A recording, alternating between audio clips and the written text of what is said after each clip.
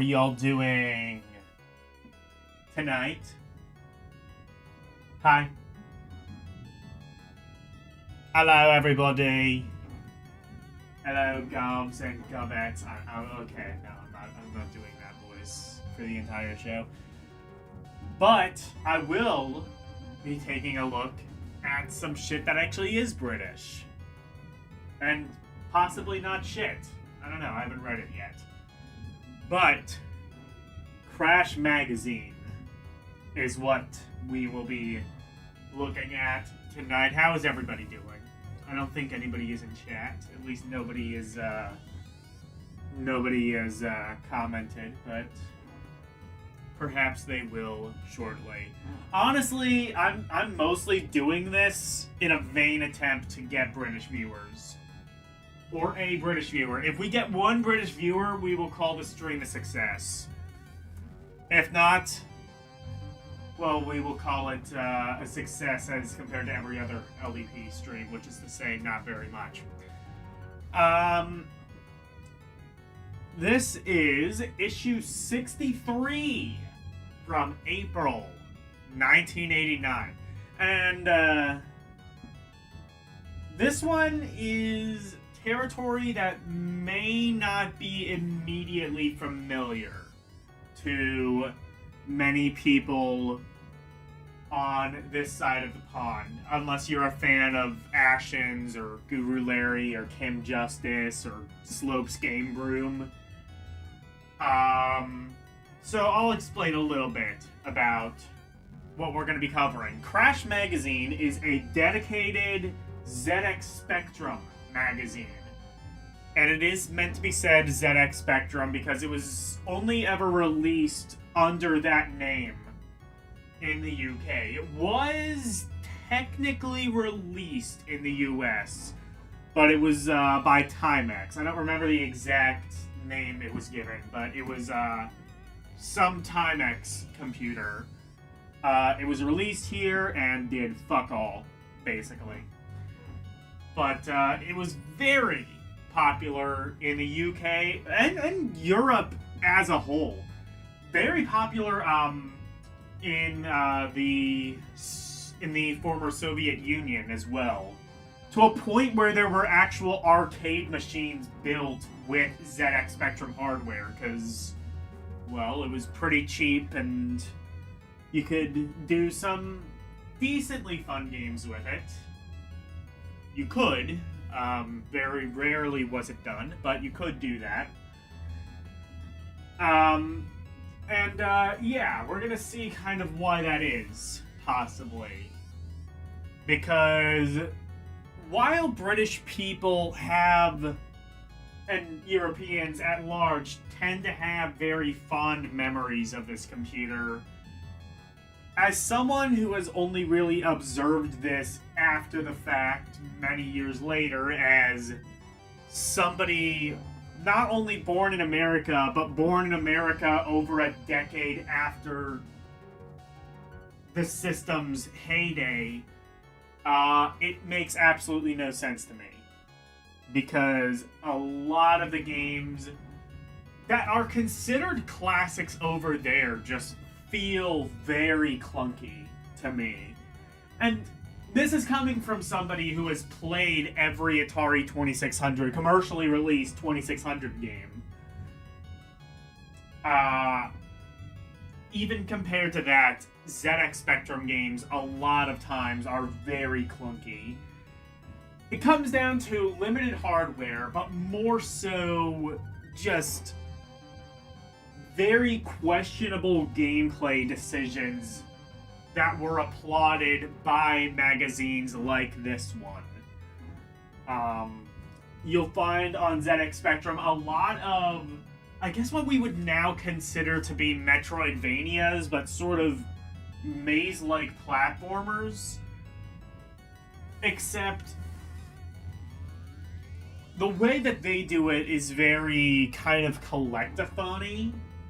Meaning you have to, like, find a lot of hidden areas, do a lot of very precision platforming with not very precision controls, And to top things off, ZX Spectrum, Commodore 64, Amstrad CPC, the three major computers at the time, their controllers only had one button.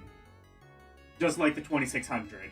So, and that lasted all the way up to the Amiga. Technically, there were controllers for the Amiga that supported more than one button.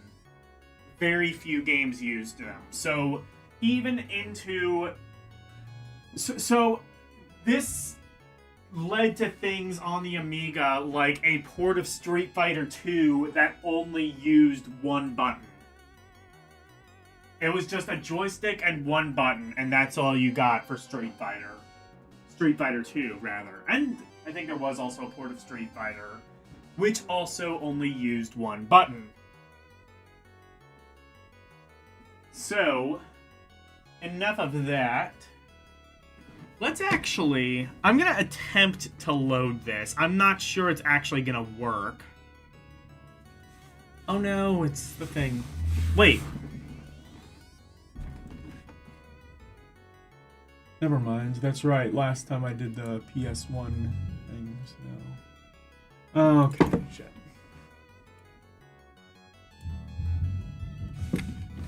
Let me... I gotta do a thing. I gotta unplug and replug it back in.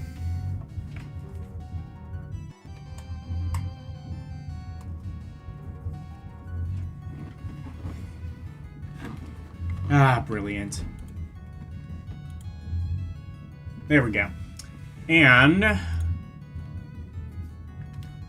we are going to attempt to load the cover tape. Because, yes, as early as 1989, magazines were doing cover... Well, in this case, they were cover tapes.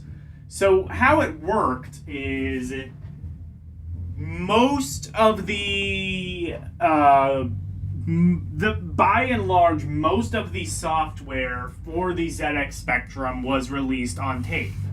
And this was the case that this was the case for most computers at the time.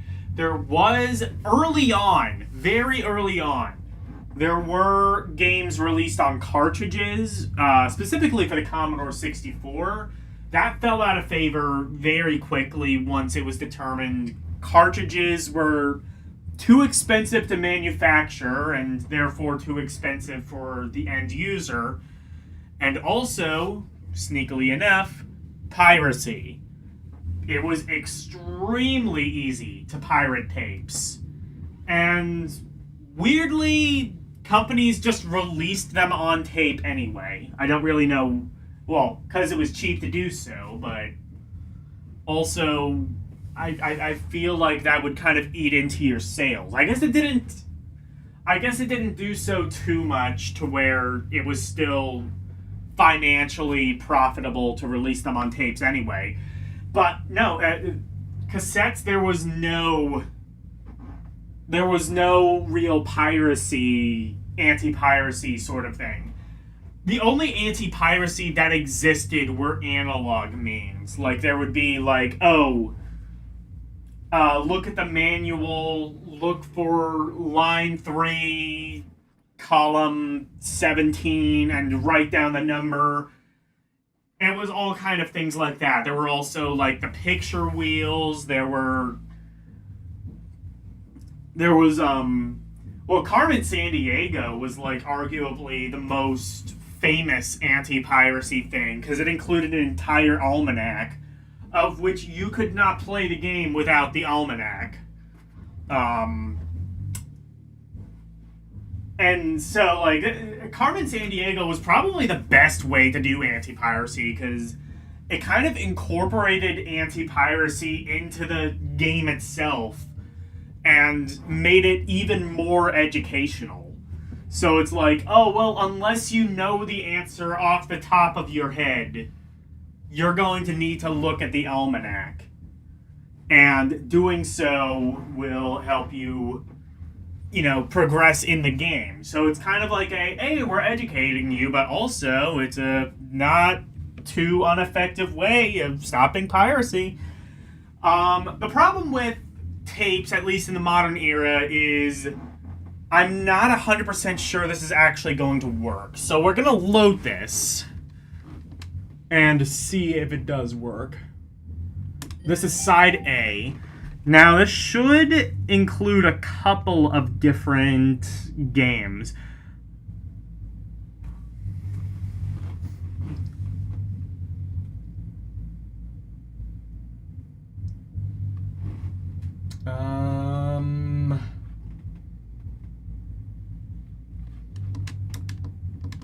Okay, yeah, this is what I was afraid of.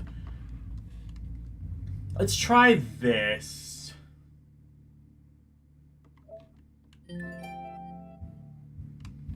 This is another copy of the same thing.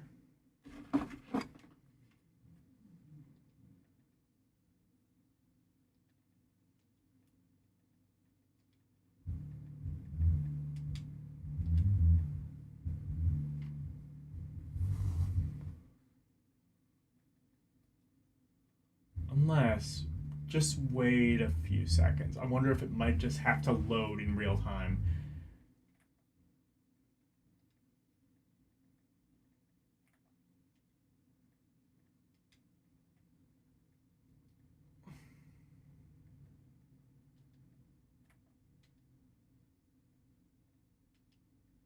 What does this say? 1987.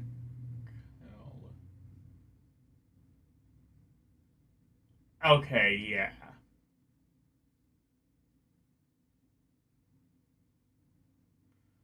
So it loads a little bit and then it crashes. That's about to be expected.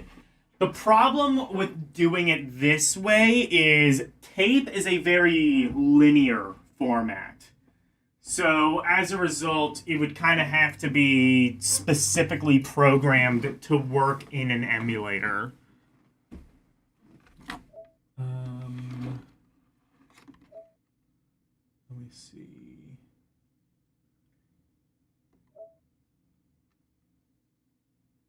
Side B. This isn't going to work, right? Let's just see.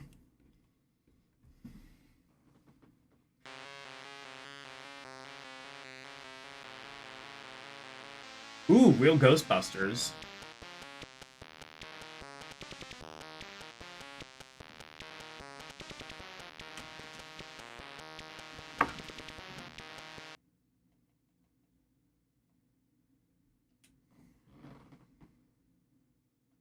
Oh, 48K. No, I want 128K.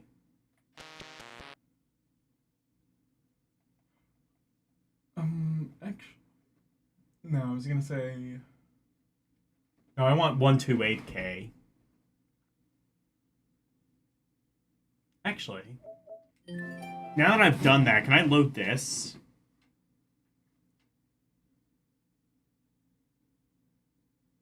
I can, maybe? No, okay. Oh, okay. Alright, now I've loaded 128K. Do I get a better soundtrack, at least on the real Ghostbusters? Because I think this is a 128K game, right? No, okay.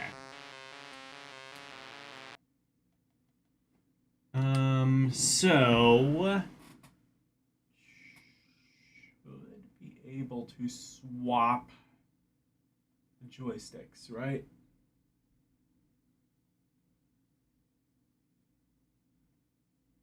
Stereo separation? Fuck yeah, why not?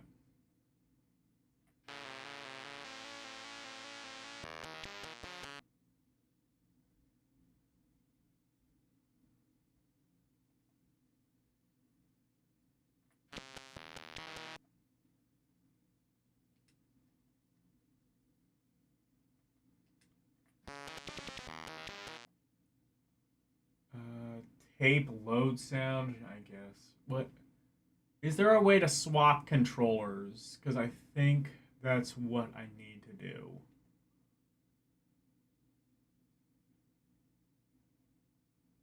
Um.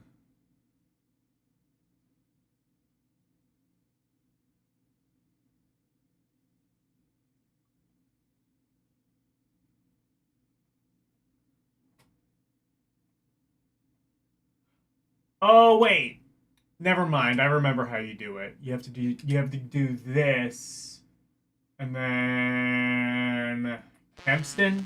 Kempston.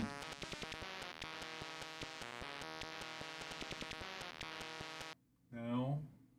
Sinclair one joy. Ah, here we go. And we can play real Ghostbusters. What? Start tape, then press a key. Ah, here we go. And this is what a ZX Spectrum game looks like. Wait. This isn't real Ghostbusters, is it? I guess it is. So yeah, this is what a ZX Spectrum game looks like. Oh, this is like the arcade game. I see. Oh my god, so they actually ported the arcade game, I think, to the ZX Spectrum. I didn't even notice that until later on, but that is entirely what they did. So you're familiar with the Atari 2600. This is, I would argue, less powerful than that. At least in many ways. There's no music. In fact, maybe I should turn this back on.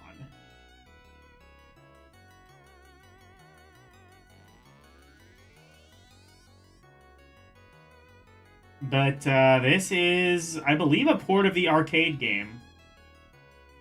And it looks and plays kind of like shit. This is the actual frame rate the game runs at. Game plays a lot like Smash TV.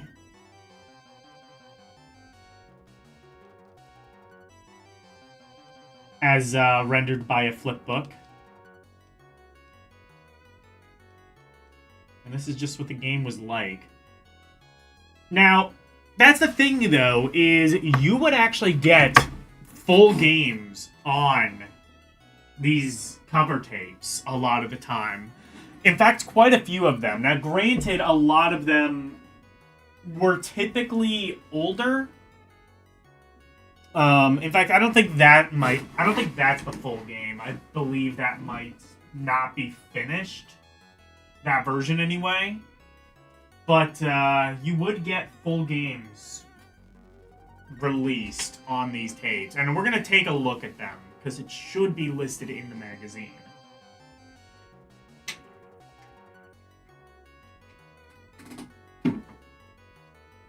But keep that mental image in mind as you are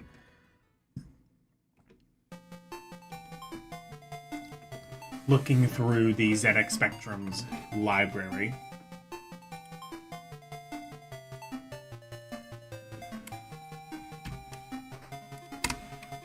And there we go. Oops. That's not what I wanted to show.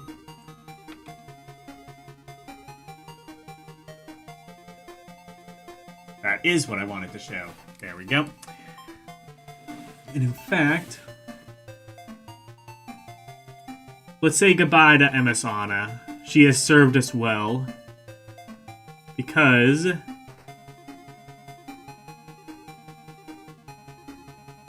we've got to look at, I forget what the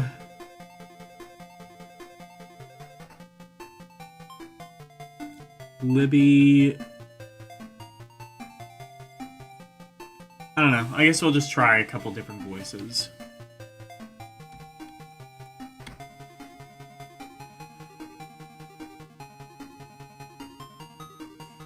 Now, you'll see, though,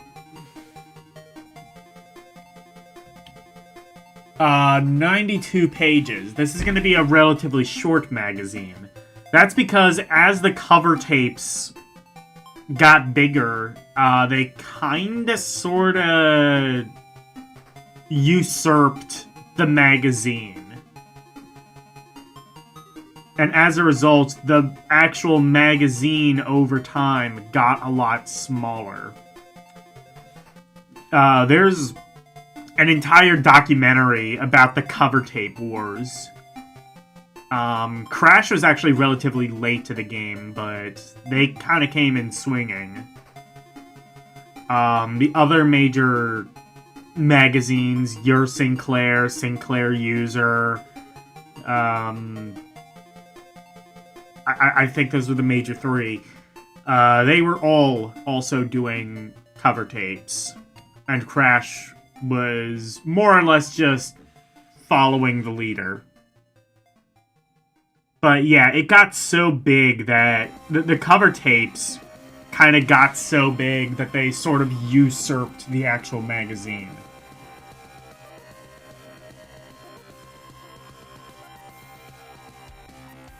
Bringing home the challenge of the arcade. This is the real Ghostbusters.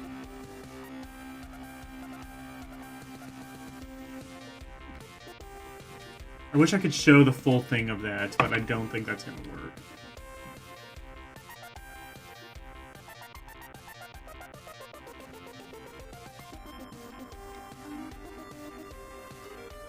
The crucial Crash cassette.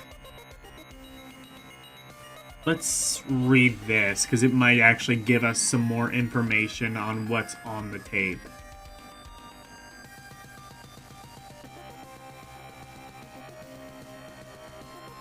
LL. Everett TREN Telly. Terry 6 as T-Braze 88 be called blimey, if it isn't tan other of them tapes on the cover. But strike a light, this ain't no Grophecy a mega tape, it's got the Crash Smash sophistry on it, the complete game, plus Afabarumi first level of the real Ghostbusters, details on page 24. This month Crash also has an exclusive review of Carrier Command and CBC-4. This month,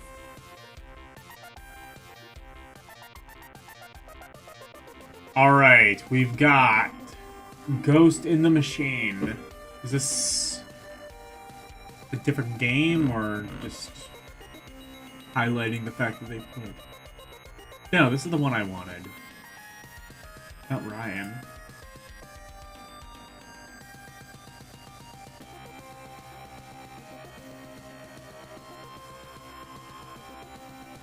TT, Ghost Cyan, you've seen the film, watched the cartoon, even read the comic, and now you can play the computer game. The real Ghostbusters are coming to exorcise your neighborhood. And we've got exclusive details about this chart-busting ectoplasmic emanation. 56 Parles Vals Franchise.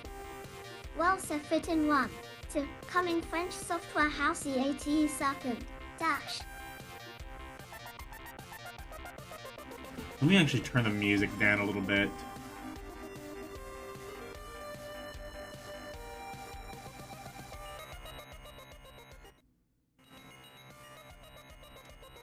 And then turn this up.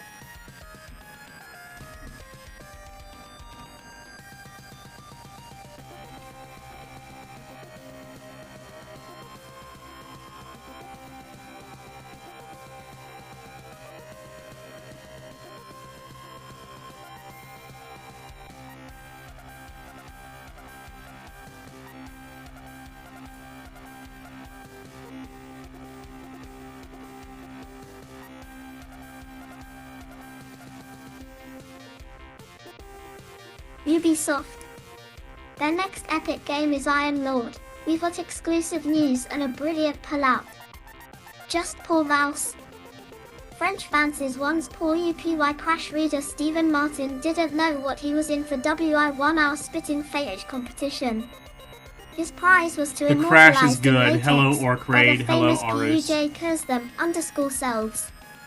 Mark Caswell went along to see how it was done. Spitting Secrets. 64.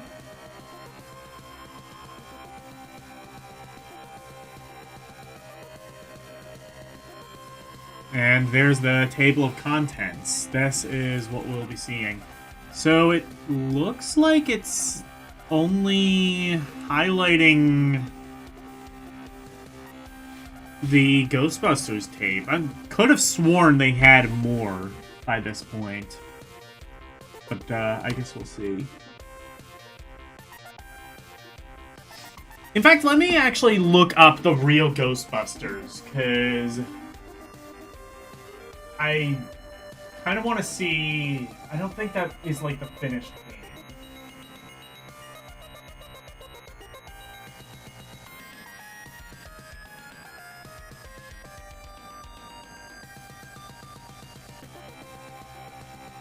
Problem with ZX Spectrum is I have a billion ZX Spectrum games and a million copies of each game. So this is going to take a while to kind of go through all of them.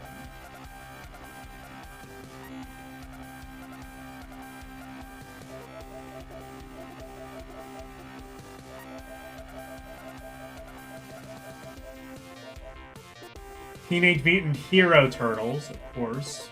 This is the British magazine.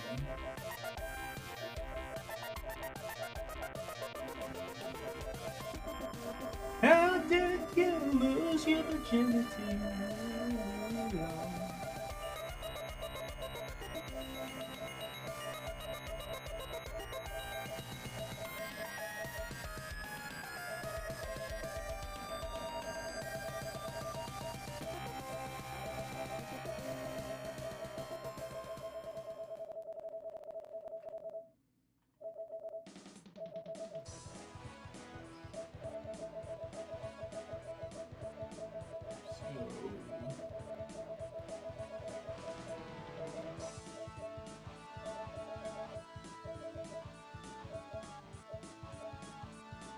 Maybe I get...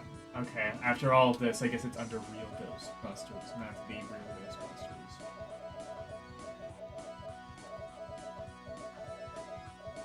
ZX Spectrum might actually be disorganized in such a way that it is actually more organized than my things usually are.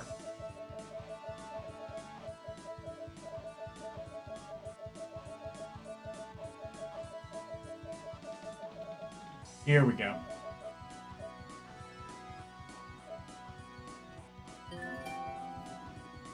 Let me see if...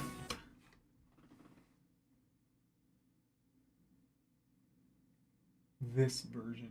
Insert side to rewind fully, then press a key. Shit. Oh, this game is, I guess, so big that it takes up both sides of the tape. Well, this is for sure a 128K cassette, though. Let's do this. Also, this one says Activision, despite allegedly Ubisoft being a part of this.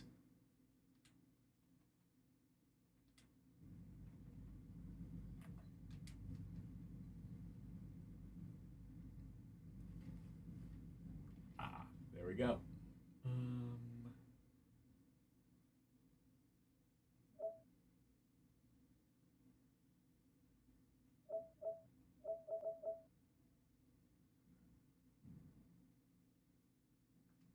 Let me try this.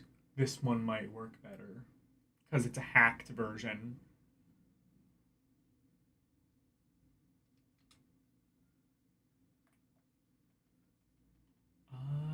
Unless, wait. Can I swap with this emulator?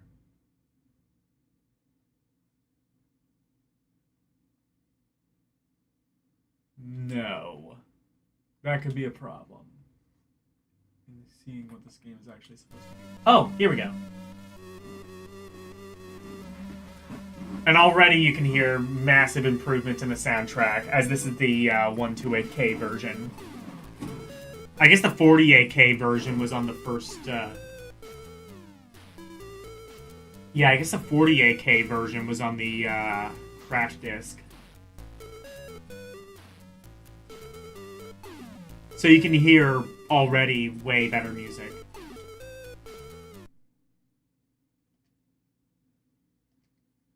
See if there's actually music. There is not, but at least there's a sound when you're shooting your gun. Frame rate is still awful. You're allotted what, 48 times, would that be like 3 times the memory and still not enough to have a decent frame rate? But that is what British people were willing to sacrifice for a considerably cheaper. You could play. This kind of makes the NES Ghostbusters game kind of look like a masterpiece, now doesn't it?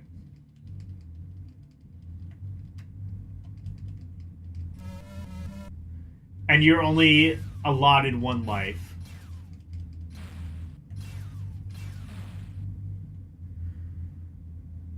I was joking before that this was rendered by a flipbook. I'm... If someone hits you, you just, like, freeze for, like, a full second.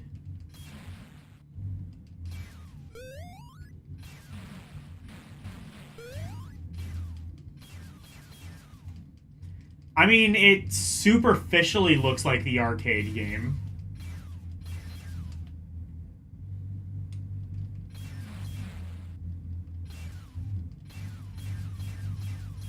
Kind of.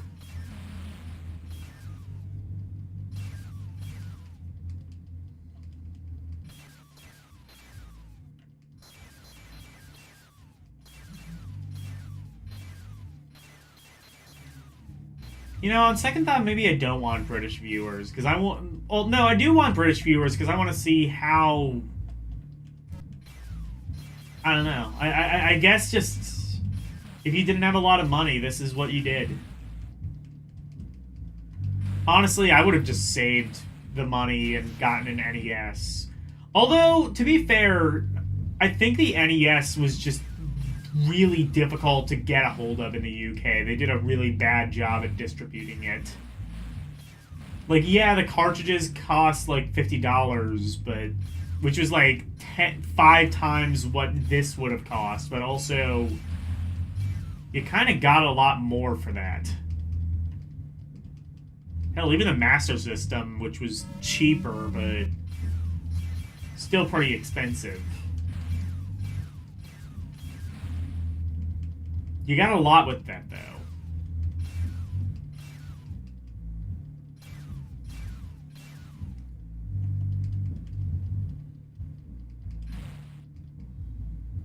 This game kind of sucks. I'm not gonna lie.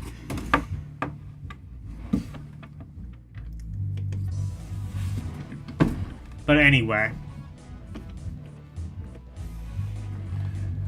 Here are the reviews. We're going straight into the reviews.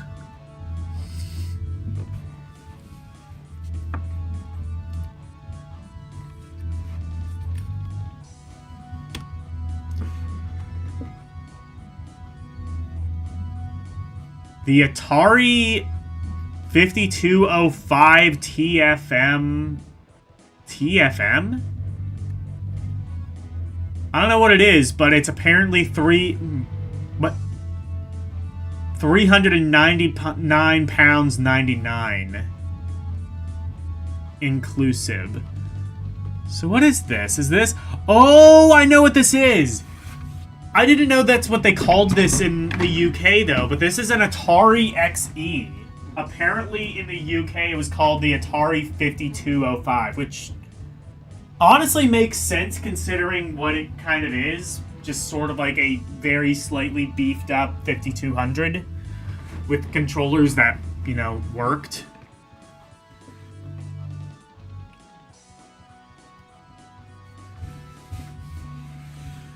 And yeah, you could get that and get the thing that we rejected about 5 years earlier.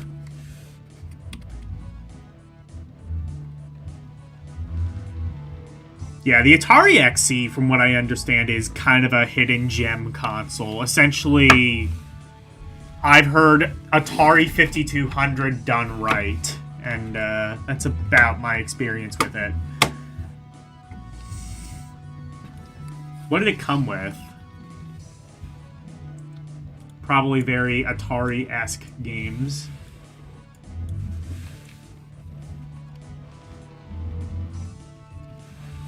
Such as Marble Madness! for £24.95.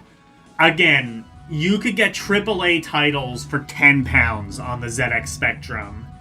That's kind of a tall ask to do. To ask £24 for Marble Madness when you could probably get generally the same game on here for £10.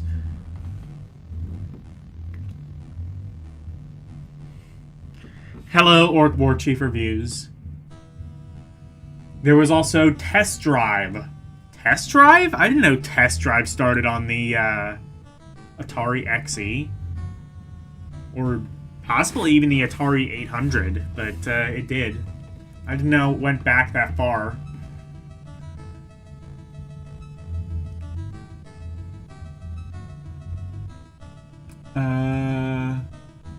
Beyond the Ice Palace. I didn't know that got an XE release. Buggy Boy. Again, didn't know that got an XE release.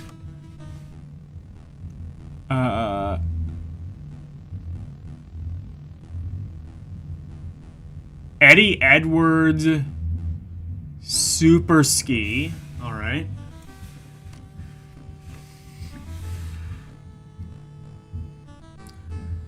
Ikari Warriors. I would be willing to believe that's actually better than the NES version. Can't imagine it being much worse.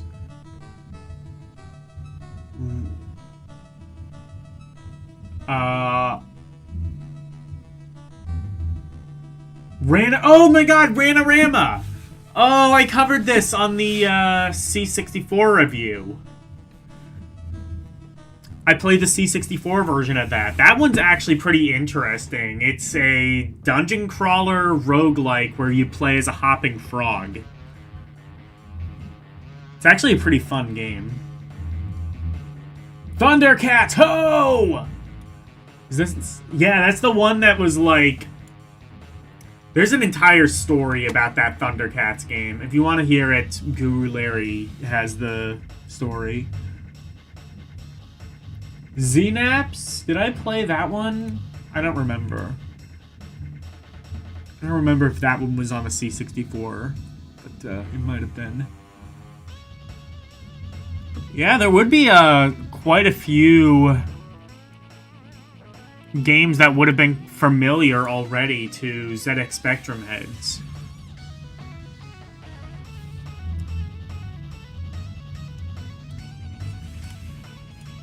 And a lot of them are about £25, which, again, is, well, 1.5 times more than you'd be paying on the ZX Spectrum. Granted, they were typically higher quality, but I don't think the average gamer particularly cared about that at the time. Or at least their parents really didn't. Also, they would have come on cartridges, so... Game for gossip. Alright, folks, let's take a look at some woos. I love taking a look at some woos.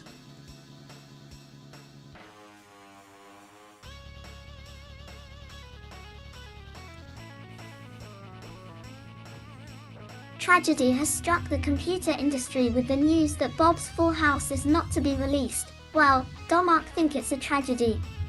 Apparently Domark negotiated a license which did not permit the use of Bob Monkhouse's name or image. The lawyer concerned has been shot. Oh well, suppose they could always call it Fred's Full House. Not unless they pay me. Fred. Watch it, young man. After clipping some fans round the earhole, Brian Clough is making a return to the Spectrum. He obviously needs the money to pay off his £5,000 fine. CDS Software are re-releasing Brian Clough's Football Fortunes, 42%, issue 38, a computer-moderated board game, at the new, low price of £7.99 cash, £9.99 disc. Yet more craziness should soon be provided by Crazy Cars Illinois. The sequel to Titus' first fast driving game, 65%, issue 52. It involves racing across 4 American states in a bid to smash a stolen car racket run by corrupt policemen. 360-degree spins, road junctions, and roadblocks are all promised. Also imminent from Titus is Titan. Another mad scientist has been let out of the loony bin and set up an 80-world game which attracts the wildest adventurers. Unfortunately, the game tends to kill people who make mistakes in guiding the Powerball with a magical and magnetic bat. Oh my god, it's a real-life Polybius, a game that literally kills people. You die in the game, you die in real life. Omnidirectional scrolling. Mike Singleton fans will be pleased to note that he is currently negotiating with Telecomsoft, Firebird, Rainbow, I do recognize the name Bob Monkhouse. He was the host of Family Fortunes, the American version of Family Feud. Titled Eye of the Moon. The present discussion mainly concerns which formats the game will eventually appear on. Telecomsoft seem to want 16-bit only. But hopefully a Spectrum version of the long-awaited epic will be released sometime in 1990. Meanwhile, Mike's Maelstrom Games company is working on Star-Lord, a massive galactic strategy game. All versions, including Spectrum, of course, are due out towards the end of this year. Another Spectrum veteran is Pete Cook, author of Talset Iron Airfight. He's currently tuning up the Spectrum version of a Jeff Crammond 3D driving game. This should be ready for release by Telecomsoft, then again, later in the year. Also hard at work for Telecomsoft are Graft Gold, currently developing the sequel to Bubble Bobble, titled Rainbow Istand. 1 or 2 players can take part, but this time the main characters are humans rather than cuddly dinosaurs, shame. And instead of spitting bubbles, the humans yawn rainbows by which they can climb up the screens. Featuring colourful vertical scrolling, the game should be finished by the end of April. Probe Software have been keeping extremely busy lately, working on no less than 5 Spectrum games. 2 of these are for US Gold, Outrun Europa, the turbocharged sequel to the classic driving game, and the mysterious Heavy Metal Probe are also busy doing a conversion of the Mr. Heli IRM coin-op for Firebird, and Trick Route Crazy for Silverbird. The 5th game currently being developed is currently titled Crazy Jet Racer, apparently pretty darn hot. It's just been placed with a software house, preview next month. Wireframe specialists, Vector Graphics, of Star Wars and The Empire Strikes Back fame, are currently putting the finishing touches to an Activision game, provisionally titled Bomber. Sub-company Sprites are also doing several Spectrum conversions, but they're not yet telling us which ones. Finally, good news for 48K owners. The impossible has been done. Ocean's Giant Arcade Adventure 126K, 1 where thine stood SU has been crammed into 48K. POVR, WNW. What was the last thing?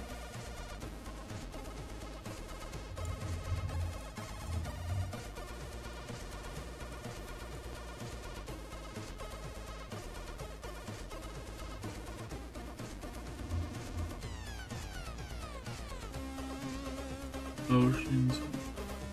Where time stood still. Okay. Yeah. That is a good kind of snapshot as to where this magazine is. So 1989, the 16-bit computers were out, but I guess the UK's economy was not doing... My basic understanding is the UK's economy was kind of in the toilet. So it kind of basically existed in this world where for like 4 years the 8-bit computers, for about 4 or 5 years, the 8-bit computers were equal to or greater than in popularity to the 16-bit computers that were already out. Or I guess they just weren't as materialistic as the US, I don't know, but... like, this was what I would consider to be, like, the twilight years of the ZX Spectrum, and yet Spectrum still kind of had a little bit, like, a year or two more of life in it.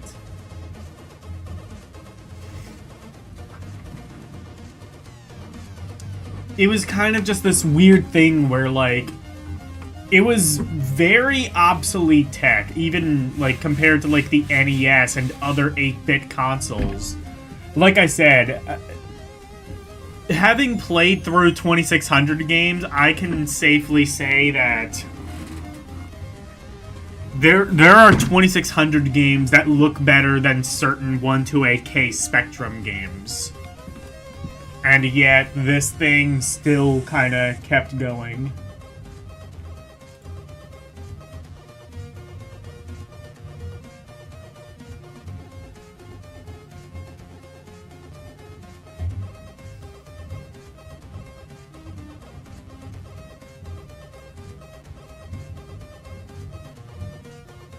Anyway, let's hear about some new hardware from Amstrad, who would have owned the ZX Spectrum at the time. So basically, the top 3 8-bit computers, Amstrad owned 2 of them. Amstrad's long-awaited Amstrad hardware, such as an add-on disk drive for the 48K divided by 128K divided by +2 Spectrum, are finally ready for release. An official press launch should have happened by the time we read this, but already some details have leaked from Amstrad's Brentwood HQ.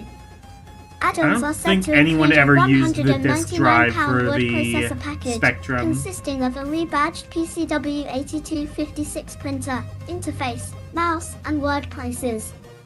SOR spreadsheet software. Was there a mouse for the Spectrum? I guess so. Again, don't think any games actually used it.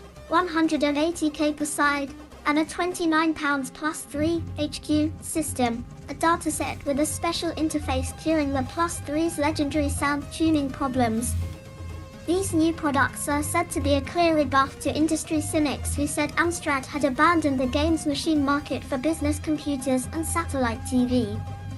Independent Spectrum add-on makers are clearly worried about Amstrad's renewed interest in the Spectrum. Hello, The Karumi. NGT's Alan Miles says customers are likely to be dubious about the quality of the Amstrad hardware. The imminent launch of the add-ons has also even at this started time, a wave of Amstrad rumors had, about an Amstrad SD Amiga Beta. Had a bit of a The reputation. required technical expertise could come from Acorn, according to several industry sources. Apparently Acorn are prepared to provide Archimedes circuit boards at near cost price, if Amstrad agree to case, package and market the resulting machines. Priced at around £399, the Amstrad RISC 32-inch would wipe out the SD and Amiga, and resulting sales would provide substantial royalties for Acom. Pressed on the subject, Alan Sugar would only say, Amstrad have always put customers first and you can trust us not to abandon them now. Yeah.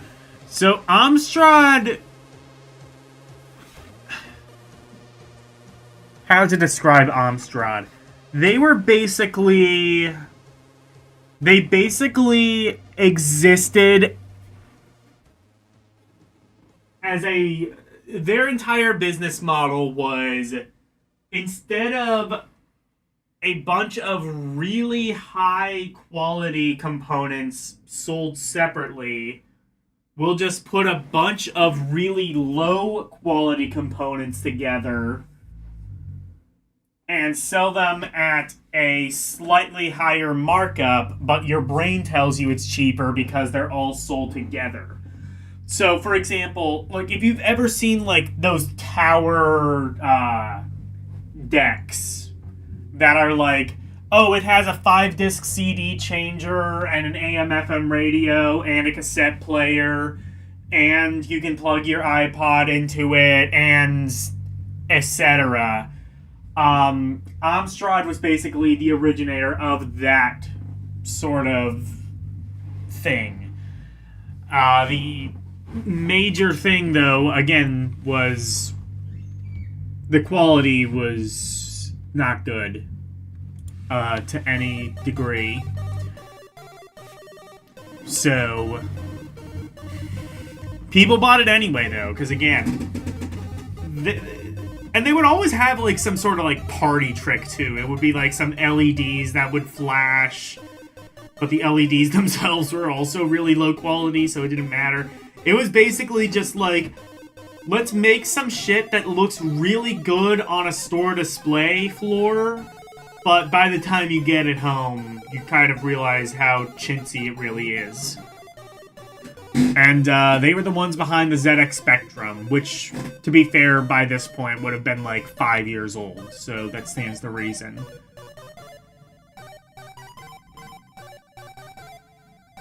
Although I guess they would have been in charge of the 128K Spectrum, which would have had similar specs to an Amstrad CPC.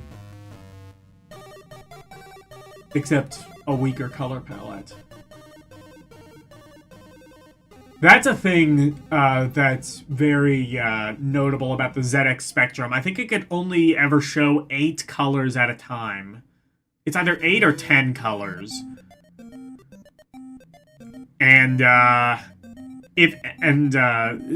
graphics were done by line, so you could only show 1 color per line. And if your sprite overlapped with the line that another color was occupying, you would get what's called color clash. And it's essentially made your color turn the other color of the background object. It was a really funky effect. By the time you read this, MGT should have finally met with software houses to organize support for their 8-bit wonder machine, the Sam Coupe. Already they've had lots of inquiries from programmers I have the ability interested to in writing for emulate it, this. and I making their still latest don't Spectrum entirely games know how, compatible though. with its Spectrum mode. The wider public are showing strong interest as well. 2,000 existing MGT customers have applied for the no-commitment reservations offered by MGT, while one foreign distributor has already placed an order for 20,000 units. Unsurprisingly, Alan Miles now expects to easily surpass his first-year target of 56,000 units sold.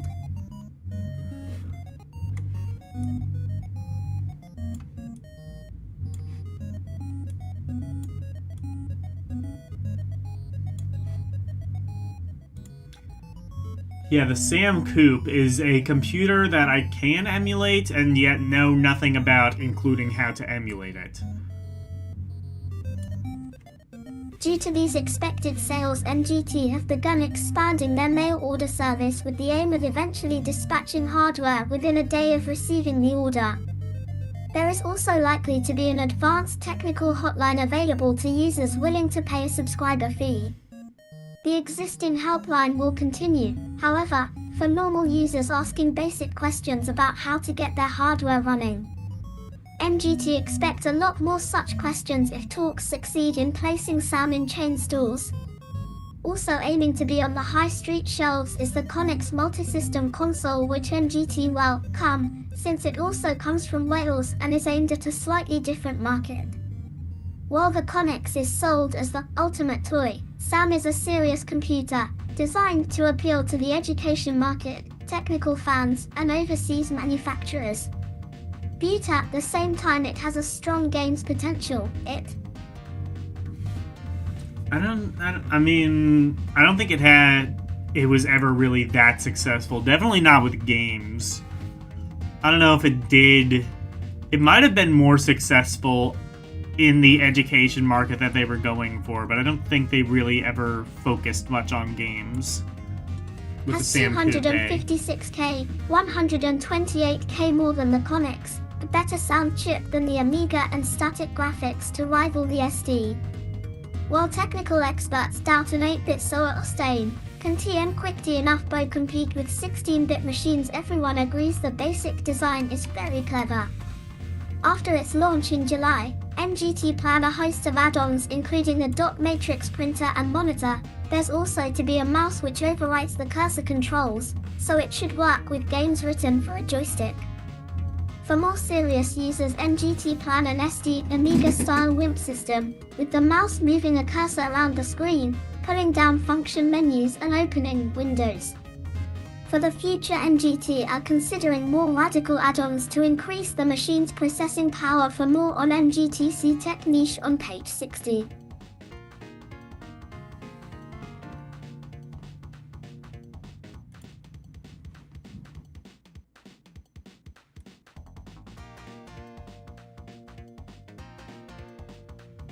Alright, Raz Jazz. What does that mean? Details continue to emerge about the arcade ambitions of ACG, the people behind Ultimate and Rare. For over 2.5 years, ACG engineers have been developing their own coin-op hardware, and now that it's virtually complete, details are emerging about its specification.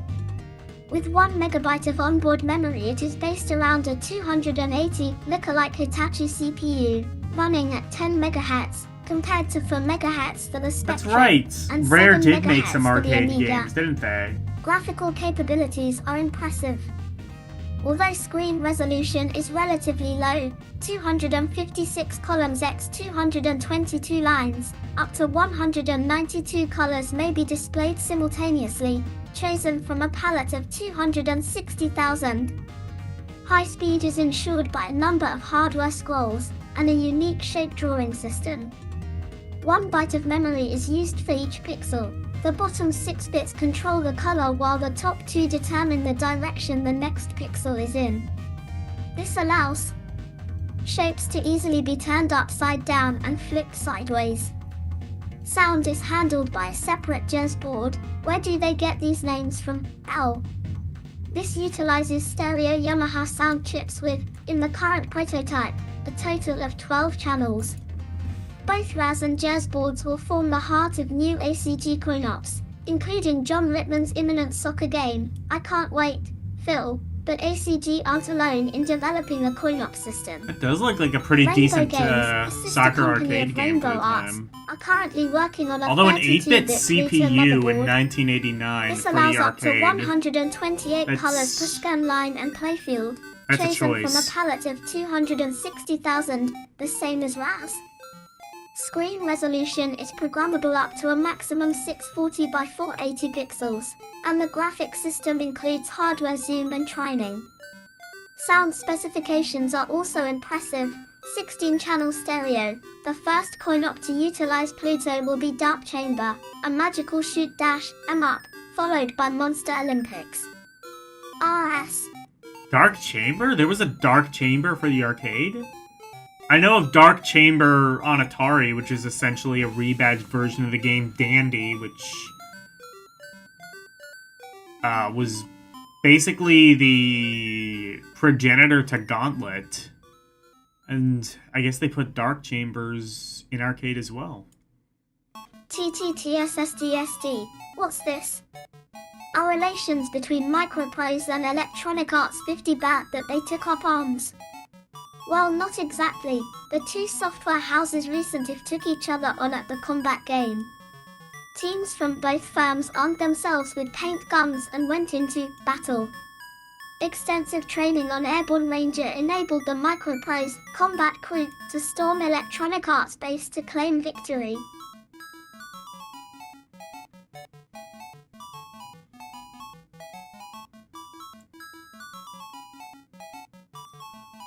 Alright, how about a quick plug?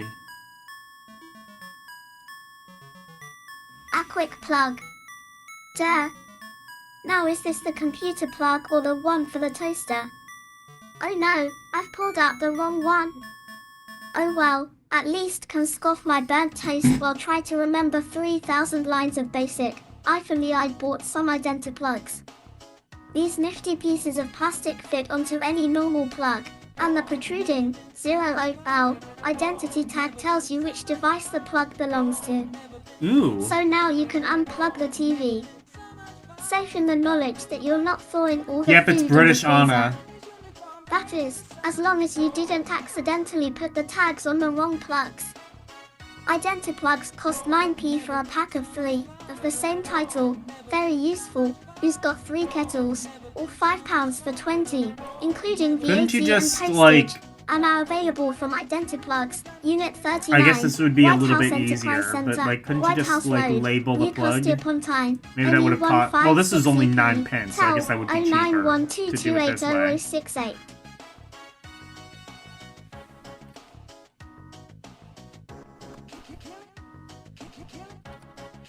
You gun, kill him with your gun. So much fun. Hello, LCX. Are you feeling more British? Are you feeling Britisher? Having watched this stream? If not, then I have not fulfilled my purpose.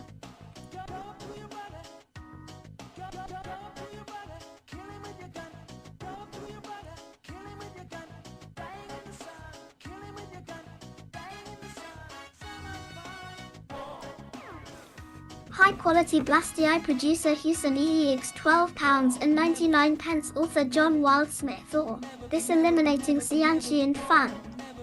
It all started 6 months ago when saw a job vacancy in the window of the local Inland Revenue Office. Young xenophobic maniac needed to travel to various planets and eradicate their populations. What the fuck? Certificate of mental instability welcome but not obligatory. Well, kicked in the door and shot the smiling receptionist. I always shoot first and ask questions afterwards, not that get much sense then. After about 10 minutes a young chap in a bulletproof vest turned up. You're applying for the eliminated job, he said. Oh. Was an ET, employment training, still had a place for me. That's a so way here, to advertise rocketing down the things. highways and zapping all that.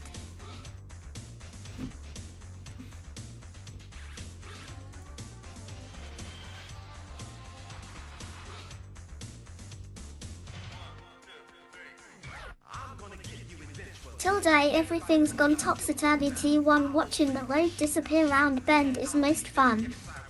The P-aliens are pretty slick too, popping up off the road and swirling at me with all guns blazing.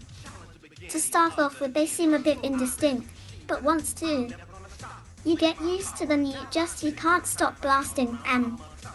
Have to be accurate too though. There's CMU sending 70 NLES.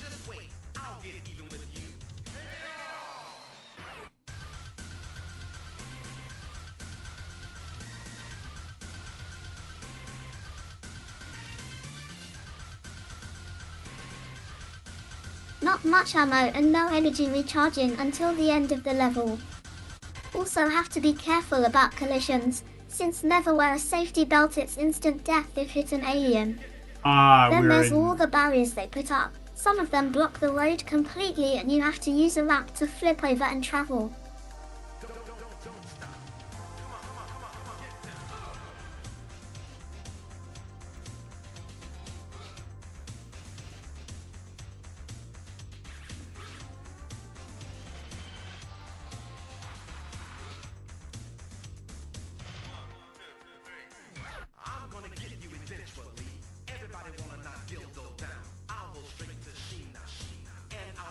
RDNG fast single fire weapon, but pods can be collected to add on weapons or replenish ammo.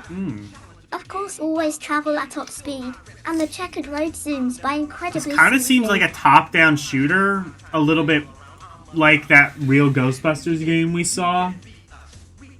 I might have to play that to see if it's any better.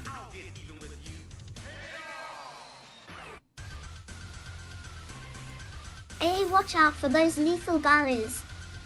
The Essentials joysticks, Kempston, Sinclair Op graphics, fast 3D scrolling ID sound, loud 128K in-game tune for general rating. A fast it does have a 128K version. Blasting, shoot 'em up.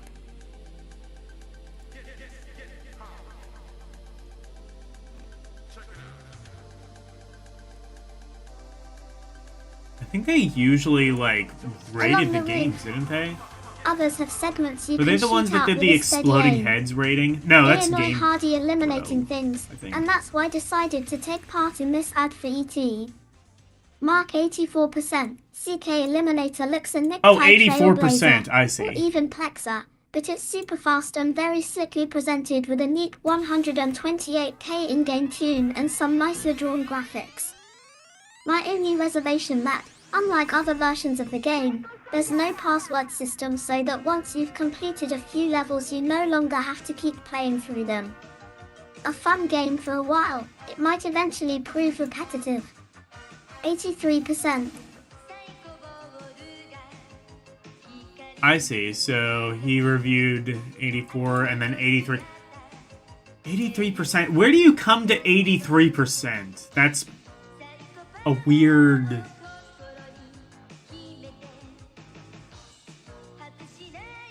I'm not really sure video games needed a percent scale. Because I kind of wonder, like, where the hell you even come from. And then, like, this guy is 78%. It's just like, well, they're roughly the same. Just say 8 out of 10 or something. Skip those levels. Copyright symbol. Use the grid pattern to line yourself up when approaching the barriers. Lots of the later weapons are pretty useless really. Collect lots of ammo instead. Asterisk, don't waste ammo. You need some to shoot your way through some of the barriers.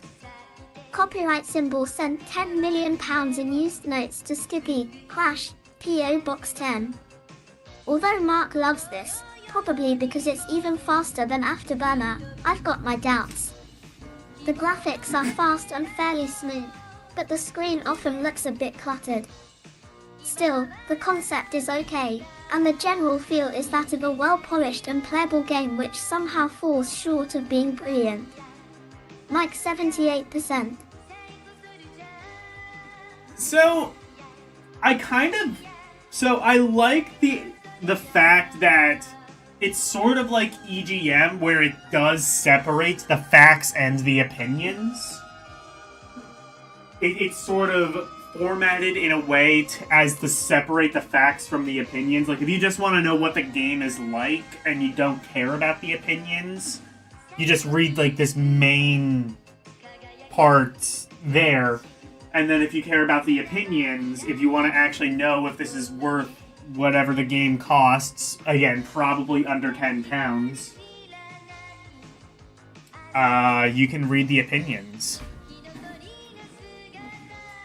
Anyway, I'm interested to see what this is.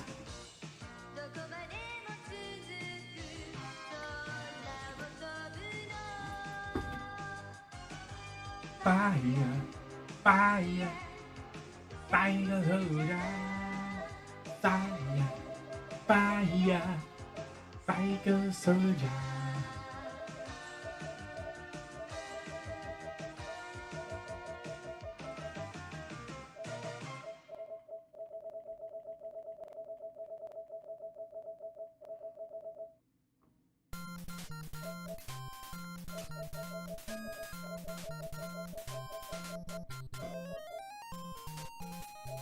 Here we go, Eliminator.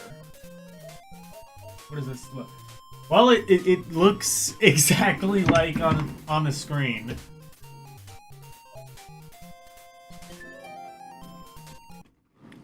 Again, expect pre-Atari graphics. Is this the 12AK version? Apparently that does exist. Actually, hold on. If I go here, I can check.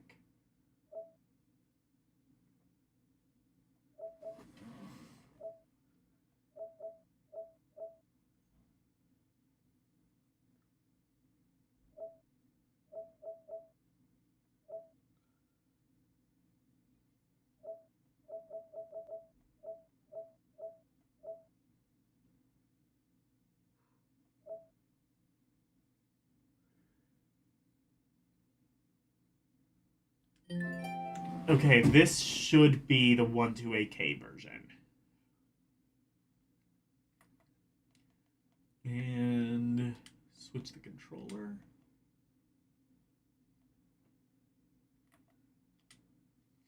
And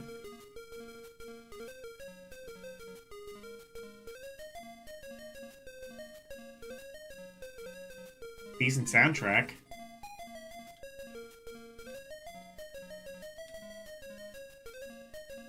I guess this isn't pre-Atari. That other game certainly kind of looks like it.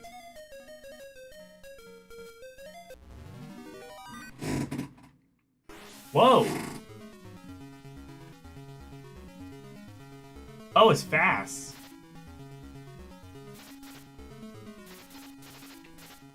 I cannot control. Oh, wait, hang on. Oh, here we go. I needed to get a Sinclair 2 for this one, apparently. Oh, this is kind of cool. It's, what game is this? Kinda Temple Run? You have to conserve ammo, sort of. It's Temple Run, but there's a shoot mechanic.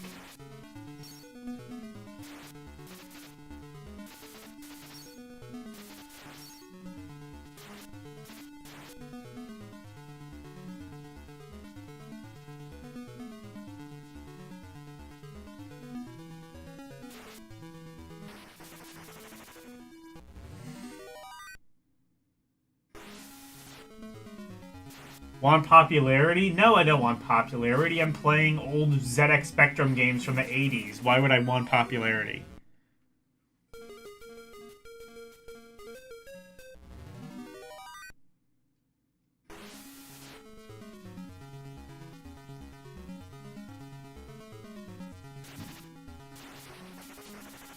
This game is actually pretty fun. I might have to, like, add this to my personal, list.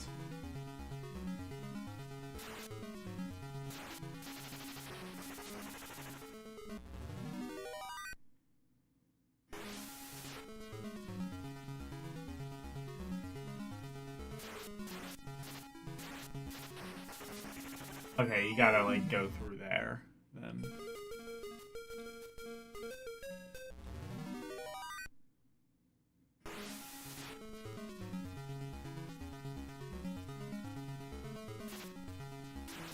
Actually, I think they said there are other ports of this, which means there might be a Commodore 64 version of this, which means that's probably better.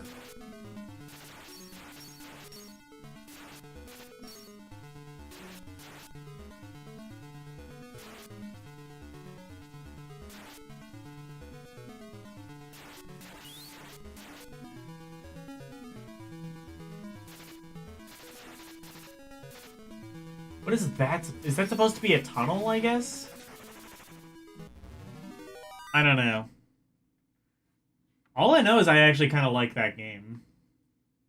Eliminator. I did say there were good games for the ZX Spectrum. Not a lot of them, but this is one.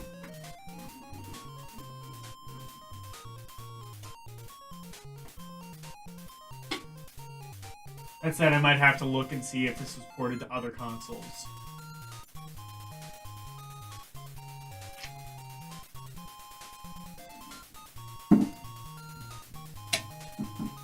Or, not consoles, but computers. Anyway, 84%? That's definitely a fair, that's definitely a fair score, considering, well, a lot of what is on the system. I don't know. You know what? I'm being negative. By the end of this magazine, I could just grow to love the ZX Spectrum. Maybe I was the one who was wrong. Maybe the British people were right this whole time. And maybe my heart will grow 3 sizes as a result of the Crash magazine. It'll allow me to see the light.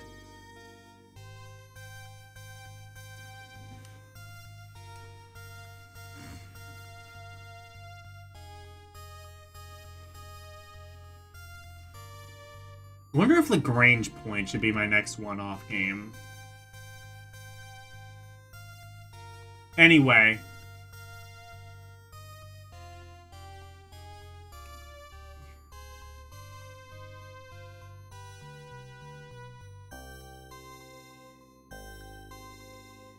What is this? Carrier command? Carrier command? I don't know. Let's see what this is. See, here it makes more sense to be able to play games, because there's generally not a whole lot to ZX Spectrum games. EYSK, think you can handle anything? How's about an entire aircraft carrier, including 6 Manta attack It is aircraft carrier and command, SL amphibious tanks? The EIADB are for everything from setting Reaper priorities to remote I say population role generally, NS. games are very simple. No problem. Here's an entire fun, flight sim lab, on the ZX Spectrum One for some aircraft reason. 3G the C, YSDY. Or not even a flight sim, an aircraft carrier sim, of all things. You don't even get the flight sim, you just get to sim the aircraft carrier.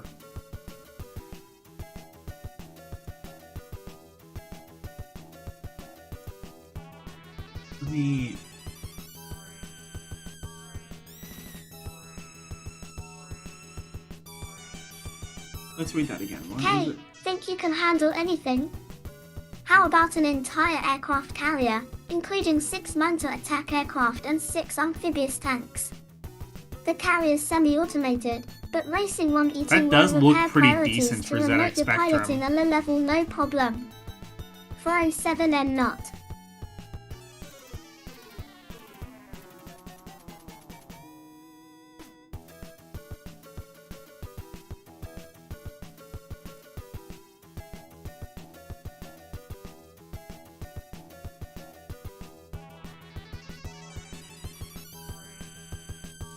Production priorities of the factory islands you'll be building. You still think you're up to it, Admiral? Great. I'll you the full briefing. There's a chain of 32 Isla Diaz de Turno.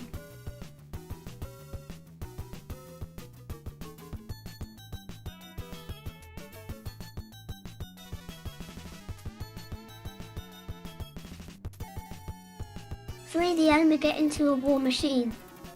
I add J as we speak. The Omega has J arrived at S, Orient and May. They've already Bogan 9, are establishing a network of vessels, factories shore roamers. This is the game I'm probably not gonna play. Because, well, you can see, this is probably gonna be mega complicated.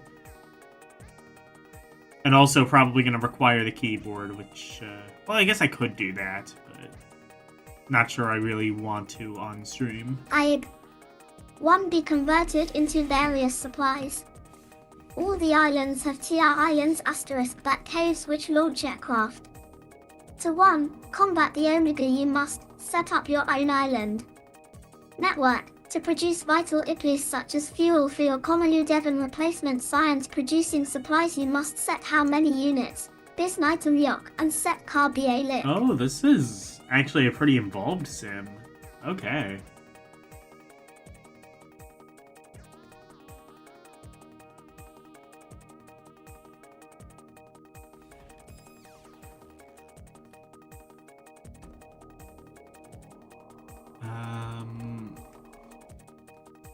See, oh, this is still part of the same thing. Okay. All right, what did they give it? They gave it 97%. I mean, it is a very good-looking game for the ZX Spectrum. I mean, you can kind of compare what we've seen. And, yeah. This kind of looks pretty good.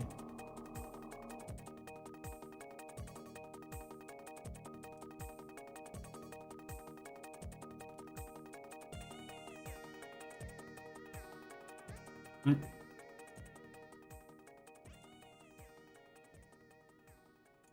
T hostile islands. Oh shit. Tire Vaglo.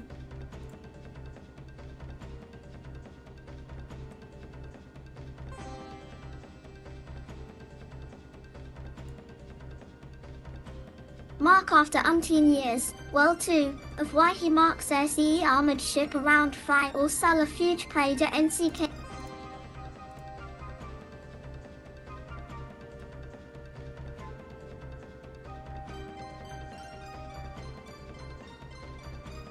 MARK after umpteen years, World 2, of waiting for the Spectrum version. You can now pilot your huge armored ship around friendly and not so friendly, in fact downright hostile, islands. Of course, the enemy carrier gives you plenty of aggro, and found that most of my games were spent chasing around reclaiming the islands that had managed to conquer. But Carrier Command has converted surprisingly well from 16 to 8-bit. This was originally a 16-bit game, that stands to reason. Which zip about the screen at a surprisingly fast rate. But what's even more amazing is that all the options and gameplay of the original have been retained. The menu icons are a little confusing to use at first, but the comprehensive instruction manual soon sets you straight. We've waited a long time for Carrier Command, and I'm pleased to say that it doesn't disappoint.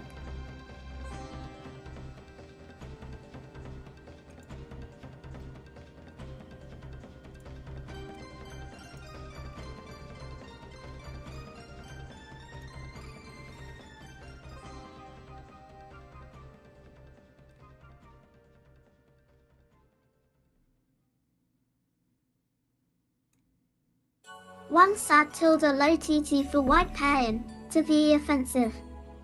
And for certain you're well equipped for it. So let's go on a quick tour of the Epsilon. Starting at the top J, there's the weapons turret. It has a magnification factor of up to 8 and allows you to manually aim either a laser or hammerhead missiles.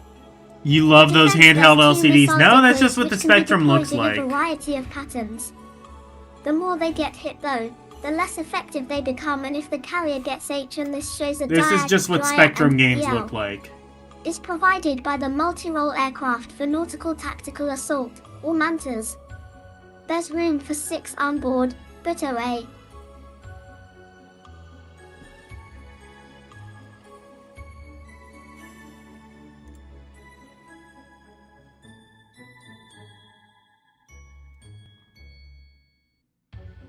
And in fact, from what I can understand, this seems like a pretty detailed and in-depth, again, aircraft carrier sim. Not even a flight sim, just an aircraft carrier sim. Auric Hoga or Vietnam.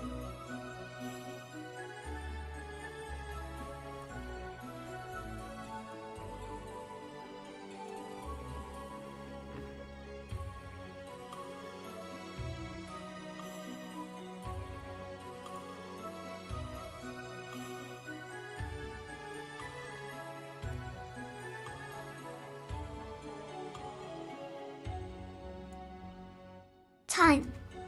These can be armed with quasar lasers, assassin homing missiles, or Quaker bouncing bombs.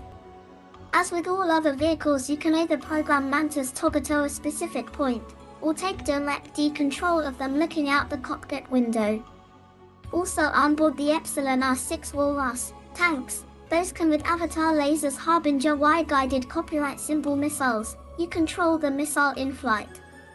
They can also carry ACCBs which, when planted on a neutral, construct AF degree. Most of the combat in the Carrier Command mission is with enemy islands. The most direct way of taking them over be Lust TNA, TNUMIE RGPE Pusiji UE Manta to PMX57HJ for PE Rag Poe into CT Olaba, the virus bomb camp IG Spree on Live MA5 LFA, RH bias. Anyway. That looks interesting that they were able to do all that on a Spectrum. Well, I say that. I've having played through at least a decent amount of the C64 library, they were able to do some pretty decent shit on there as well.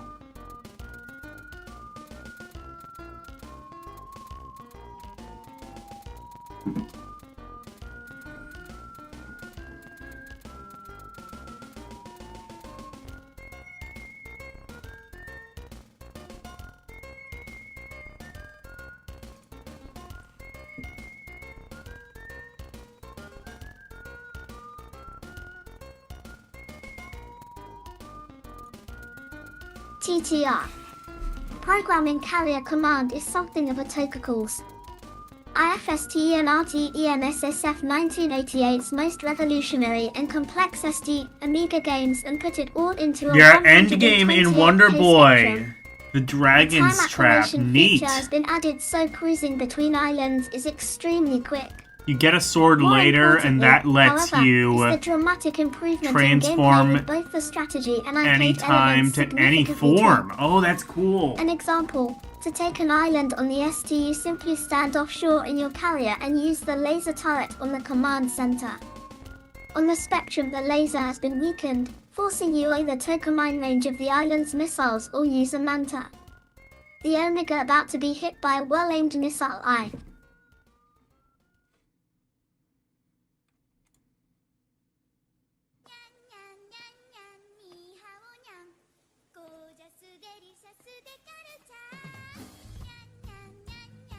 Most games you play for a few hours and you've seen all those. Carrier command you play for a few hours just to mess around with the controls, of which there's lots, and but so good is the icon system that you rarely need to refer to OEV Octonus as dazzling as the gameplay are the graphics. Apart That was a from wireframe positive back missiles, then. Aircraft and tanks, TS, everything is in solid 3D, yet you can zoom around solid and islands. Oh, you can and fly volcanoes in a Dragons? manta Man, I gotta SD get back speed. to that game. This is quite simply an incredible game which will take ages, and lots of saves, to complete even in the action game. 200% are value for money. S. Stewart 98%. I gotta get back to Dragon's Trap at some stage. I put that on pause to, what was I doing? Oh yeah, I was playing, Harmony of Dissonance. That's why I paused on that one. And then I just, like, went down other GBA rabbit holes. But yeah, yeah, that was a positive back then. Controls take hours to figure out. They, like, framed that as, oh, well, you get more gameplay time out of it, even if hours of which are just figuring out the controls. See what I mean? This is why ZX Spectrum games were the way they were, is because of mentality like that. See, if we make the controls unintuitive, that means you get to play it longer.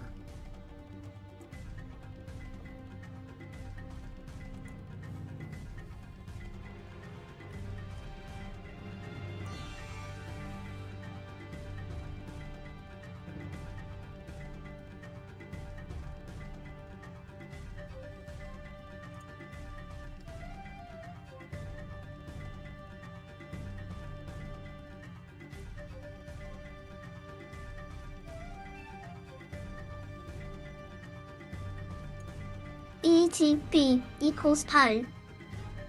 Alright.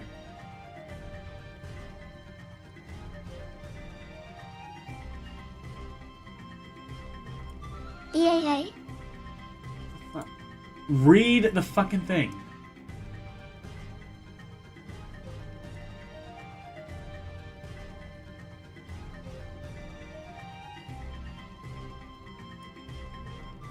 No, I guess it's not going to.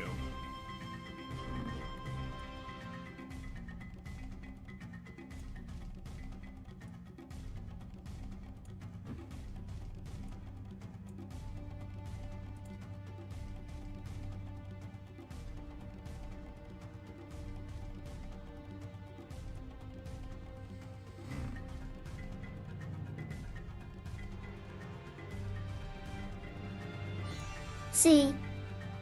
Yeah, I can't get it to read that.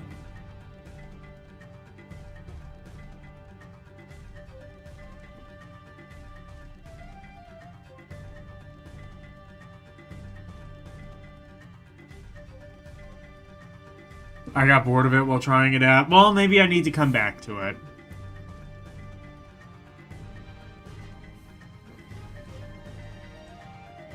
Anyway, that one's 96%. Alright, well, how about... WEC.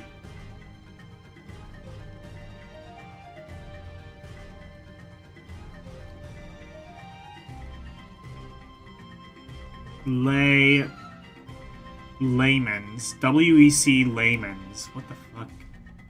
What does that mean? What do you mean? WEC Layman's.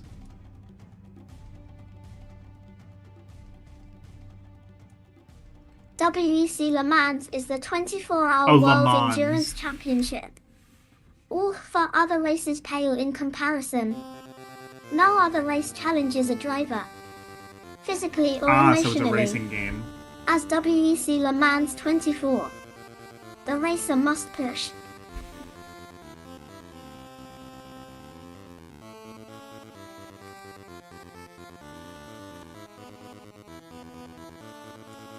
himself and his car far beyond limits required by any other race. He must use his sixth sense as he becomes one with the aching which is perilously sensitive to human frailties. Sixth sense. I'm blind. I don't even have the rest of my 5 senses working.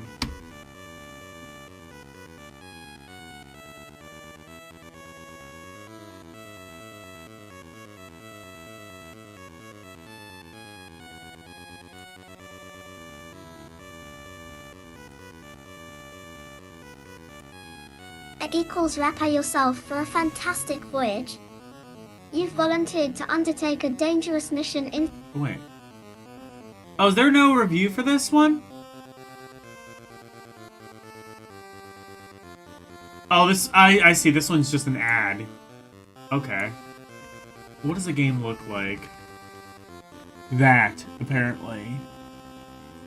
That is a really big car. I'm not sure in this case a big sprite is a good thing. Also, there's no way the clouds actually look like that.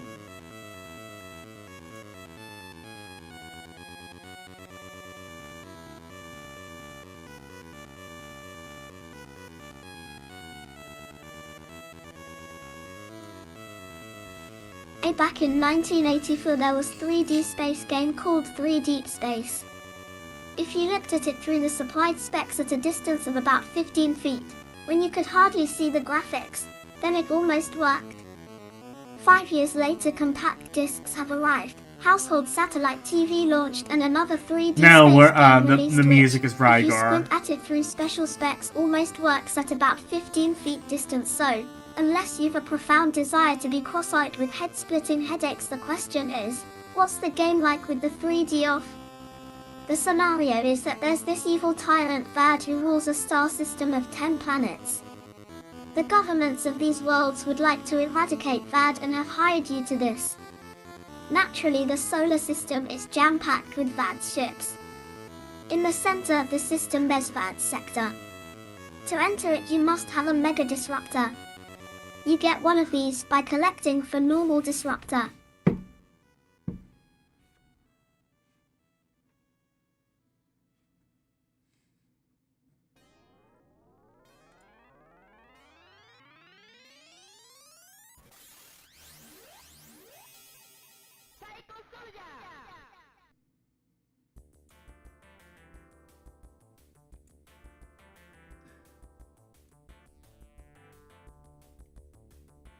Wait, no. Tina's name is magic, mystery, glad to see. Her crystal is the answer, fighting fair to keep us free. She's just a little girl with power inside, burning bright. Oh, I see. There's just 4 reviews of this. She'll catch you, Well, actually, no. Let's read this bit at the bottom leading right or wrong. first. Fire, fight the soldiers. Fire, fire. Back in 1984 that led 3 Deep Space. If you looked at it through the supplied specs at a distance of about 15 feet, when YC hardly see the graphics, then it almost worked. 5 years late, Unpacked discs have arrived, household satellite TV launch, and another 3D space game released which, if you squint at it through special specs, almost works at about 15 feet distance. So, unless you've a profound desire to be cross-eyed with head-splitting headaches, the question is, what's the game core with the 3D off? The scenario is that they're this evil tyrant Vad who rules a star system of 10 planets. So this is a game that they tried to do like anaglyphic. They tried to do anaglyphic 3D on a console that can barely display color. Good luck with that.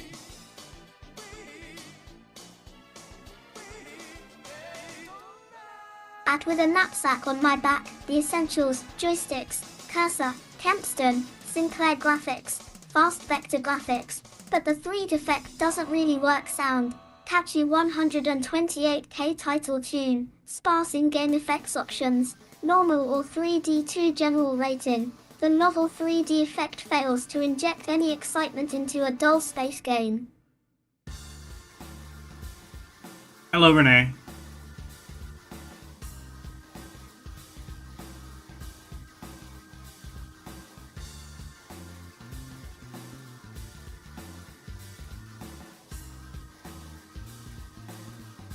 Adult space game nits of the highest value, and Kravenopedias Waf Kafe. Pick Hollow Warm Allow. Alternatively, you can buy one for earning 8,000 megs by trading.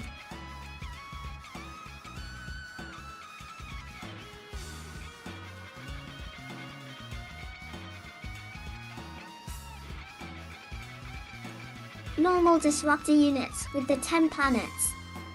For some reason my planets like to collect poker hands, and will pay higher leather face, meg value of a disruptor if it's one they need. So overall they gave it 53%.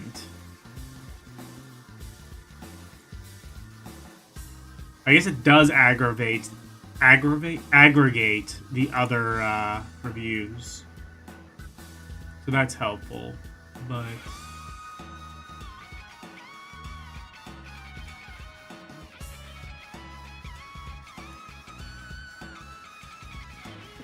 Chin Dwymer WGTO Biak and Wad Edad Growth Accelerator into his own must find keys to enable you to brain, in a bid to improve his pass through blood vessels to PL Sir. Unfortunately, the other horizontally scrolling body it failed, and left the parts.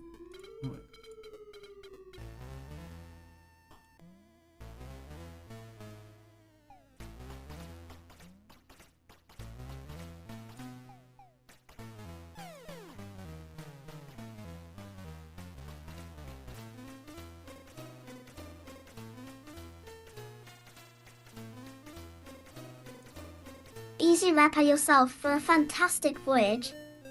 You've volunteered to undertake a dangerous mission inside Nick Roberts' stomach. With Raquel Welsh by your side, you must guide a microscopic ship through places I know where who only Raquel Welsh 9-inch is. pizzas have ventured before. The reason behind this strange mission is that Nick, an expert at poking games, actually I recently don't. I decided know the to do a name, but I similar don't know thing who to himself. they are. He implanted raw DNA, a kind of groovy acid, and a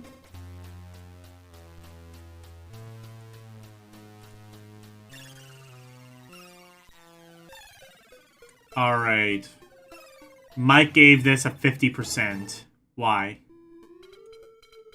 Mike Warrior seems like a fairly well-programmed beast, but unfortunately its addictiveness is sorely marred by one or two frustrating factors. The ship turning procedure can be absolutely maddening. It takes one whole screen width to turn around. This very nearly wrecks the enjoyment of the game, because the ship often flies all around the screen by accident, usually ending in the loss of a life. The graphics are fine, but the action is very slow. Unlike most similar shoot 'em ups, it doesn't romp along at a fast rate. Instead, it crawls. DNA Warrior isn't the sort of game likely to appeal to blast freaks. It's too frustrating to be addictive, and too slow to be particularly playable. 80% WIRCC LSRR.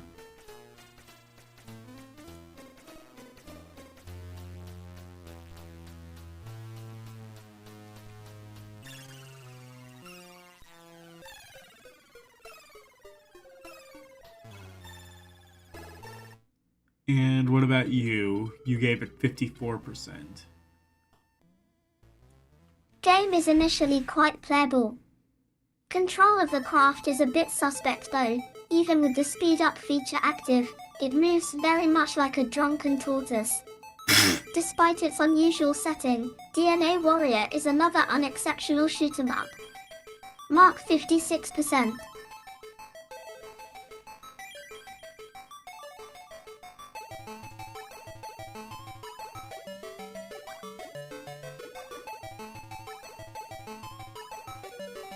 And the essentials. Joysticks, Campston, Sinclair graphics, not bad, if a mic dull sound, blip, blip, blip. General rating, there are far more enjoyable ways to explore someone's body. Fair enough. That's an important thing you had to, like, actually put there. You'll notice while I was trying to get the games to work, certain joysticks wouldn't work. So, like, depending on the version of ZX Spectrum you had and the joystick that you had, games just might not support the joystick. Because there were, like, about, like, 4 or 5 different standards, none of which were fully compatible with one another.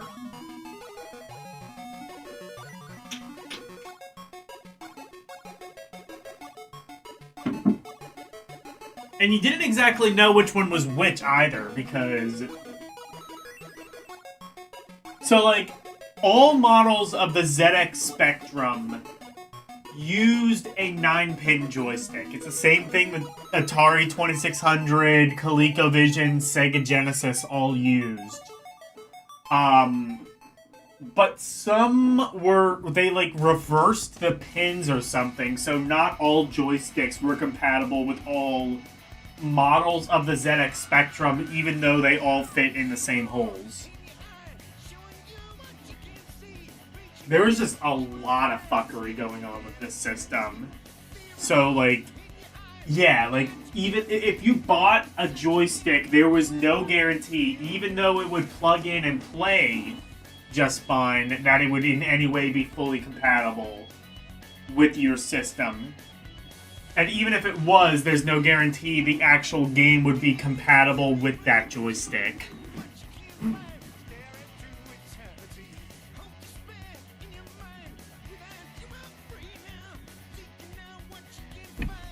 There was just so much fuckery with the system. Anyway, what's this game?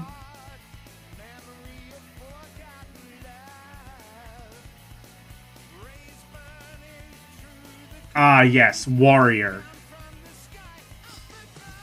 This one looks also very... Funnily enough, it just looks like the other sim that we saw. There's no, Oh, I guess this is... There you go, that's... There you go, that's the only screenshot you get of this game. Funny thing is that it actually makes it look pretty decent. I guess it looks fairly decent, even if the control kind of sucks.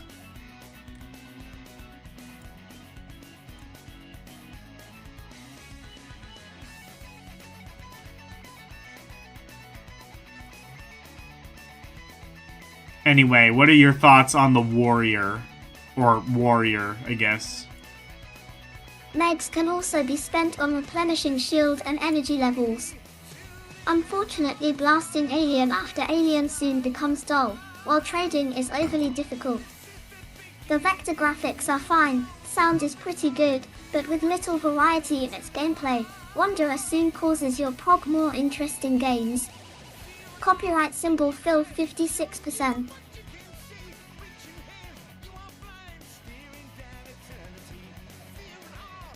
Alright, what does Mike say? I don't know what their full names are.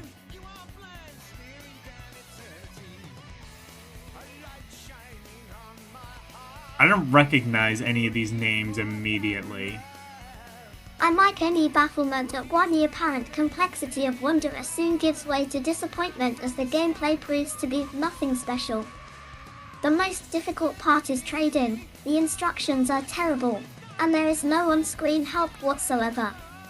The space section is quite enjoyable, but soon gets repetitive, as does the game itself, I'm afraid. GTGM 57%. Maybe I need to play... Okay, so I'm gonna play some of DNA Warrior, because there's really only one screenshot, and I'm not even entirely sure if that's actual gameplay. Actually, I'll keep this playing while...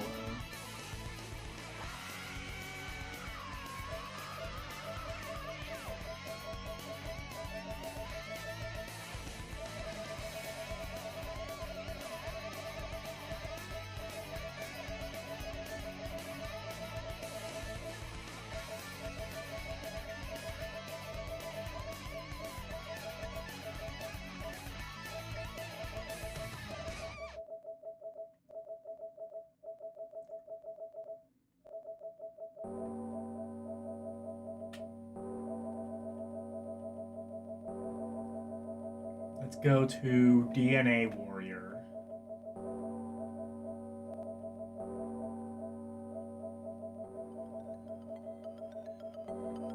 Like I said, I have a lot of ZX Spectrum games.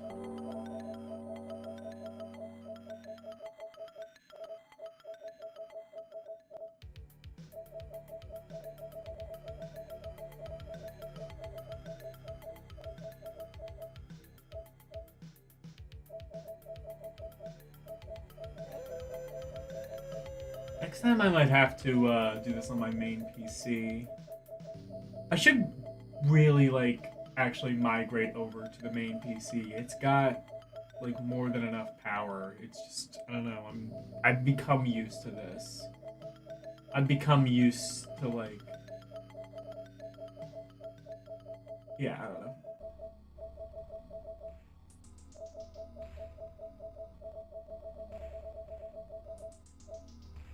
Oh god, all the Dizzy games.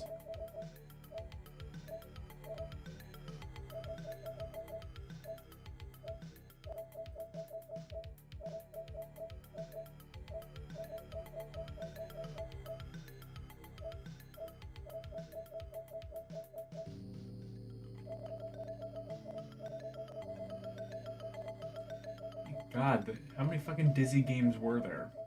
All of them is the answer.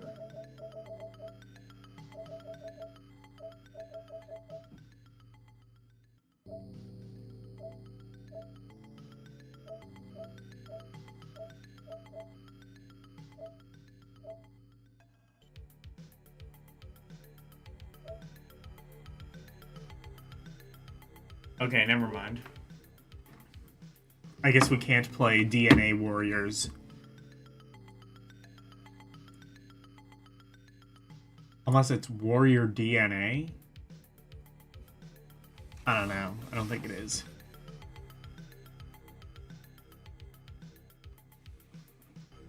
Let me just see something.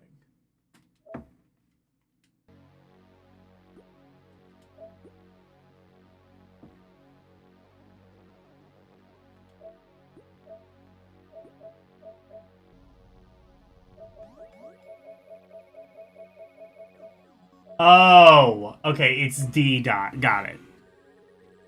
That's why. Okay, let's play this.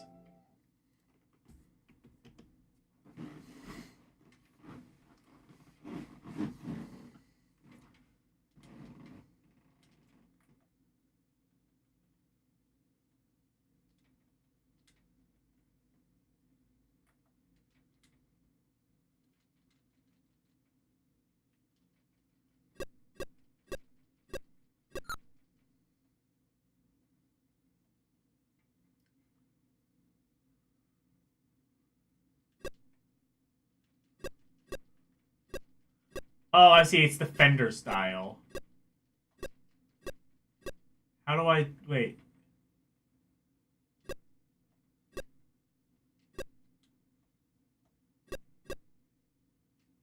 Oh, I see it.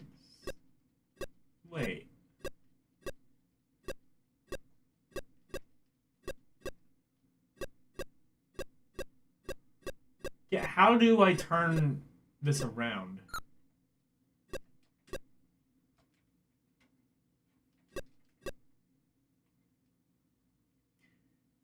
Yeah, I think they might have been right about this. Graphics, despite how it may look, are actually fairly decent for the Spectrum. How do I turn, though?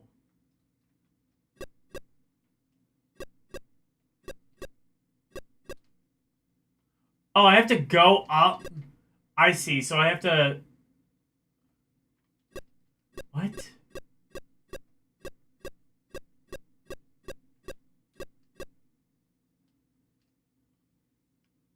Turning the ship around makes absolutely no sense. You would think it would just be like...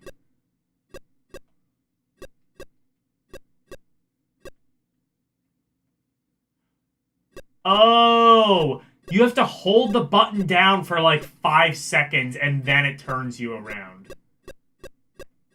That's mental.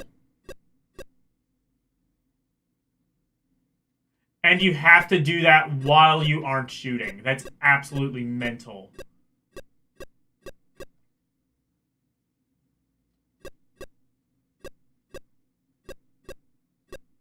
Wow, that is amazingly bad. Yeah, you know what? He was absolutely right. 57%, that's about what I would give it. Maybe more like 5.7%, actually.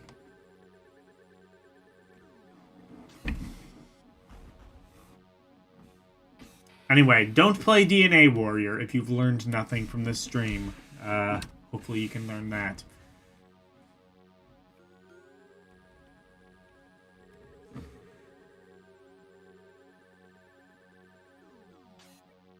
Perhaps maybe Blastroids is back. This is just gonna... I was gonna say this is just gonna be asteroids. Yeah, looking at the screenshot, that's entirely what this is.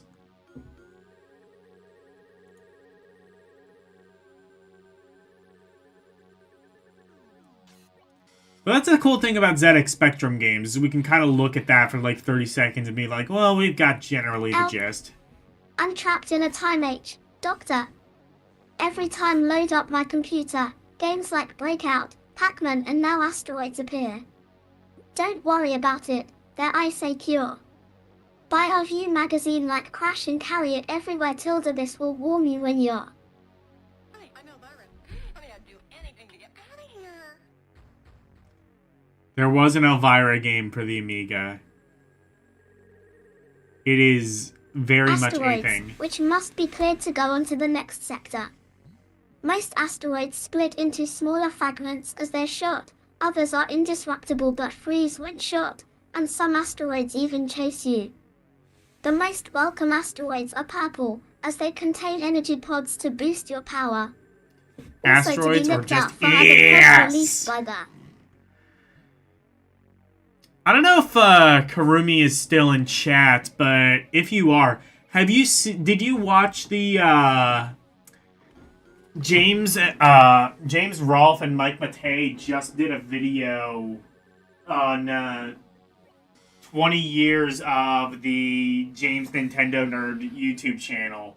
And it was interesting. It was kind of like, the way they went about it was kind of like they didn't really have like some big grandiose like thing or anything. It was just kind of like shooting the shit, which I thought was kind of an interesting thought of just like, I think like that more than anything is just like a matter of like, look how far we've come in 20 years of YouTube.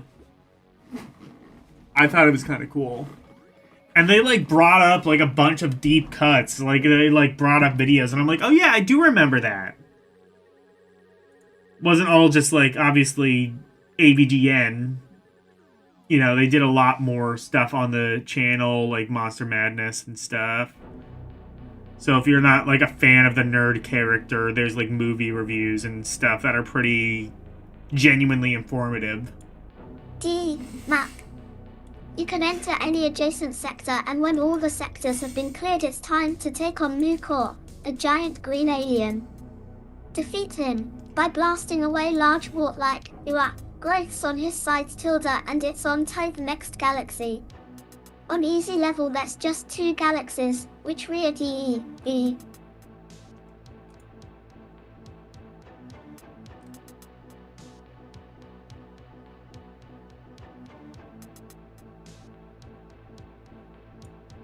Are about to purchase something which could give you severe deja vu.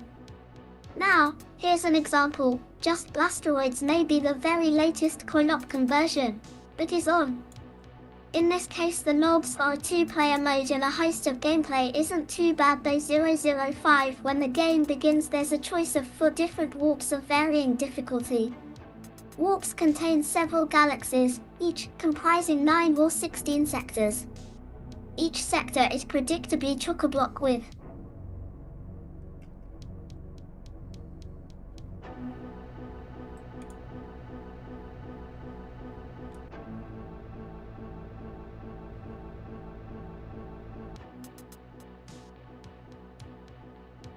destruction of alien ships. There are 8 temporary add-ons including double-shot blasters, turbocharger rip stars, energy pod attracting crystal magnets, extra fuel capacity and so on. Permanent blasting power is provided so it does by kind a of very go clever ship a which little can bit beyond transform into the asteroids. speeder, fast, fighter, heavily armed, and warrior. Does That's actually Dharma. look kind of And nicer in than 2-player both asteroids. ships can be docked There's to form no a way- supership. One person Maybe the manning game the looks gun like turret that. while the other That would look panics at pretty the flight good for ZX controls. Spectrum, though. Once a sector is completed, an exit That's like portal approaching appears to on an NES transport you to game. the galactic.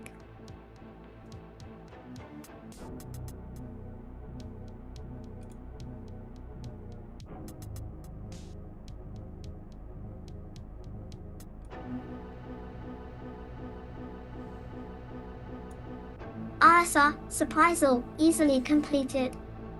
Once that easy level is completed, are you going to be all fired up to blasteroid your way through the other 3? Well, maybe the old left, right rotate, forward for thrust, control system is still as awkward as ever, adding to playability, and graphics are generally good. The problem Oh, is that so the it still galaxy controls map like asteroids? Never mind.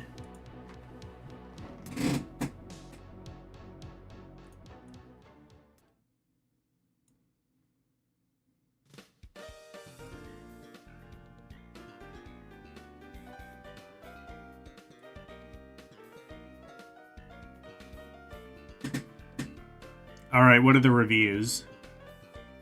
TL only gives a relatively shallow chance to plan strategy, and lacking any great depth you might not return to it that often. Nevertheless, if you want a simple blast 'em up, with awkward controls and lots of asteroids, look no further. Mark 72% PHL turbocharged asteroids. Yes, the old favorite makes a souped-up comeback. You'll be glad to note that its original rock blasting playability has been retained. But the range of extra features adds even more fun. One player can start off playing solo, and then if a friend arrives he can join in, good idea. Then there are the many add-ons to collect for your ship as well as a variety of asteroids and enemy ships. But the most So it's interesting asteroids, feature but with is the ability to power-ups. change ship size. As each size has both advantages and disadvantages, simple strategy is added to the arcade action.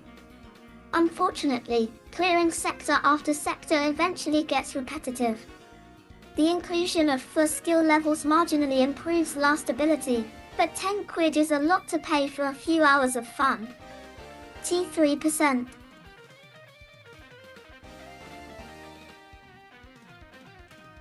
So, roughly about the same. Again, I'm not really sure they needed an entire scale out of 100, but they did.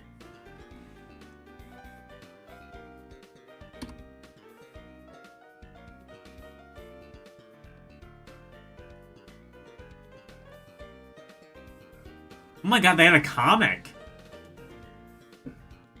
Oh my god, this is really it? Oh wow, this is... Actually, I think surprisingly the first time we've run into this. EGM did have comics, but we've just never run into them.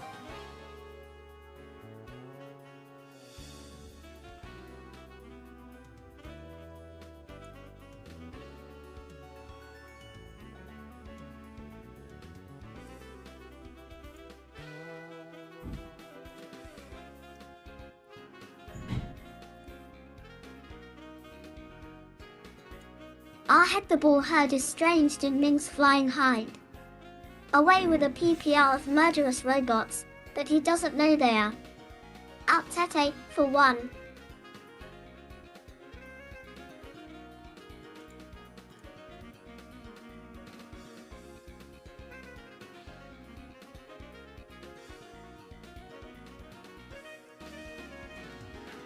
Well, someone's R70 off ME. T.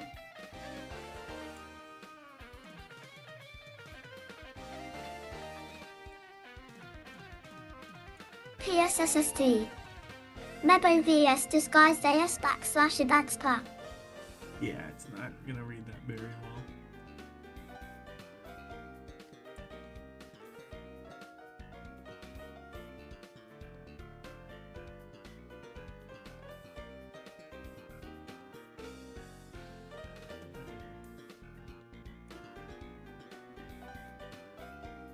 You can read that, I suppose.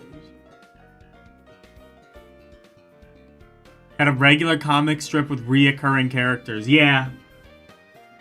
Not in any of the reviews that I looked. But yeah, I know EGM had a comic, and apparently so did Crash.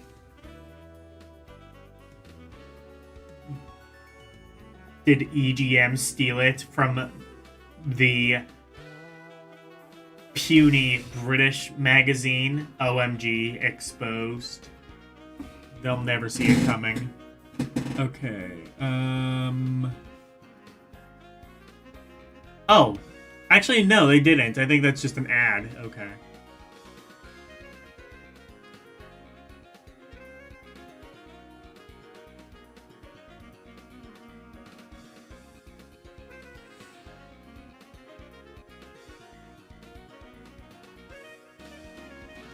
It's Crash Aid. What's this? What's LAS Forum? What's LAS Forum? Why my, that M must be the biggest letter I've ever printed. Sorry for the terrible joke tilde, it's a natural reaction to Grandma, who quite startled me over tea and toast this morning by muttering, if e'er it snowed twixt Lent and May, then April's robins have nought to say. Don't know what provoked that. You've got plenty to say, anyway, and this month's letters raise quite a lot of tricky points which I've done my best to answer. Apologies, as always, to those who got cut or didn't get printed. Do hang on to letters month to month, so there's always a chance of them LMS popping up forum. later. And so to business tilde this month's that doesn't make much £30 more letter sense, of the month actually. prize goes to a gentleman who knows that to give is better than to receive. Well, presumably that's letters, I guess. Basically, right to the editor. A lot of magazines we've seen have kind of done this. Dear Lloyd Foido, every issue of Crash and the at Zero Lenny Beatty in February 1984. They are all in excellent condition.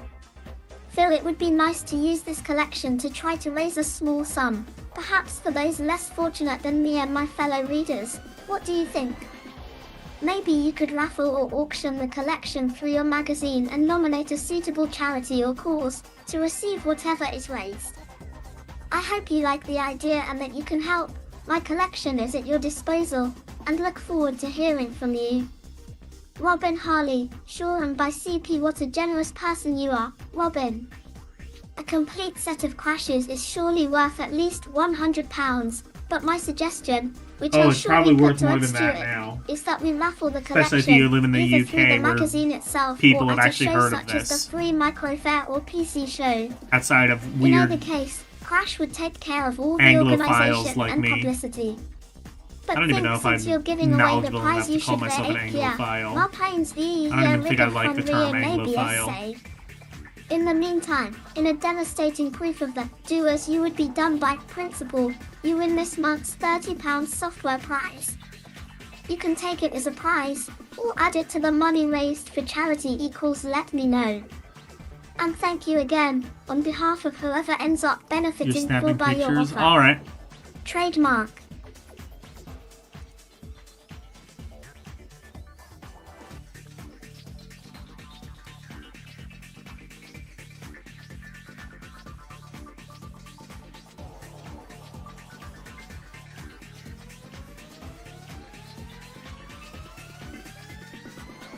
Dear Lloyd, I read with great interest the article in the February issue of Crash on the imminent arrival of the MGT SAM.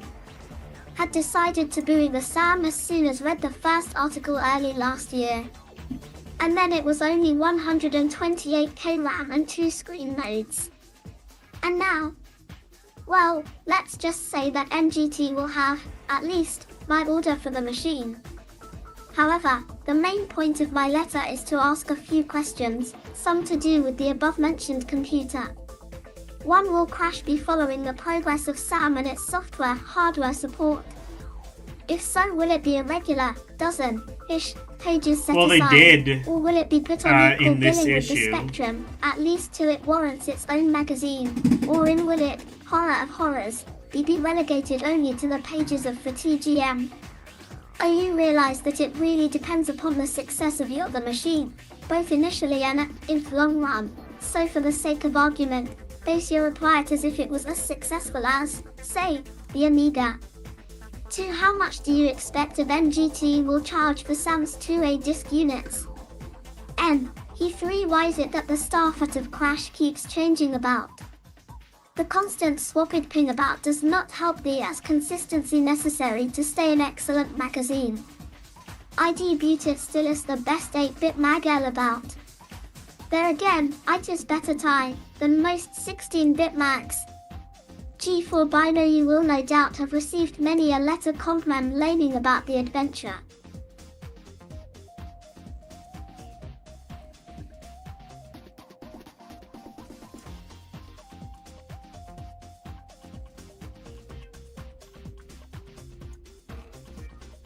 Trail intro.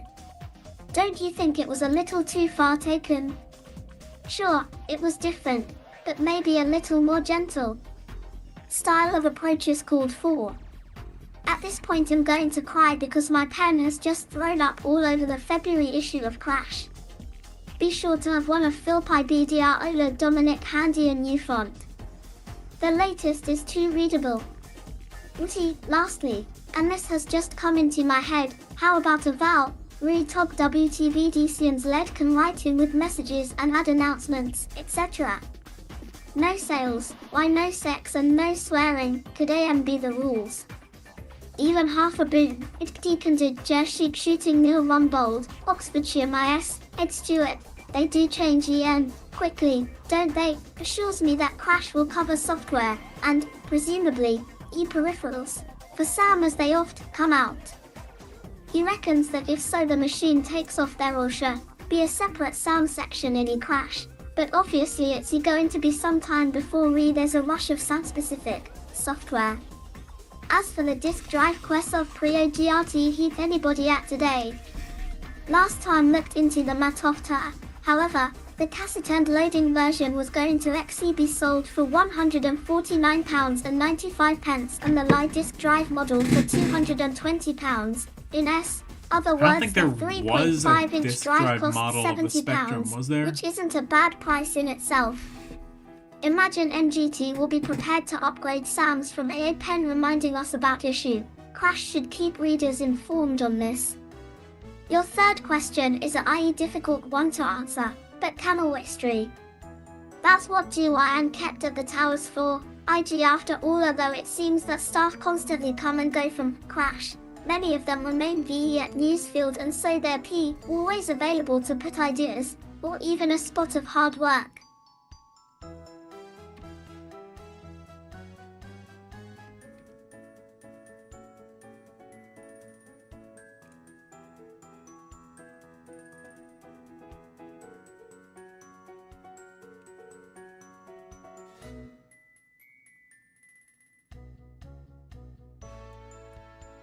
On 41 TEC into the magazine. For W instance, Roger, Traitorous, and Keen, the original Ed, is still chairman of the board of W directors, or something along those lines. They're always changing titles to sound even more important, and keeps AS closer on Crash. Odom and Barnaby, 2 DIS while EDS, are working on D-Movie and TGM respectively. In fact, Barnaby still pops into us the office quite often to mock a Nick Roberts by calling Cole th Legate school, untold it's the best way to get on Nick's nerves, frustrated tipsters in please note. And Carty's work, TRing on ZZAP. Tilda it seems traitorousness, LMLWD, never dies. Is but some things do. The editorial team offer apologies in over that adventure trail intro. Perhaps we should have made Teach it clear that, far from being the 16 balls. Dear Lloyd, now that THA 18-bit market is off THA.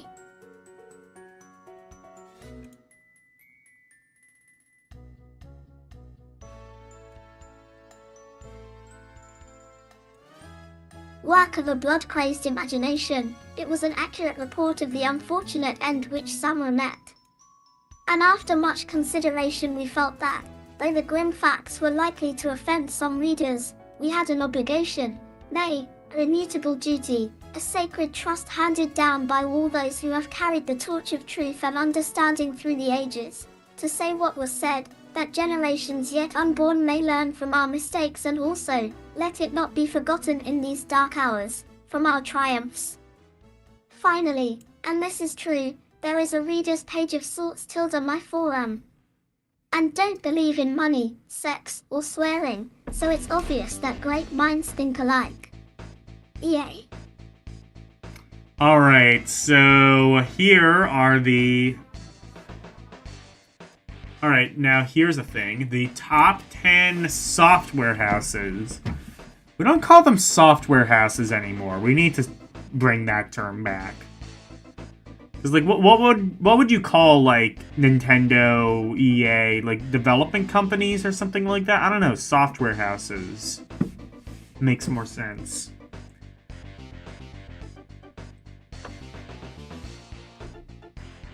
Anyway, number 10 is ACE, with an average score of 81%. Number 9 is Marin Games, with an average score of 82%. Also with an average score of 82% is Domark, with an average score of 84% is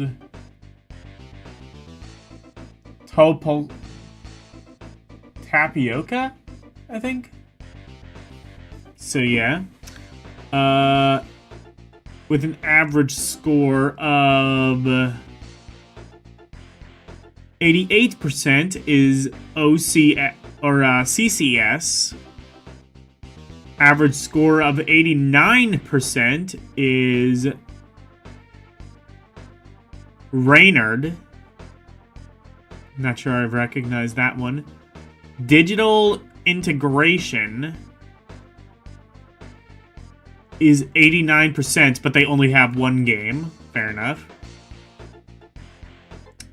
An average score of 91% is System 3. Oh, they did some good games. So, yeah, fair enough. Hewson, also 94%. Or 91%. And number 1...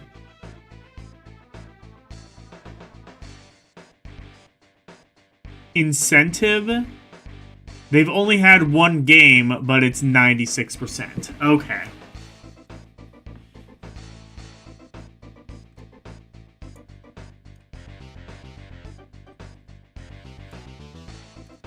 Alright, how about 16 boars?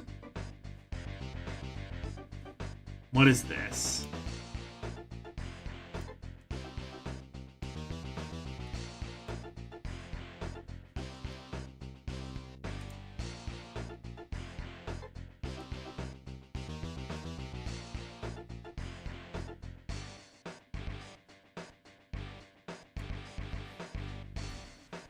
EE, 16 balls.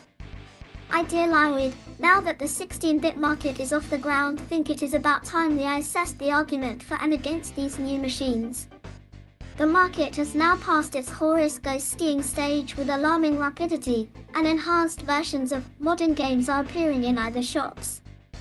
Games such as Starglider 2, Elite, Ingrid's Back and Heroes of the Lance have made their debut on the Amiga and met with an acceptable reception from the consumer. And yet all the critics seem to say about the games are, the graphics are great. While discussing the game Elite with an amusing friend, the Amiga version wound its way into the conversation. My comment was too many pretty colors and little atmosphere due to these bright shades.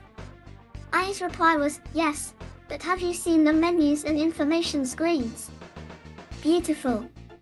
Later on, my snobbish Amiga owning ex-friend, who shall remain nameless, stole my copy of Crash and found great pleasure in sneering at the screenshots. I'll provide his address if you want to send someone round. Personally, don't care about the graphics of the game. Find great fun in playing games like Barbarian IL, Afterburner, and Elite without snazzy, pointless graphics on my trusty slow multiloading plus 2. Keeping with the theme of long multiloads, I'm sick of the nameless snob boasting about his super fast disk This is drive. mostly sour Some grapes, games, but like he Heroes kind of of the does Lance, have a have point. mega long loading times and equally massive manuals. While the game is loading, usually read the manual and revise the game controls and other aspects of the game. So here's a stake in the heart for all yuppie Amigas. Long live the Spectrum. De La Salle's, South Shields, dear me. Why is it that people always feel the need to criticize other machines? First it was Spectrum versus C64, now it's 8-bits vs 16-bits, and you can be assured that in the rarefied atmosphere R1 tier Aaron's VSAT Elka MRIFTWD and Amy surely it's all a bit irrelevant to real computing life. If you have a Spectrum, you have a Spectrum, and the qualities or disadvantages of 16-bit machines should mean nothing to you, unless you're planning to buy one. Having said all that, I've often felt it would be a fine thing if there were only one home computer in existence. All the quarrels would stop, and all the programmers currently busy on Conan v80 Nigra. Okay, so that was mostly sour grapes, but he does... she, I don't know. They do make a point in that, like, I think by this point, like, games weren't generally better on the Amiga. It was more or less just kind of like the same games, but with better graphics. The Amiga was an unbelievably, and the Atari ST, were unbelievably powerful machines. Mostly the Amiga was an unbelievably powerful machine. But honestly, I think because, like, again, just a lot of really weird kind of design choices that were applauded by magazines like this.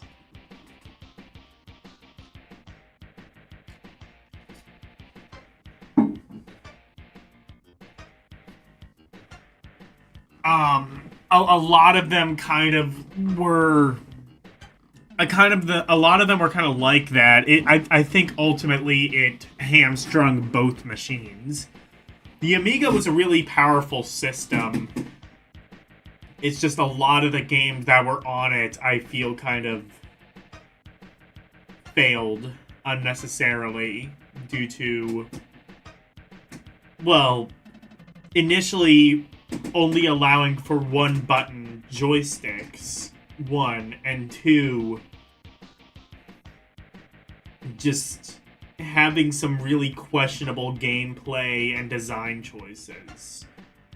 So, like, I mean, yeah, obviously it's just like, oh, well, I don't have an Amiga, so I'm just gonna whine about how actually my system is just as good. And, you know, there's a lot of that, but also it's just sort of like, I mean, when you come down to it, 8 and 16-bit games were generally pretty comparable in the gameplay department.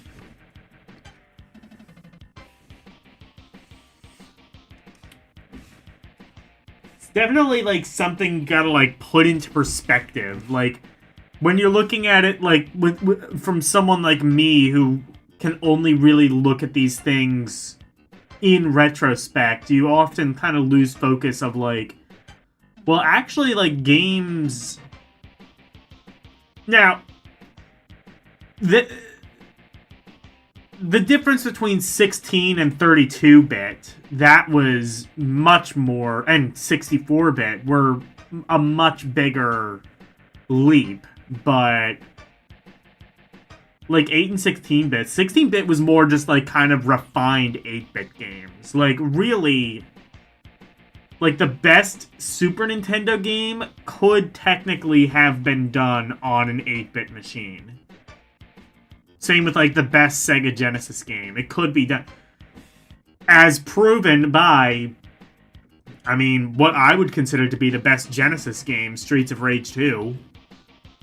Did have a Game Gear port. Wasn't very good, but it happened. And it was technically possible. And honestly, with more dev time, they probably could have gotten it to be even better, but I digress.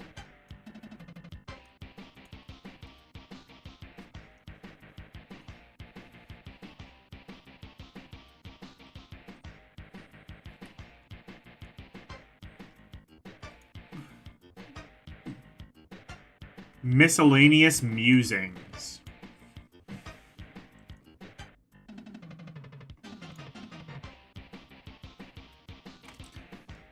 I thought I should raise one or two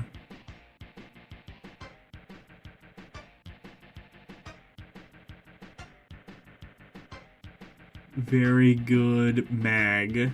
Generally,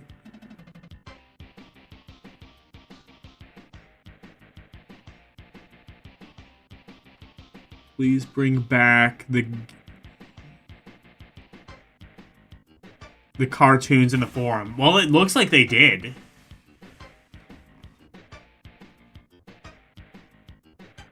They were... Oh, no, wait, no. I guess that was just an ad. Anyway, Mega Save Fantastic Savings.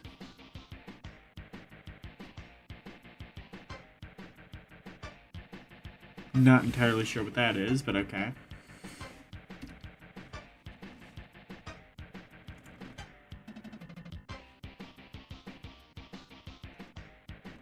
How about this?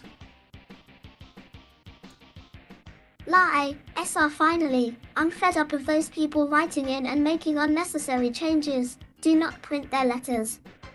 By the way, have found that the inlay cards on most games are very, very unreliable.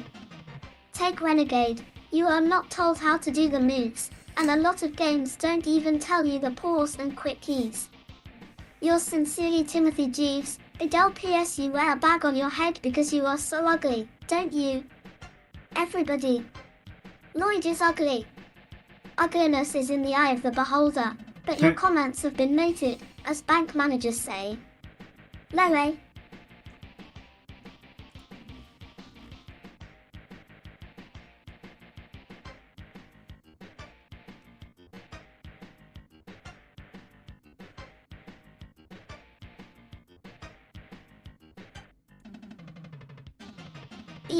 Dear Lloyd, 1 a.m. writing on the subject raised by Scott Mandy in issue 61.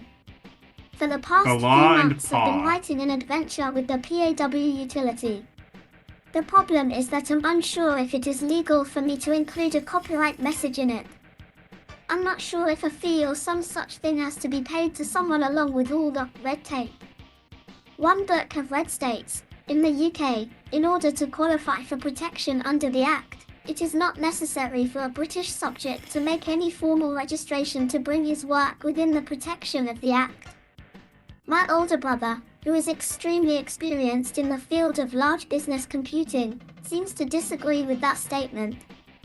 Would be most grateful if you could provide a brief explanation of the copyright law according to computer software. I've also stumbled across the Personal Data Protection Law of 1984. What is this and what are its implications? Would be grateful if you could explain it. Philip Gleghorn, North Shields, hate to say it, but your brother is wrong. Anything that is covered by copyright, e.g. books and musical works, is protected as soon as it is written. However, there are still many uncertainties about the law as it applies to software, probably because there have been few major cases to explore the ins and outs of the relevant legislation, which is the Copyright Computer Software Amendment Act of 1985. For instance, not even the major copyright, designs, and patents bill introduced last year covers look and feel in software. $0 You must prove that someone has ripped off actual code or algorithms from your program, rather than just stolen your ideas. So, the answer to your question is no, you don't have to register. You don't even have to put a copyright mark on your program for protection within the UK, though it's necessary for some foreign countries.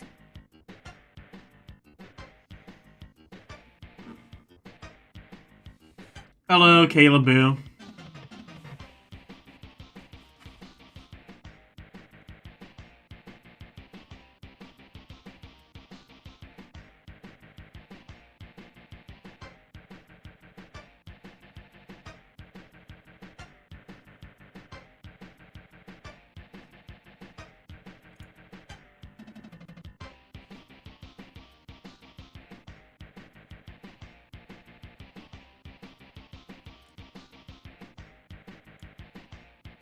Rather than software, as programs are not patentable.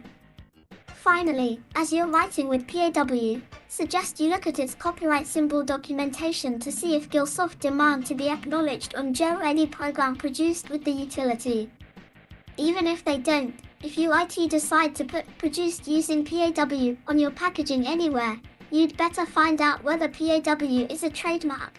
If so, you'll also have to say, in tiny letters, PAW is a registered trademark of Gilsoft. Oh well, it all keeps lawyers in business. As for your final cues, Tyon, when you say Personal Data Protection Law, presume you mean the 1984 Data Protection Act, which essentially means that you can't hold personal data on a computer without telling you the person it's about.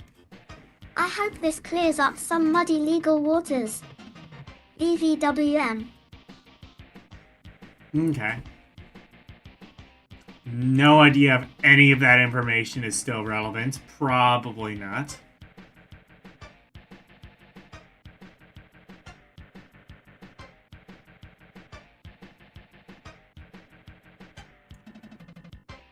In my end is my beginning, and just to surprise you, that's not one of Grandma's sayings, but a rid-die.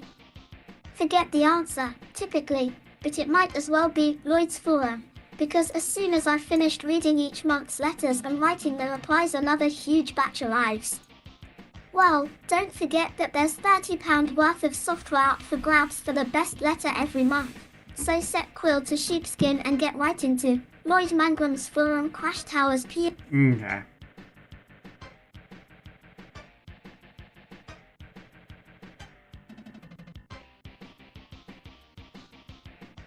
Alright, here's an ad for... what is this?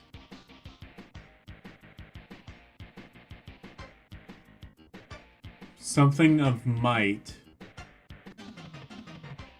Tower of Might. No idea what that is, and, are there any gameplay pictures? No. Not that I can see, anyway.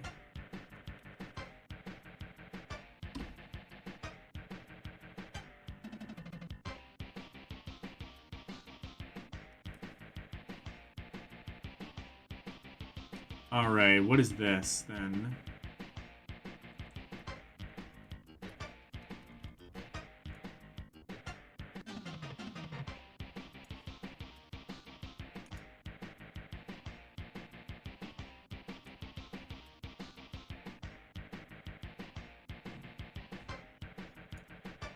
Swipe me, missus. It's true. Level and see I'll smash a room when a tape like this shit has done it again. How do we do it, eh? Another great crash cassette, hurrah! And for the first time ever you get the best of both worlds with an exclusive sneak preview of our Megeniac, Gen Media. Activision's up, coming, way hey missus, co-op conversion of Data East Scourish the real Ghostbusters. You've seen it on the telly, and now on ITV Telly it's. Alright, so that's the real Ghostbusters. We've seen that game already. We've seen both the 48 and 128K versions of it.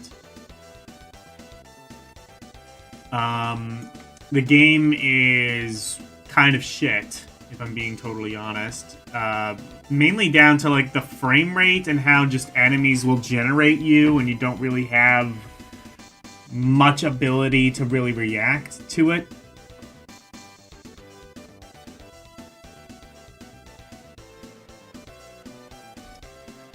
And then...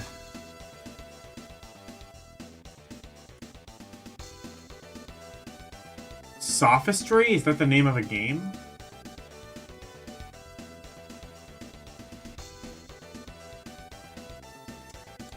Back in the 80s when you could just get away with calling your game Sophistry.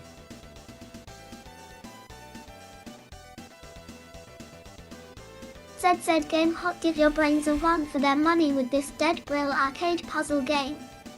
Sophistry has 21 levels. Each level is a series of interconnected 3D game boards consisting of marked blocks.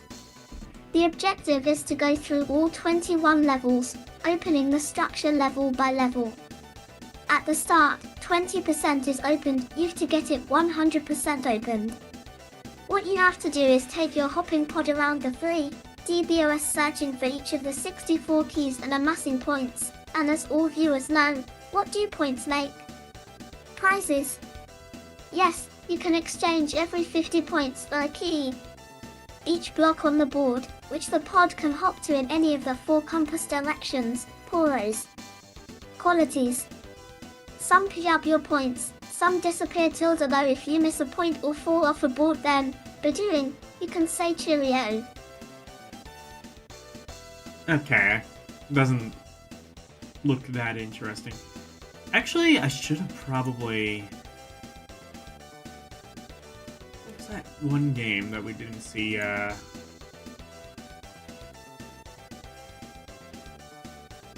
screenshots for? I'll look at that after this. To one of your 5 lives. The basic concept of search and find is complicated by the properties of each block. The status panel on the left indicates whether certain restrictions are in operation or not. Collecting points is a must, as on some boards you won't be able to leave until you have collected. Boards must be completed before a timer runs out. Oh, There actually, are loads this of is... mystery blocks yeah, which can this have is either in the, beneficial or adverse effects, but seeing as how we reload Ofold gets, we're leaving them to you to discover. Watch for Nico's playing tips on this game to follow shortly. I actually If probably you have should any show tips, this game send then. enter the normal address. In between boards you can exchange points for extra uppers, the opening of locks or bonus lives. There's even a map to have a look at. Alright, so Sophistry is what this game is called.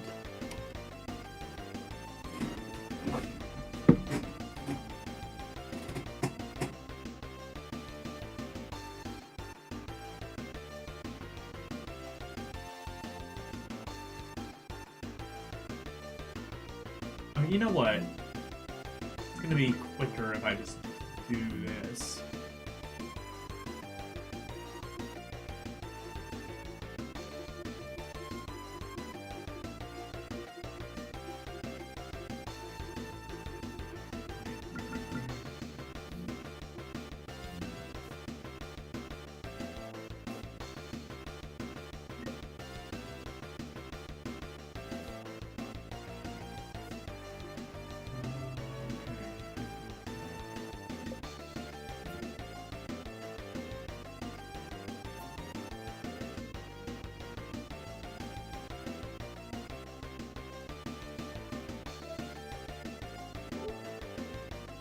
Okay, I guess I'll do that.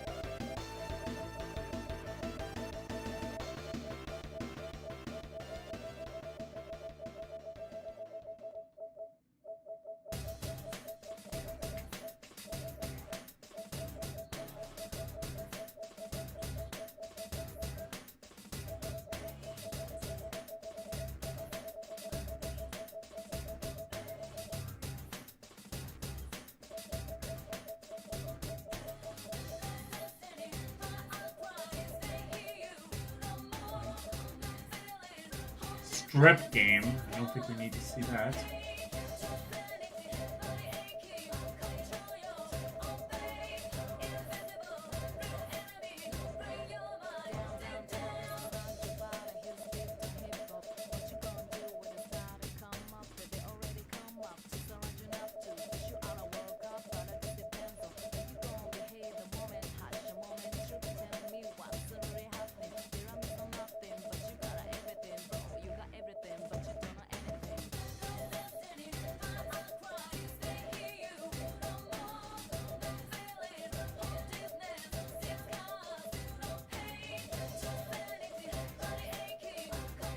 Get through all the Star Wars and Star Trek games.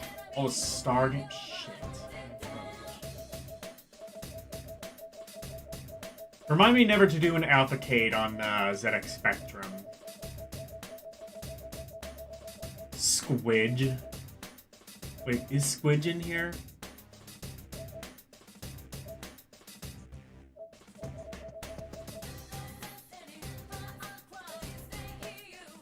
It is indeed. Oh, they like fucked with Squidge to make it playable, did they? Cool.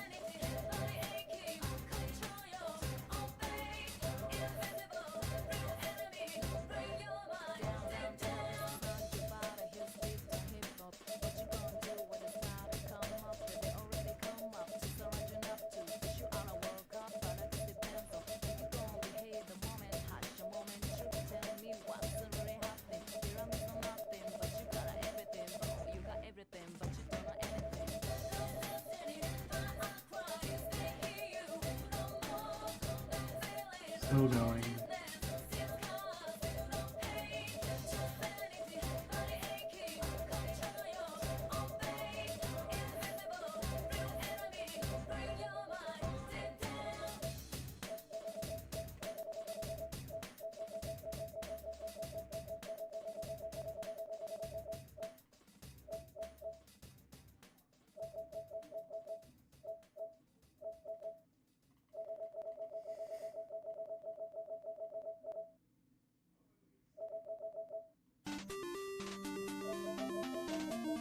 Anyway.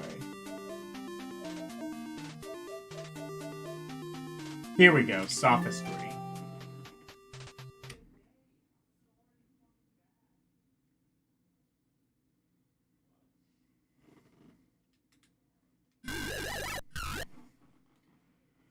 Alright, see if I can figure this out.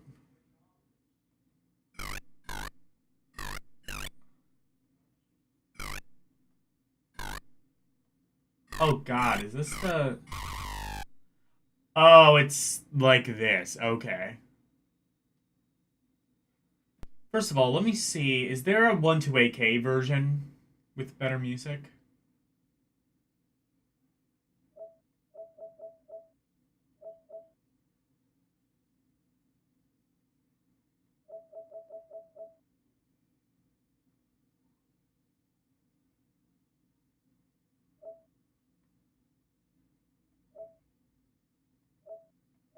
I don't think so.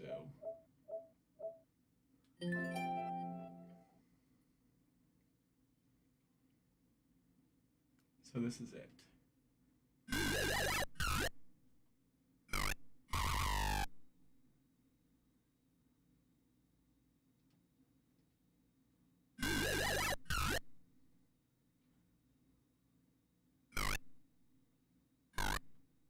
Yeah, between this and real Ghostbusters, this is, well, what I would associate more with the ZX Spectrum.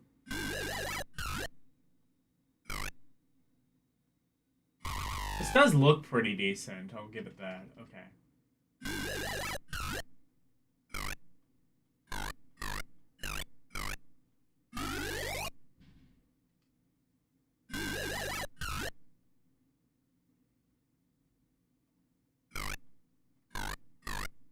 Okay.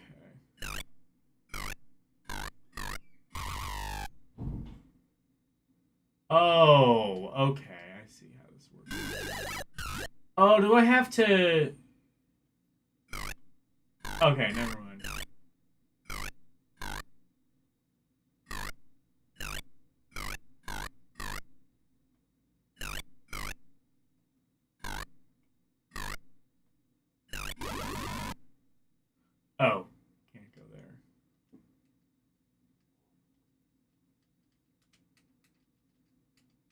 You are inside the game of sophistry.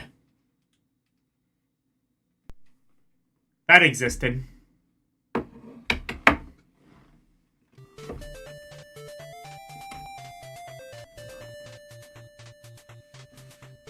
Anyway, what was this other game?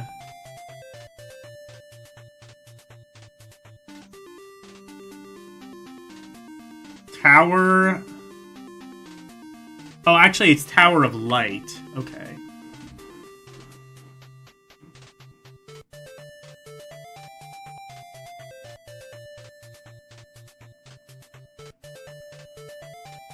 See if I can find that. Because I genuinely have no idea what this game even is.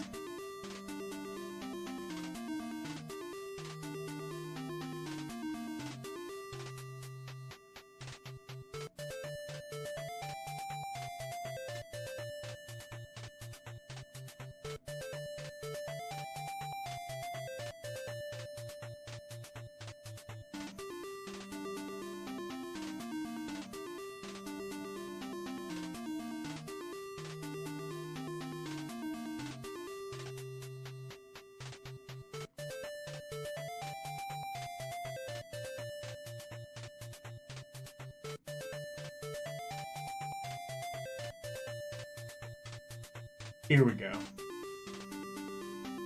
And this is the 128K version.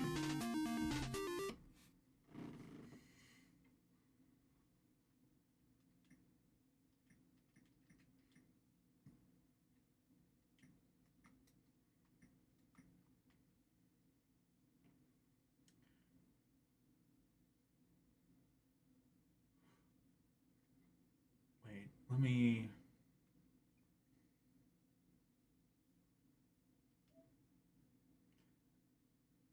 Oh, what the fuck is this?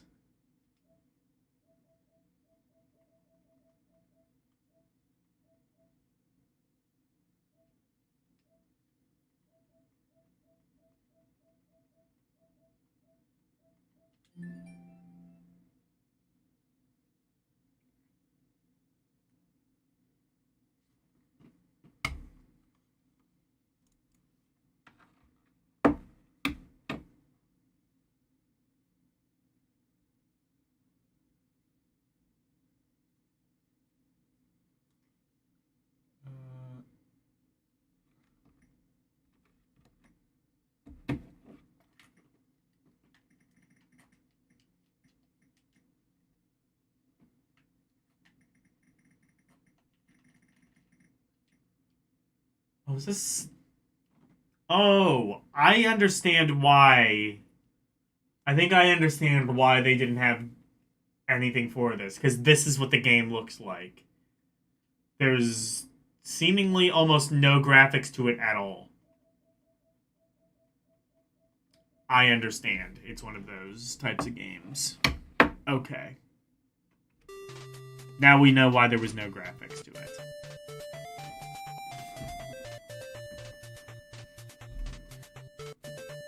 Oh, actually, I totally forgot to switch over. Anyway, actually, yeah, let me show off. This is what this Tower of Light game actually looks like. Now you kind of understand why they didn't have any screenshots for it. Not much of a looker. Maybe it plays fine. I honestly couldn't care less at this stage.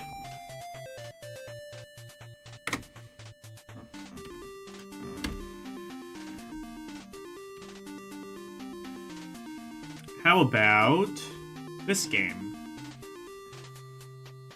Oh wait, no, I looked at that. We've seen sophistry. It very much exists.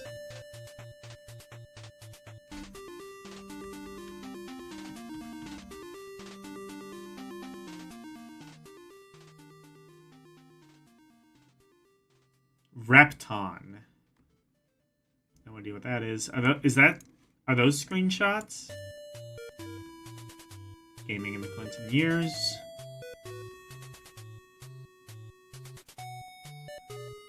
Oh, it looks like crystal mines. Also, those screenshots are almost certainly from like the C64 version or something.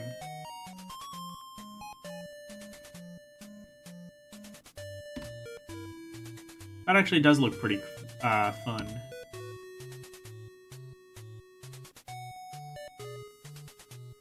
How about this? What is this?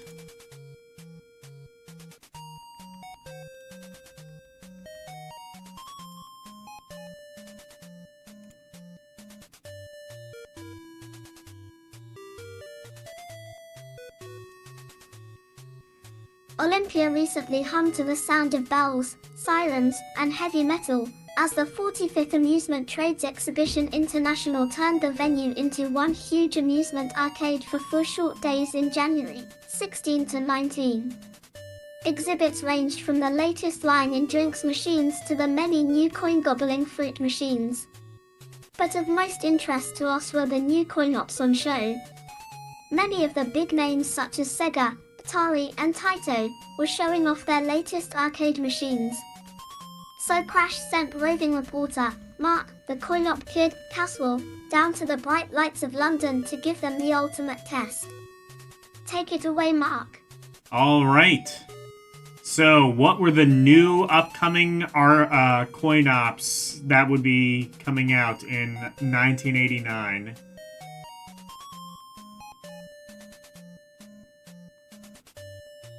I think that was the year of the first TMNT arcade game. I'm sorry, TMHT. Free owing them tilde, also I'd found the Tick Games Ball D Olympia.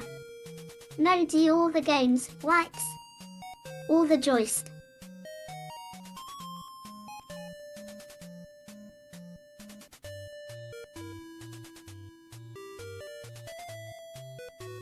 Office Ras, okaying them. Also I'd found the Zero Games Ball or Mid Olympia. No, 0D all the games, Let me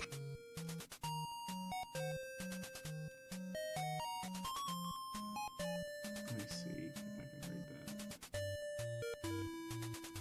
that. tilde No. QEMA's arcading them tilde. Also 3 I'd found the Frantic Games Ball or Mid Olympia. No, 0D all the guide pairs. All the joist.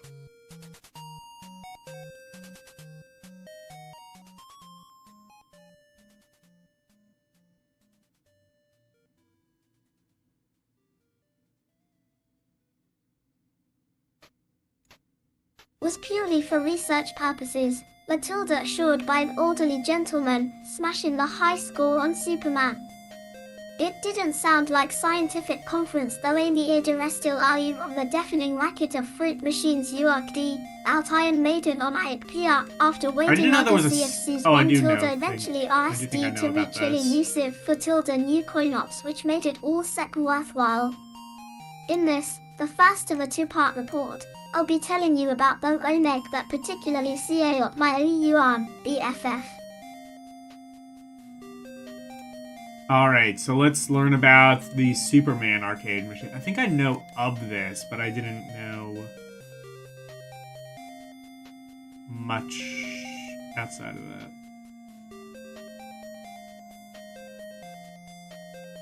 Yuan, Low, Ua, S. Anicoles, and Reporter Super, owned through cities in our battle in Tichmpera. Each level is split to 3 sect. First of these Sirictons favored, 0 ONS in 2-player mode, Starlifig the streets of NE, York in a Horizoniac each bash 'em up where the baddies are queuing to knock stuffing out of him. Superman is exactly defenseless though, his punk would topple a skyscraper. Inner has heat vision, sonic blast, and the lit zero lift and throw certain objects. I don't think I've read that, but I kind of got the gist of what it was saying.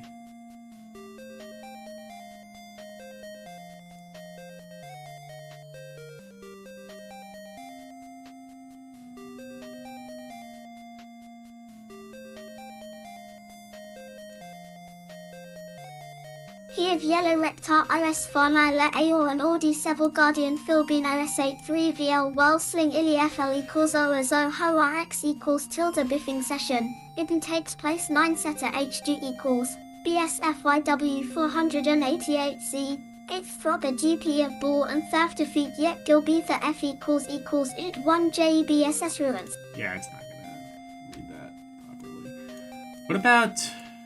What about Chase HQ? I know generally what that game is. Everyone knows what Chase HQ is, right? Right. Chase HQ is a good game.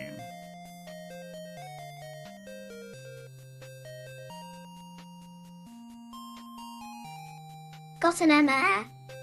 So by Brody. The two high down the freeway in Che. T-job obviously pay a D10 at 4 dar, has HG toward you. It does not like this page. It doesn't like this graphic in the background.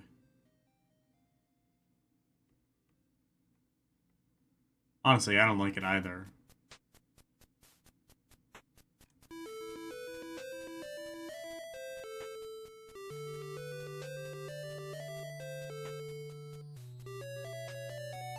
Botuline Veer. So by CC1 Lat Sin Game F Brody. The two high down the free in Che. T-job obvio AD18 you that till ID. Has HG toes Uberb 50% up at T-foul to the metal and zoom off hot ALI degree VE your way fun. Yeah. It's not gonna read that, but we know generally what Chase HQ is. I'd never heard of this Superman game though.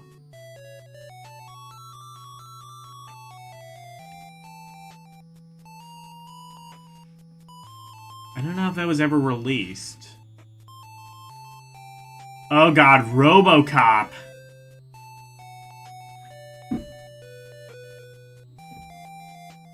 See, this one is mostly one color, so it might like this one a bit more.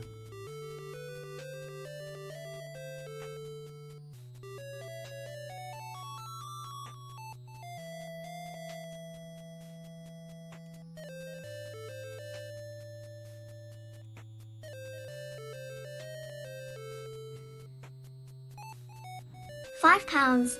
ND Ecclesiastes by Ion. The Herlag reshoot tie on the fact life out so reedy few hits, ansi chow but, ability in specco down. On the left a mage mech, gets the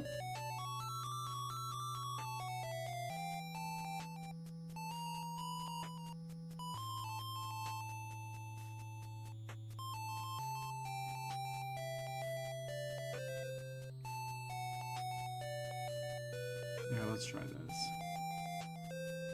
3 CK Site 2 and Ecclesiastes by Ion. The Alag reshoot TA the fact LIF ounce of redre few hits, ansi chaw in spec I down. Yeah, it doesn't like that. Unfortunately, I can't really read this because my eyesight is not very good. Ghosts and... Oh, Ghouls and Ghosts! That was 1989. I was gonna say that Superman game kind of looks like Ghouls and Ghosts. I wonder if it was... what I was looking at was literally a screenshot from Ghouls and Ghosts.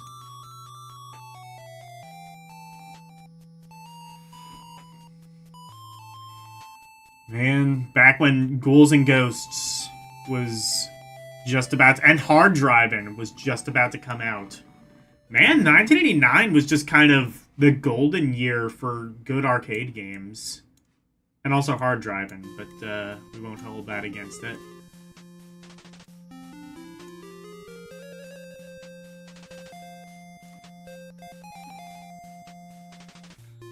Yeah, a lot of new machines coming out.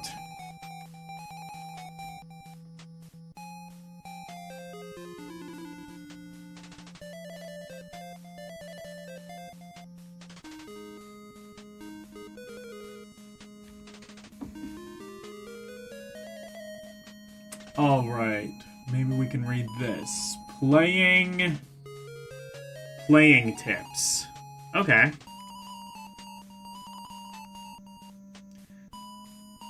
Now here you would actually have to like type in, they were called pokes, which were essentially just like things to turn off parts of the game. Rear VAD, as you will probably have noticed if you got the Martech Game Rex at Christmas, the poke in the Christmas issue didn't work. There was no way of testing it as we only had the game on disc. Toby Ben of London noticed the faulty poke, so decided to write his own, and here they are. Run these listings, start the Rex tape from the beginning and stop it when the loading screen has come up. You will then be asked 3 questions. Answer these and start the tape again. And these are guaranteed to work. If you need help on the Part 2 code, then look at the code cracking piece. Rex, Part 1. So they couldn't 10 actually Rex test Part the 1, game. 20 REM by Toby They Ben, couldn't 30 actually REM test the crash game, April but they, 89, like- 40 poke 23658. Let A equals 0, let equals 0, let equals 0, 50 paper 0, ink 0, border 0, 60 clear 2. That's amazing. They couldn't actually test if the poke worked. 790 printer 16 0. IMF lives. But they Go sub 180. they printed if it S anyway. equals Y, then letter equals 100 printer 16 4. Bombs. Go sub 180. If A dollar equals Y, then let B equals 110 change, the printer more they stay the 16 same. 4. Shields. Go sub 180. If S dollar equals Y, then let C equals 120 ink 0. Printer 16 0. It's just reading Loading. off the poke. Printer Okay. 0. But yeah, you had to literally... The alternative to Game Genie on ZX Spectrum was literally go into the code and, like, program it yourself. Essentially. Anyway, this is a game called Rex. I've never heard of this one.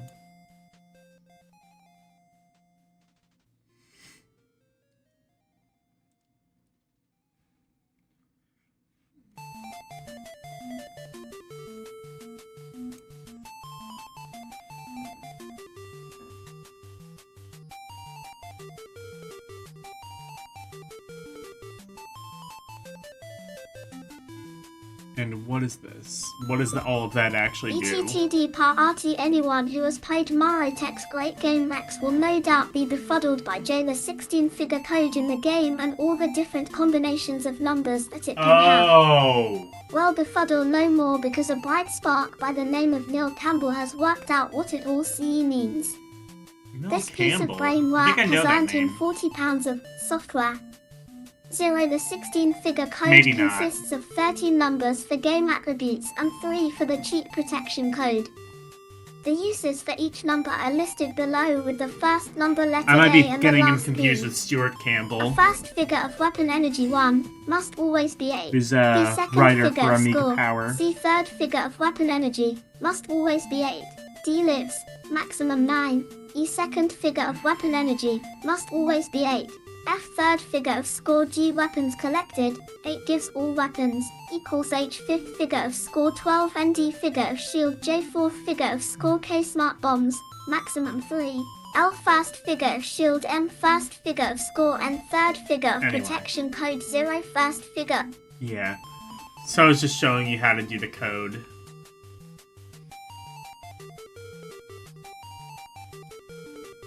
I've never played Rex. I don't entirely know what that game is. But if you're interested in this, you can read it yourself. Honestly, cheat codes are not really my forte.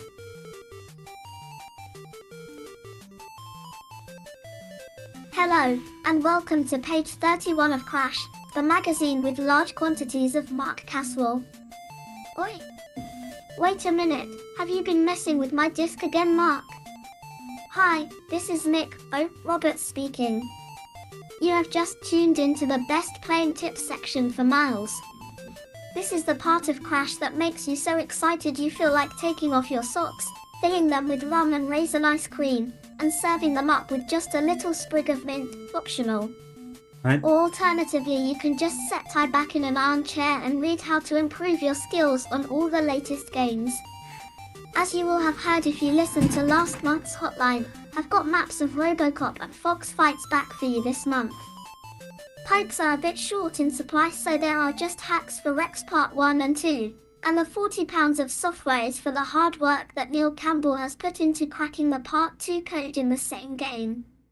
So put your socks back on, after scraping out the raisins, and commence reading. That is, like, kind of interesting how, like, back then, cheat codes... It's interesting how, like... I guess that must, like, kind of be different across the pond. Like, in the 80s, like, cheat codes and... like, Game Genie codes and things like that, they were always kind of, like, marketed to, like... Like, they kind of knew better than to be like, oh, hey, if you suck at the game, use this cheat code. They were kind of like, if you've already mastered the game and you just want to fuck around with it, here are the codes. That's kind of like how cheat codes were always marketed over here. Whereas the UK, they were always just kind of be like, hey, listen, these games are bullshit. Here's how to make them not bullshit. Because guess what? ZX Spectrum games be bullshit sometimes. In fact, my favorite thing about ZX Spectrum is the game, arguably the game that defined this system, Jet Set Willy, completely unbeatable. They released a revised version that was later on, but if you bought the game in like the first year or two of release, completely unbeatable. There's like a room that will just insta-kill you. And this is considered to be like one of the biggest games on the system. Do you understand why I've been so negative towards this system in the past? Anyway, RoboCop! RoboCop on ZX Spectrum is actually really fucking good.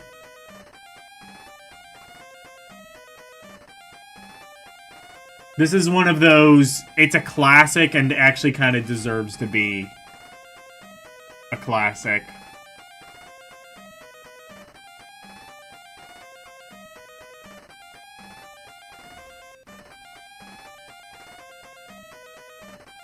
Is this still... Yeah, these are still tips. Alright. Anyway, Football Crazy. Not sure...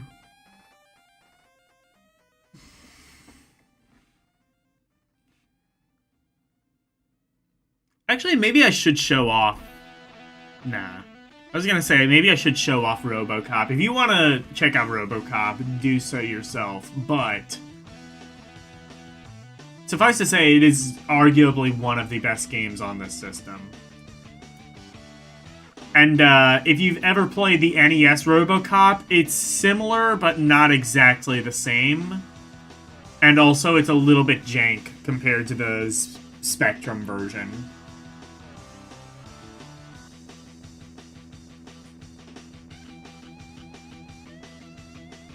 I guess these aren't...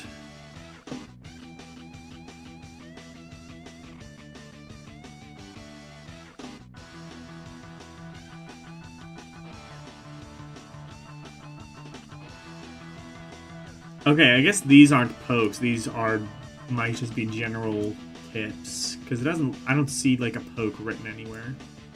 You didn't already know, Football Manager is written in BASIC and you can break into it. Oh, But just being able to do that isn't enough. You need some EAs tell you exactly what each does. Load the game as usual until you get the main menu. Type 99 foot to continue and immediately press break. Then type go to and any of these numbers to go straight to that fusion. that was another thing, is just sometimes games would be written in BASIC, so it's even easier than normal to break them.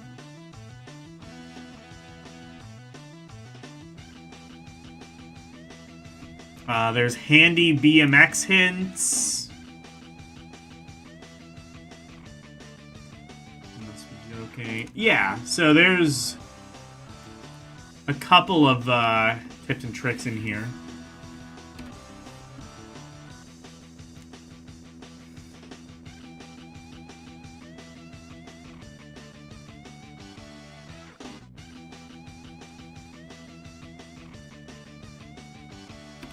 You can look through that if you want.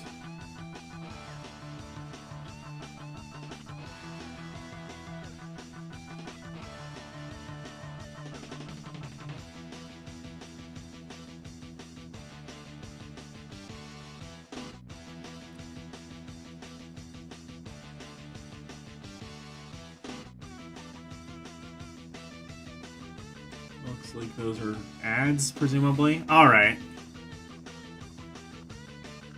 What is this? Oh, this is the Atari ST. So 399. Wait, so this is the exact same price as the Atari XE. Why would you buy the XE then?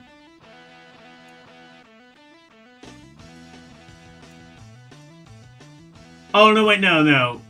5,200. Oh, wait, never mind. Okay, what I thought was the XE was actually the Atari ST. Okay, never mind. So yeah, £399 for that.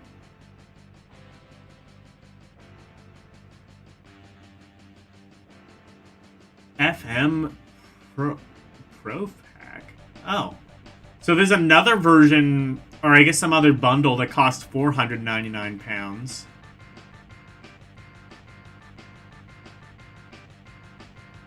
Explorer Pack is $260. Oh, you can get it even cheaper than that.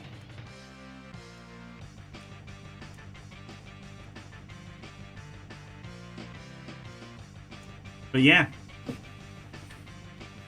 So roughly like £400 was the Atari ST.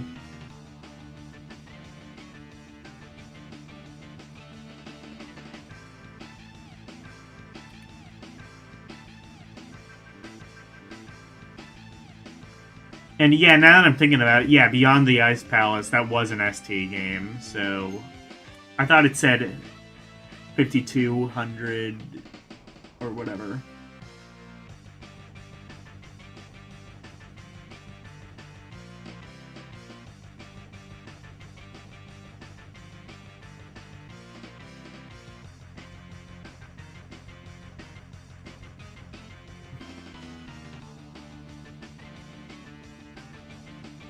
So, what is this?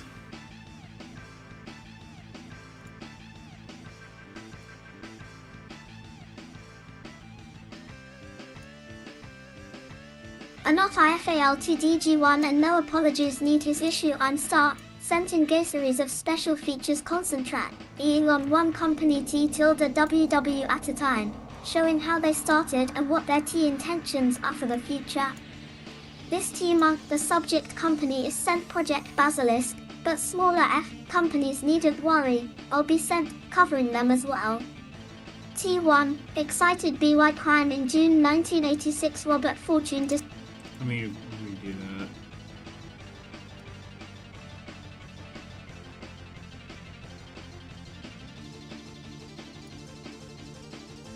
His issue I'm star, in gay series of special features concentrating on one company B at a time, showing POW they started or what I the BL3, is month the subject company is Project Bastion, Alright.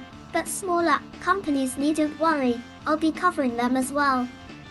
Excited BY crime in June 1986 Robert Fortune decided to start a small PBM company, Project Basilisk. Previously a player of TZ Crime, Robert was excited by the concept of playing games B-mail and determined to write his own. Basilisk's first game was the hand-moderated The Land of the Basilisk. This ran for only a couple of months though, as Robert soon realized that the time needed to process stamps was unrealistic for a small company.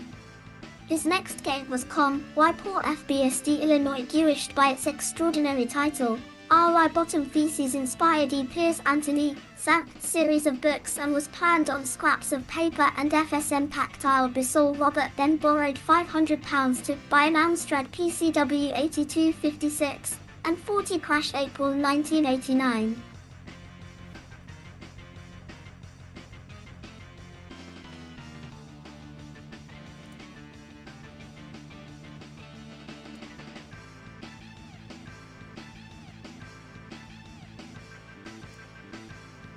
T converted the program to Malinois Lard Basic. The resulting game attracted lots of players just through the wacky title and scenario, but gameplay kept them playing, with Robert continually adding new creatures and adventures. After running for just a year, Trolls Bottom 2 on Bots Opal and Unpass into Company's Land. Back in the UK, KJC Games bought the rights to the game UK and Europe. This left Obert free to develop his next game. His inspiration this time came from horror spoofs, like the Why Monsters, The Addams Family Is and the Rocky Horror Show. Robert was also determined to create an easier method of turn-line writing, words only. The result was Creep House, fun, cheap and original. Unfortunately it seemed to lack something in last plus stability, and is being wound down here in order to accommodate Date Battle Crap, Basilisks 2, third game. Zargs and Tucci 9 Star League Battle Crap is Basilisk's biggest ever venture, with 500 players in.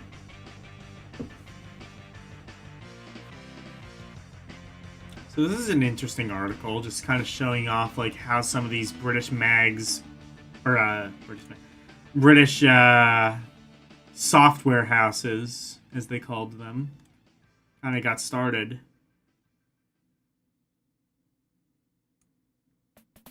Each game some impressive hardware is needed.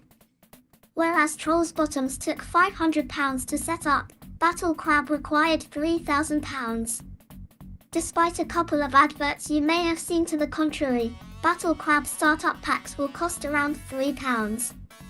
The WI is that £3 is not enough to put people off joining, but also expensive enough to stop people dropping out, as has happened over Creep House. The Battle Crab Startup Pack will contain operation and advanced manuals, and a story based on the game. 3 8-feet maps can also be purchased, costing £1 each.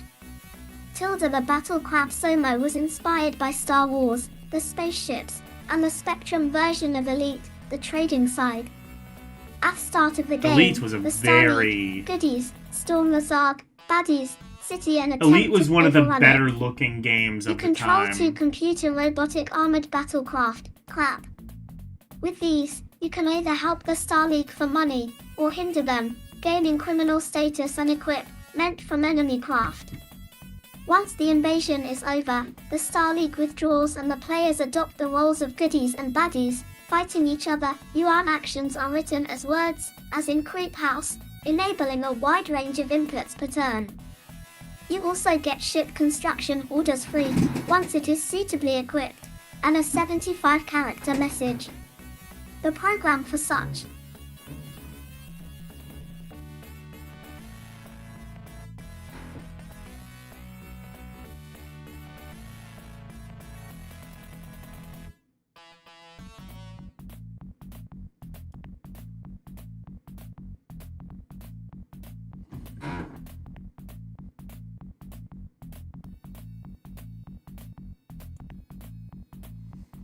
A game is vast.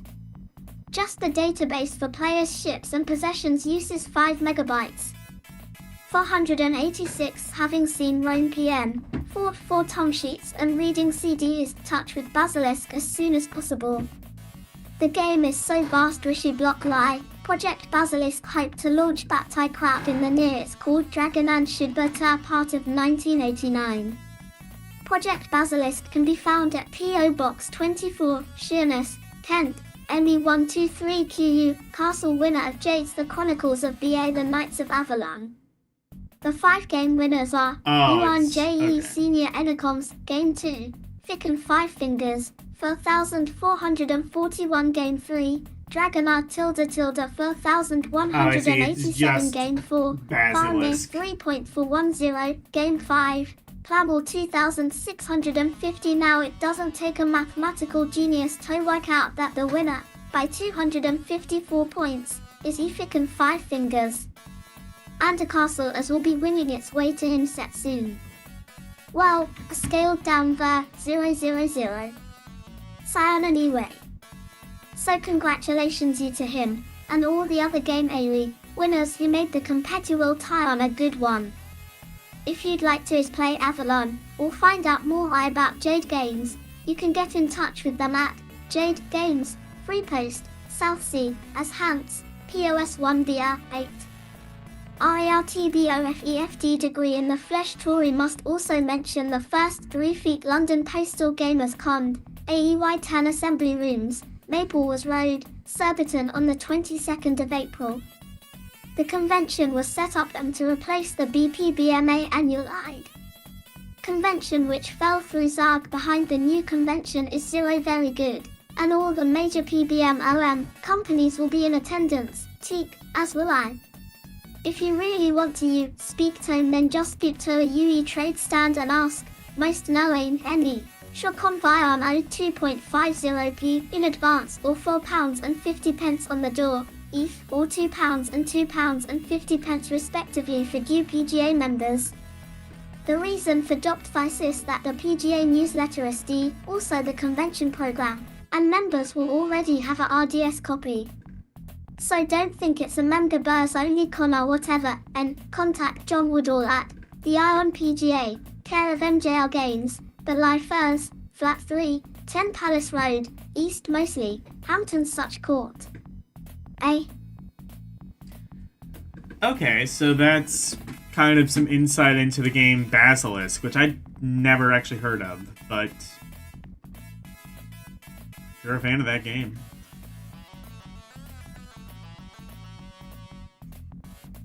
Alright, what is this?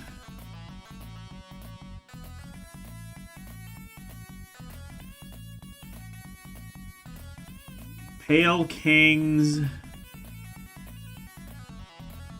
Adventure Trail. What is this?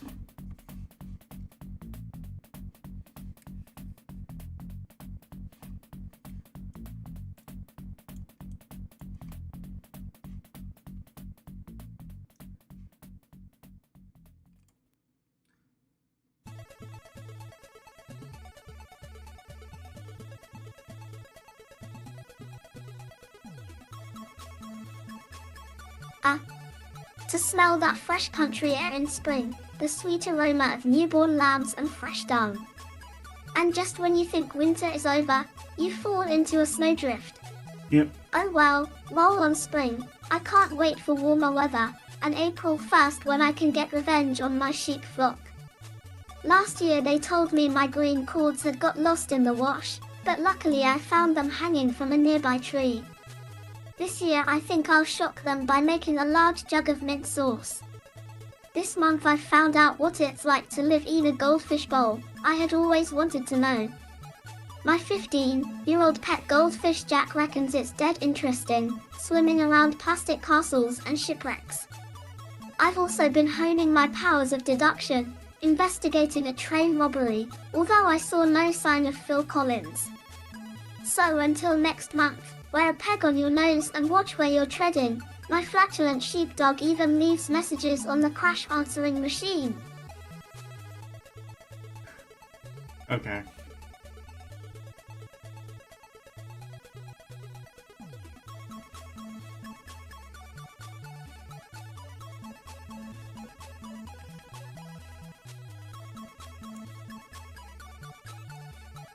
So what is this then?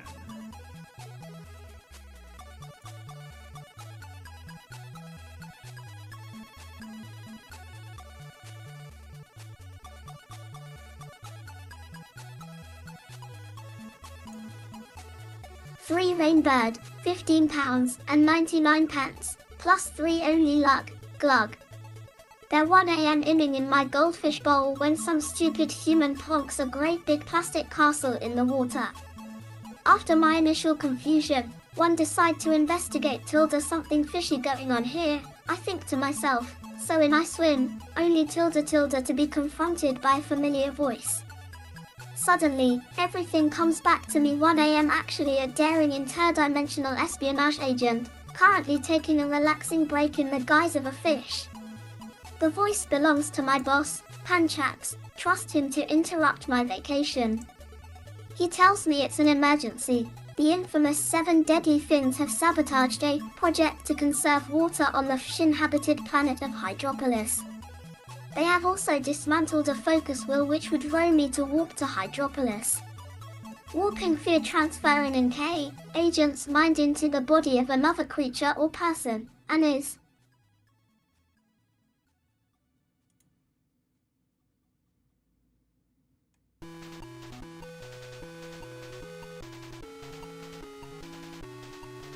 The hell is this?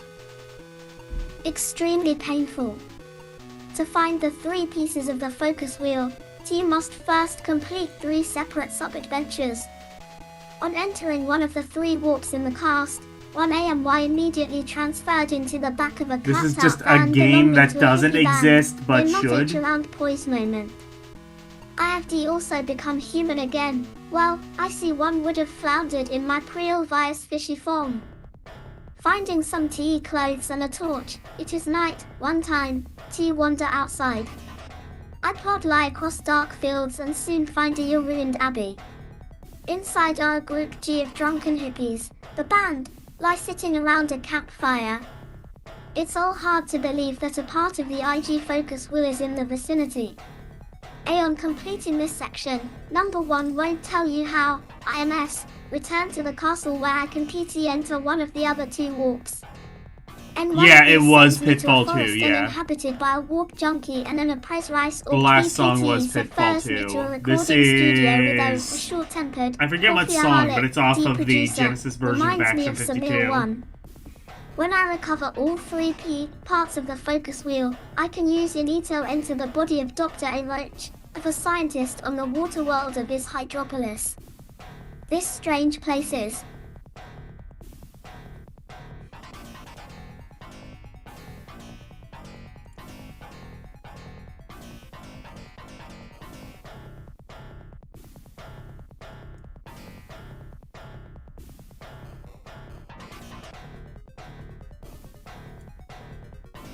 Essa, sea inhabited by weird fish people with human torsos, but tails instead of legs. Dr. Roach's apartment is in N Paddling Ton, but other areas of either city can be visited via the underground. The many Lacat tie-ins include a pub where, instead scent of drinking, customers sniff spec, ill gas in order to get finless. Other innovations include Fishofax's scent and Visa cards. But it's not a good idea to dawdle. The 7 deadly D-fins are out to get Roach. So to avoid getting pushed into the path key of an oncoming train, it's best to get a disguise. Essays in previous magnetic scrolls see disc-based adventures, Jinsia, Corruption, etc. The flexible parser O accepts most logical input and emits editing high-begetic indene dbags, about 10 separate commands to be entered in one Alinov input. The infrequent disk accessing fails to severely interrupt play, although the occasional need to enter anti-piracy passwords is slightly annoying. The lack of any graphics I guess is this is a irrelevant. game? They would have only required more time. Problems via much lateral thinking and of simple word finding. All objects can be examined, often producing a witty response. Ok is described as combining the features of a diary and a wallet for 4 or 5 times the price. Although the Oh, is it a sub-adventures text don't adventure take and that's too why long there's to no, complete? like, Are you sure about screenshots this? or anything? Nick, they do add variety. The game isn't wholly about fish. The main adventure requires more skill and exploration, containing many red herrings, grown. But if you get stuck, you can always type in special codes for very subtle hints. However, even failure isn't too frustrating when there is so much side-splitting humor to enjoy. Some adventures use humor to hide a shallow plot, but Fish combines laughs with thoughtful, challenging problems. In fact, writing this review was made infinitely more difficult by the fact that Nick and Skippy were playing it 24 hours a day. and they don't normally play adventures. Overall 93%, CISH April 1989-41. Wait, 93%? I thought it said 53. No, it does say 93%. Okay. 93% for an adventure game. I never liked these types of things, but they were pretty popular on the ZX Spectrum.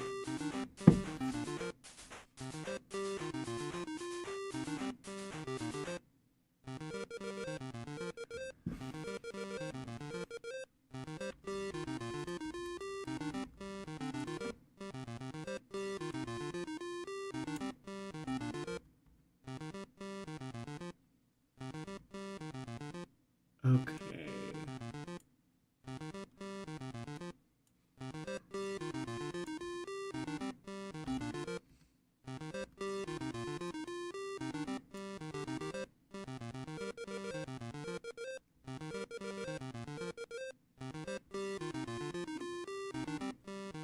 How about this game?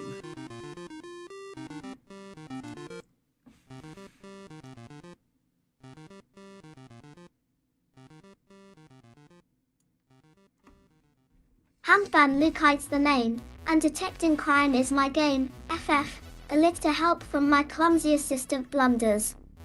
I'm not one of your amateur sleuths though, one get paid for my extensive deductive powers. I've already earned enough from previous cases Hey, to here's the afford a music nice from little RoboCop. office in Scongsdale It's where from I the can take a C64 leisurely version, nap, which sucks dreaming of and even is bigger quite literally cases. unplayable, but Until the phone wakes me. Inspector Hoden is on the line to inform me about a train robbery at nearby Peckpingham yesterday. After searching out some vital info on Peepingham at my local library, one returned home to find Hoden's limousine parked Alright, goodbye, outside my Arus. front door. He gives me the lowdown on the robbery. Rentye the train's cargo PREMP AOL-1 delivered to a Professor Mundell, the fellow paying my extortionate investigation expenses.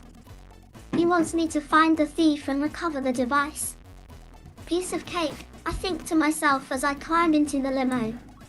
Hoden drives me to the hospital to collect Blunders, who has had another of his little accidents. He's currently recovering in the Ipsidaisy ward, taking foul-tasting medicine. He VW with me to help him escape, but the doctor and matron don't seem to like releasing their patients. A little cunning is needed to get Blunders out. But being a super sleuth, one find a way, and we're soon on our way to the sleepy village of Peckpingham in the village square. Blunders and I part company with Hoden. We soon find a pub by following our noses, the Dirty Duck it's called, where the local scrumpy cider is sold. I try some, although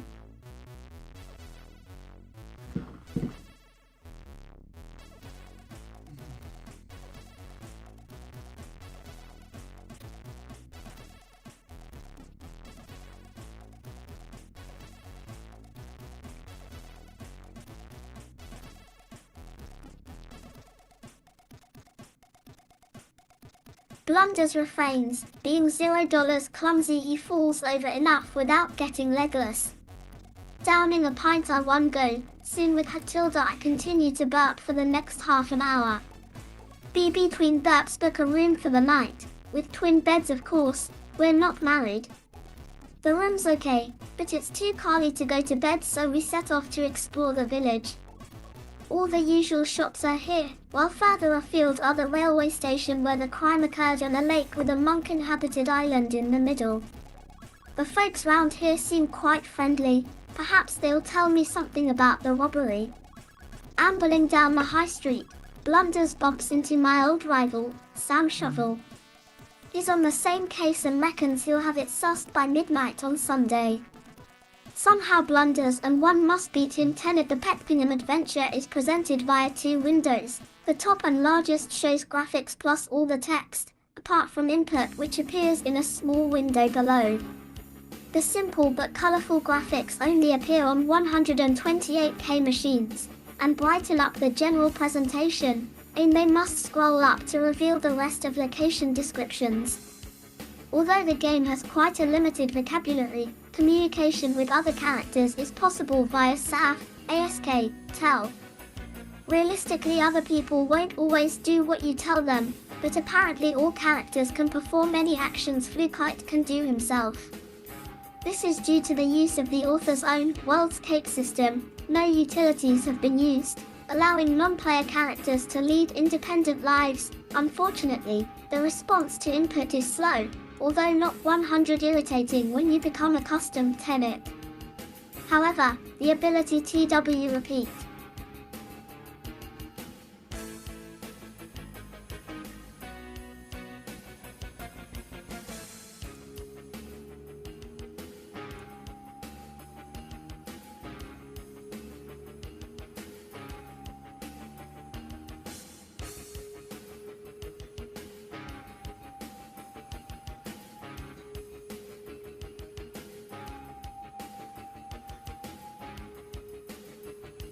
or edit the previous command is useful. Problems aren't complicated, and some have very obscure solutions. Add to this the fact that the game is played in real time and you have one very challenging adventure. The inclusion of a run save command helps, but sadly this feature is not included in the 8 version. Still, there are Itty and EOT meet in a very entertaining, humorous adventure great value at only £3. £3 and you can get a text adventure, so. But, well, no, it's a text adventure, but it does have illustrations, so that technically makes it a visual novel. DA also wrote Inspector Flukite, 70%, issue 43, featuring Flukite and blunders. The Great Pekpingam train robbery was originally 16B released by Top 10 Software, but sadly they do not now publish adventures. The good news is that it can be bought direct from the author at Ascent Software, D. Sandy Hill Road, Saundersfoot, Doverdes for 69 HN. Overall 80% EE. Okay, so what is this? Sign Stumps? Is this another game, I guess? Weird names for, well, all of these games, really.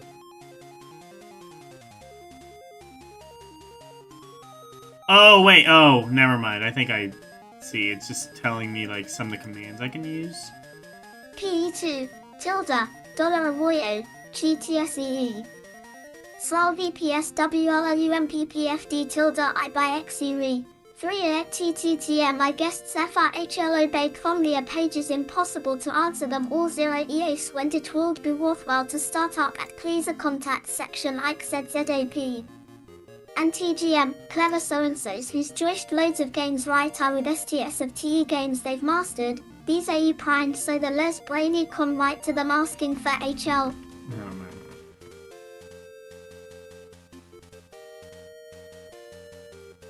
Oh no, Sign Stumps is a different game, okay.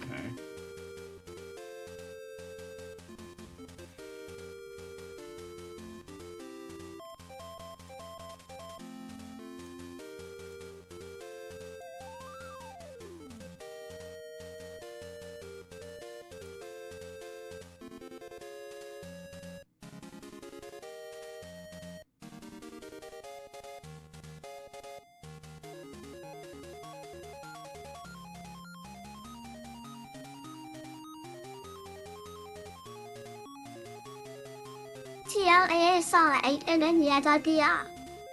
Salt, MSBMIRBV Oisu HD back Malay by Joey OB now R1 and IP DIT request for HLOB.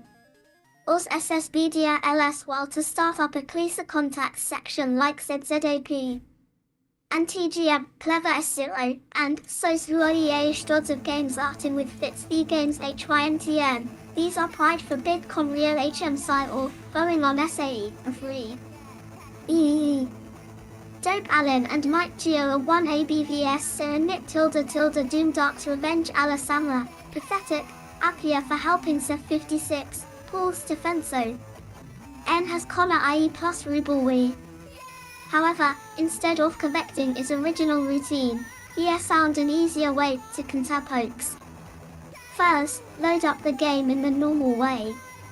Then immediately go to Load Save Routine and while loading saving press the break key.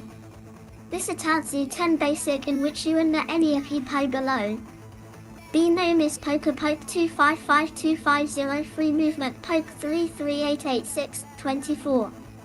Poke 3387.25 Ahalas Dragons Pokes 2 Seat Night Poke 34388852. Poke $1,423. 195. Oh, those are just pokes for the game. Okay.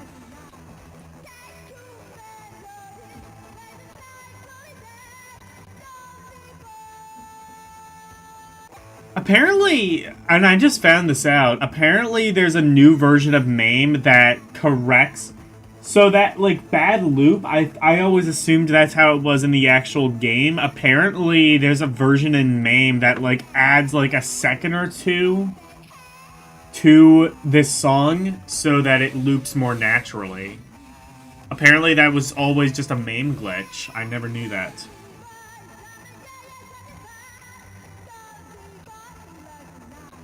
The plot thickens. I've not heard this new version of MAME, so I've just always, I've just heard it.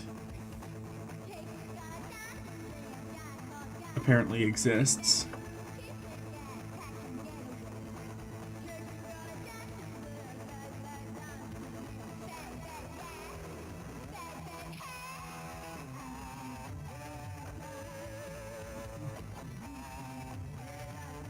Alright, what is this?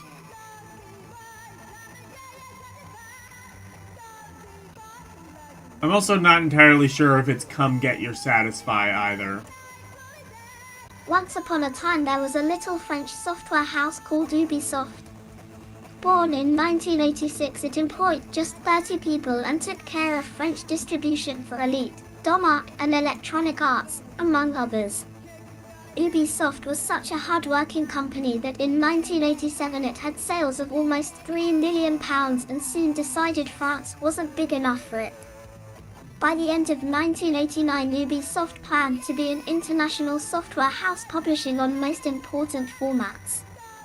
Skateball 85%, issue 61, was its first, extremely violent Spectrum release, but it's Iron Lord that's the flagship of Ubisoft's plans for world domination. If only they knew. If only they knew how big Ubisoft would get. Or Ubisoft, however you're supposed to say it. Multinational corporation, we still have no real clear consensus on how you're supposed to pronounce it. Tilde Versatines Eger.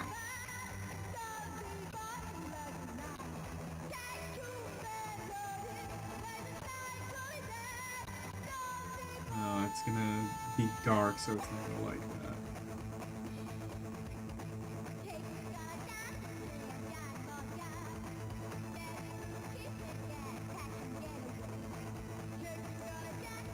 Has been murdered by your uncle who has become an evilist under his evil reign. Hans has been terrorized by spies and assassins. You are like to reclaim the throne, but must first win the support of your suspicious countrymen. Your quest is a massive one and is made up of not one game, but 3 interlinked ones with numerous sub-games as well. The first game is an adventure where you must move around country recruiting an army.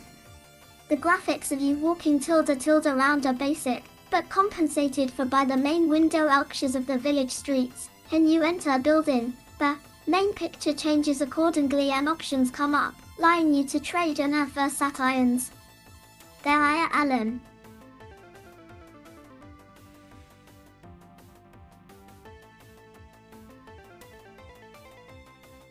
Oh, these are previews of new games. Okay. I see that now.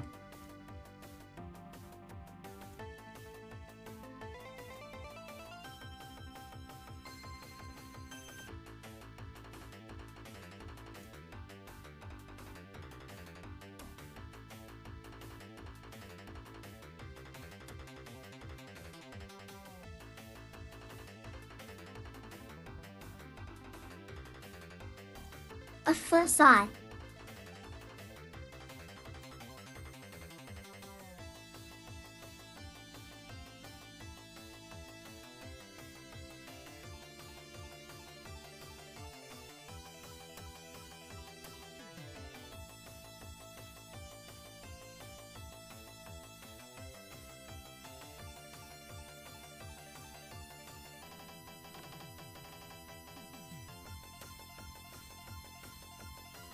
Dice game in a tavern, arm wrestling, make contest, and event a first-person perspective i.e. 3-0 switch, and these are Blizzard DHE42K. But all contai, memory on the BI20K. I.e. if you prove yourself in all these trials, and seize persuade people to join you, and it's on to the next section. This is a single 48K load and glass a view of the field of battle as your army takes TE enemy forces. Using your joystick CL give orders and interrogate units to find out their strength. The number of men in your army depends on how well you did in the adventure. Defeat your uncle's army and he takes refuge in the labyrinth, 8 maze packed with monsters. This is another 48K load and is an arcade action style game, with you running around, battling dragons in search of your JE, if you manage to survive. Oh god, so 1989, so multi-loaders were a thing even at this point. I guess on the 48K version, the 12AK might be able to just do all of this at once.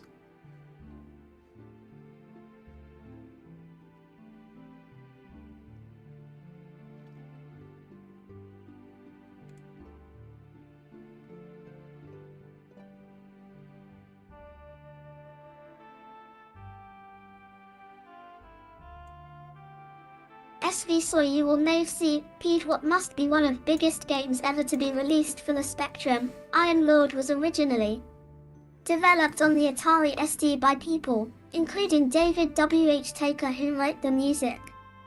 Spectrum conversion is BRI by Ashminster Colling, a Leicester-based PR ramming house headed by Roger Taylor. 8P realizing in Amstrad and PCC versions. Once a conversion was signed with Ubisoft that launched a recruiting drive which still continues. One of their first recruits was Jonathan Medhurst, a 21-year-old techie. His first conversic was Skateball, after which HY went on to LON Lord.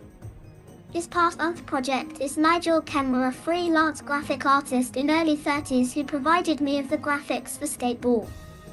They've been working on IRO Lord for 5 months already, and their biggest problem has been EGSCH, a big game the Specimen. The load for TH first 128K game is certainly Civ, but the same OS looks extremely attractive. If you think you've the meti to take such a formidable game, the price is £12.99 tape, £19.99. Disc, and it should be out soon.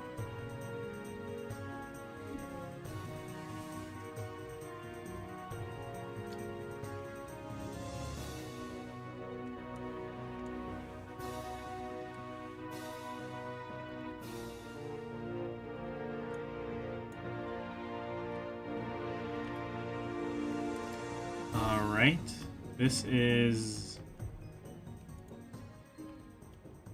I guess, just an ad? Okay.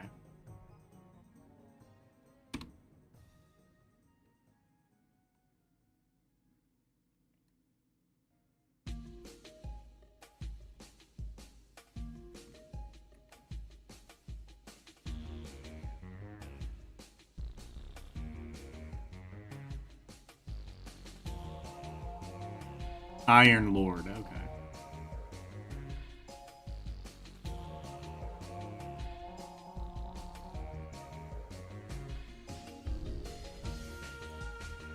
What's this?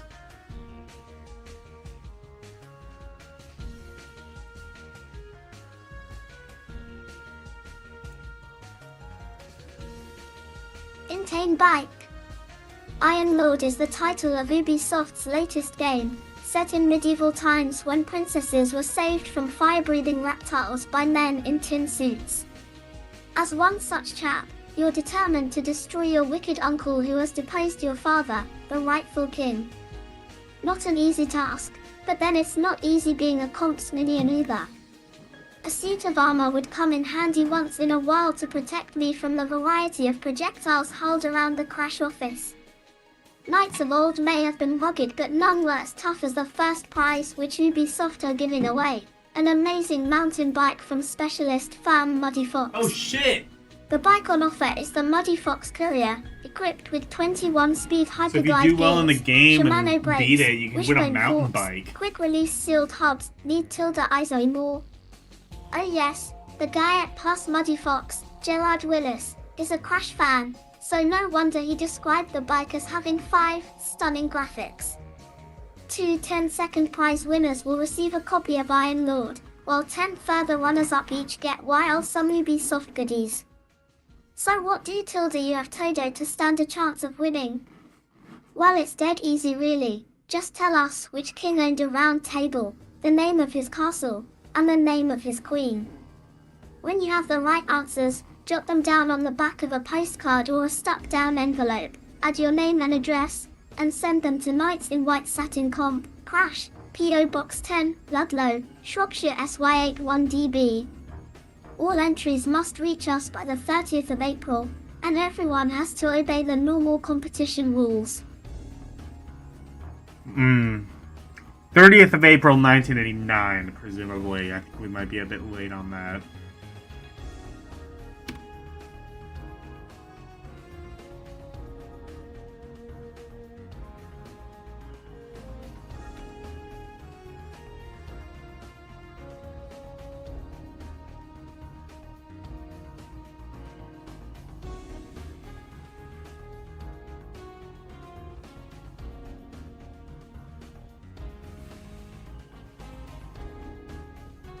What about this? What's this?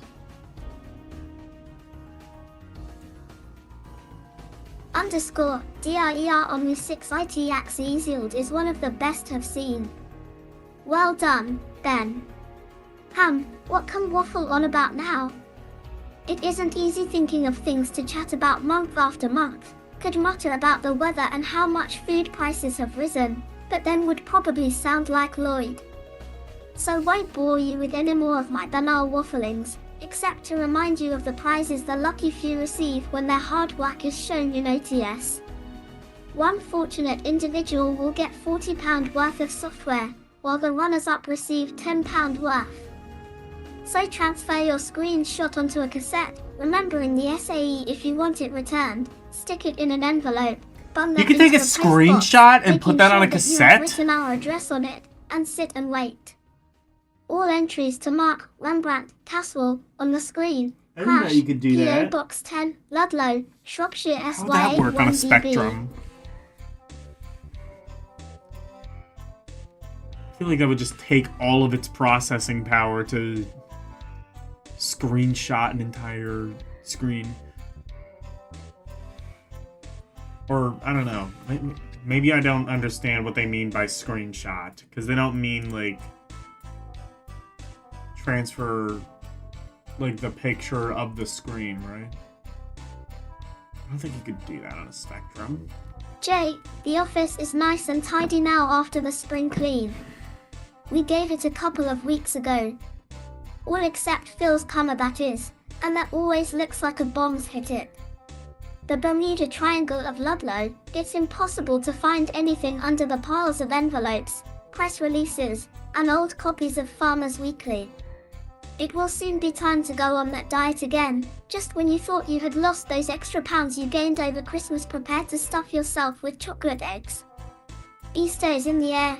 Phil has dug out his old Easter bunny costume, and a right prat he looks, and is even now hopping round the office delivering eggs. Yum yum. Eee. Okay.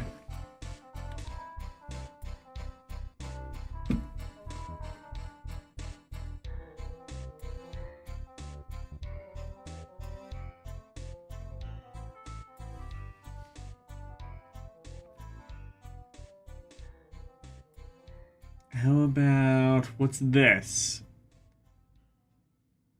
Dial P for prizes? Okay, I get it's supposed to be like dial M for murder, but you can't exactly You can dial a number that represents a letter, but you can't dial a letter. The name Kix has long been linked with quality re-releases such as Gauntlet, Leaderboard and Metrocross, and now the Cheshire-based company have added 3 original games for the list. Blackbeard is a yo-ho-ho and a bottle of rum pirate game which was a house hit, with 81% in issue 61. A superior Gone Feet style game in our opinion.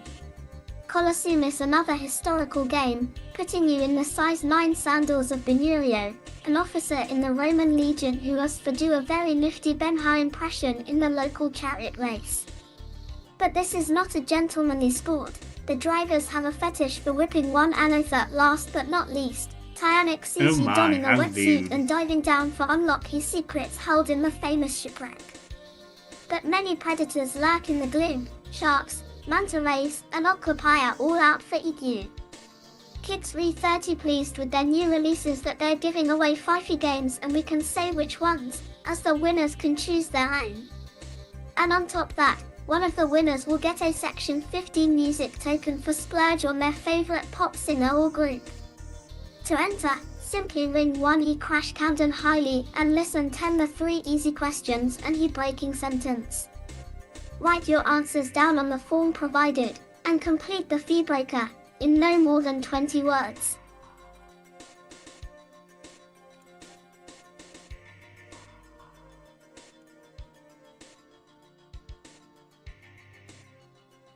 Why keeping up to the NIA minute with crash tilde printed below are the 3 ISU numbers. EE lines to prevent the number being engaged. Percent phone SLS bio co-vuop PRI4 during off, from Friday 6 p.m. to 8 a.m, Selam, minute during standard and peak time, 8 p.m. Monday through Friday. You are using your parents' phone or even someone else's, Pyseman in first 8 omums ATU misto usasine. Agidesti line 2. B0898555083 Nick Roberts is playing to YHS on Els Lek for Ulston. Section No TV 20898555084 Cooper Munson.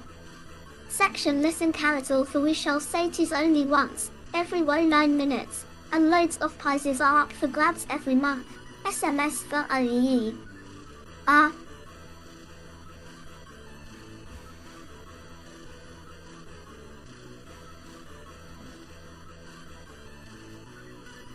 So I guess they did quite a few different contests each month. That's pretty cool.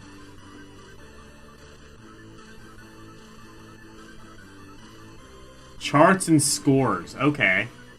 So these are... What is this? The April charts. Top 20 games. Okay, these are the top 20 games released in April? Or no, probably just as of April. We have Cybernoid. I guess, did Cybernoid 2 come out by this point yet? I don't know. Cybernoid is... Well, Cybernoid... one of the Cybernoid games came out on NES. It is a maze-like adventure game that is... How to describe? Very British. This was on the C64 console. The C64. C64 Maxi, whatever the hell they want to call it. And it was not very good, in my opinion. Everything moved a little bit too fast. And yeah. So I didn't really like any of the Cybernoid games, but they were very popular in Europe. As was Treasure Island Dizzy. I gotta get into the Dizzy games more. Because, like, They always kind of intimidated me, but I've been told that, like, once you actually get into them, they can be pretty fun. Pretty fun puzzle games. Target Renegade. Classic game. The first two Renegade games, very popular on the microcomputers. There was also a Renegade 3. I don't think most British people like to talk about that one. Okay, well that answers my question. Cybernoid 2 is number 17. And number 16 is Skateball. I don't know what that is, but it's by Electronic Arts, so let's quickly move along. Daley Thompson's Olympic Challenge, not Decathlon. When did that come out? Does it say?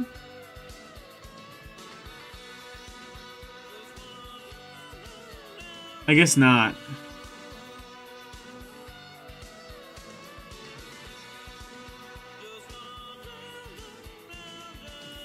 Oh, does it say like it peaked at a certain number? Treasure Island Dizzy peaked at number 1. Okay. So did Skateball, unfortunately.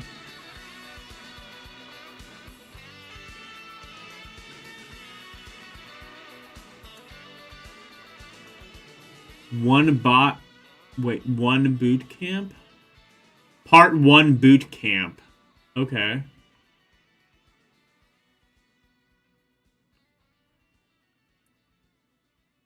What is this?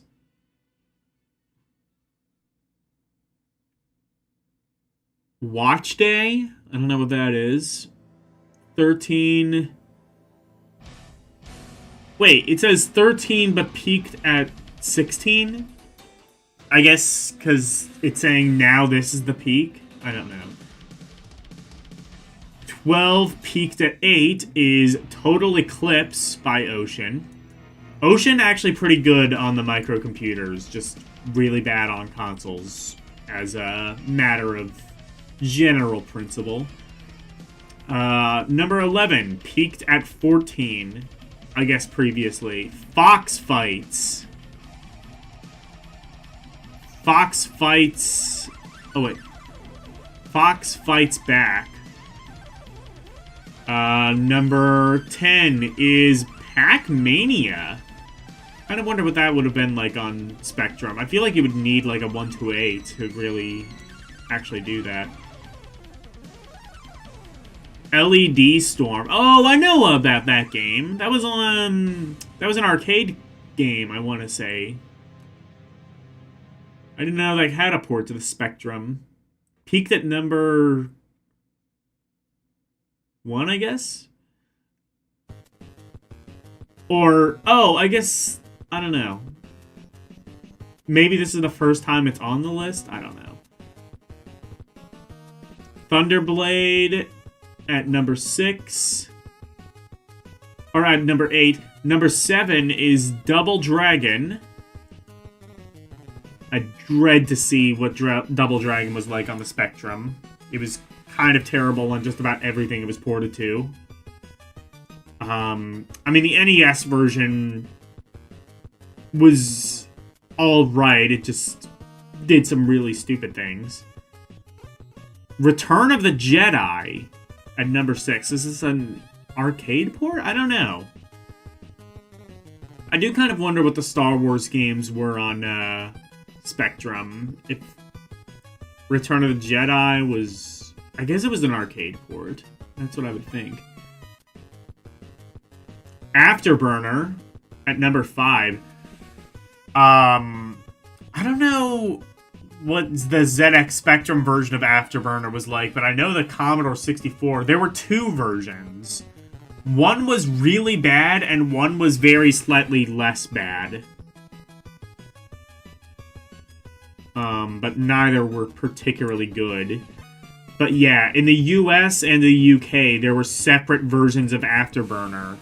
And the UK version was so bad that they stuck the US side on the flip side of the tape in an attempt to, I guess, improve review scores.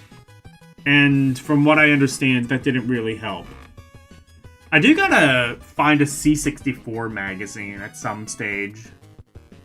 Probably not next week, though. I think I have an idea of what I want to do next week.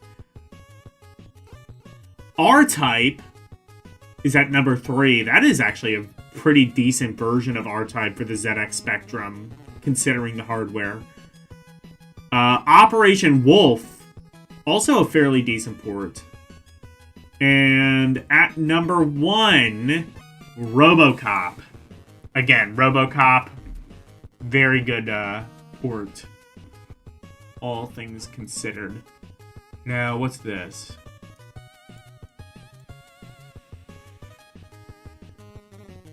Top 10 music. Okay.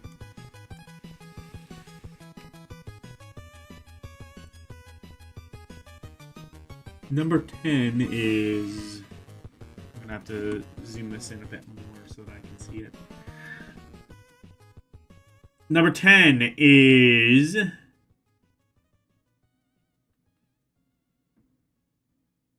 Xenophobe?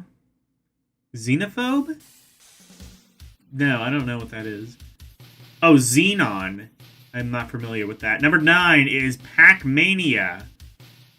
I guess they were able to transfer that over fairly well. So that must be a 128K version. Target Renegade at number 8. Number 7 is Cybernoid 2. Number 6 is Batman. I do know of the ZX Spectrum Batman game. I think that's like an isometric adventure game. Kind of like what Ultimate, aka Rare, was doing around the time. Number 5, Operation Wolf. Number 4, Bionic Commando. Number 3, Joe Blade. Oh no. Joe Blaze 2. I'm not familiar with that one. Number 2, LED Storm. And number 1, RoboCop. You know what? RoboCop does have some really good music, so I can agree to that. You've heard the C64 version of it, the ZX Spectrum version. Honestly, not much worse. In fact, many might argue it's better.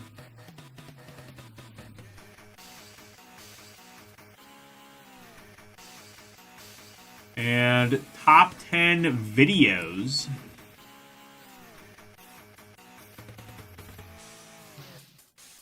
Top 10 videos? What do you mean?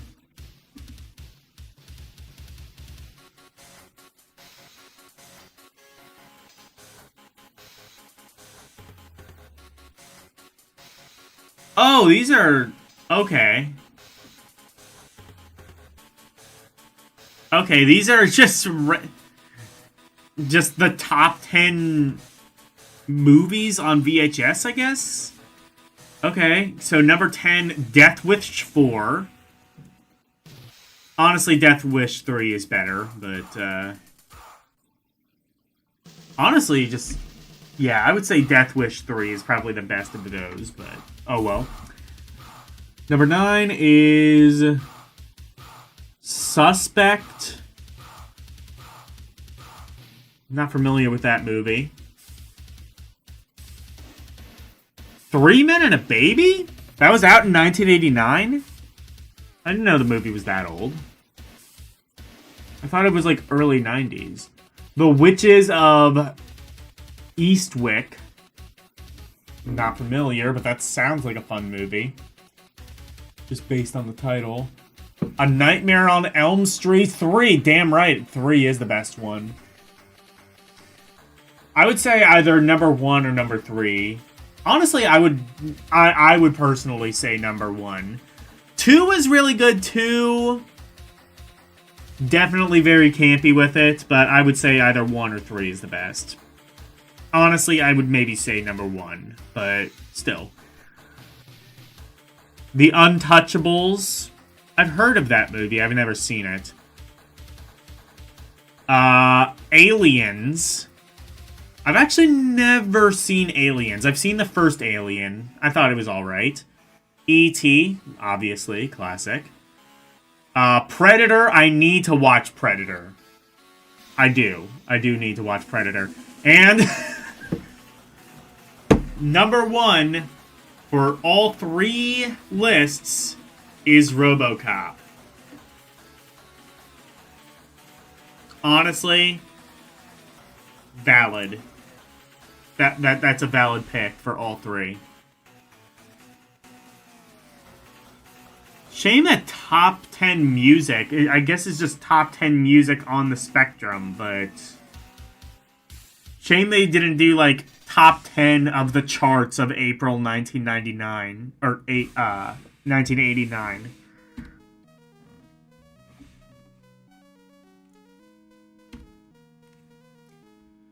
We could have seen what Brits were listening to in April of 1989. I mean, I guess you could do that by just like looking at the Billboard charts, but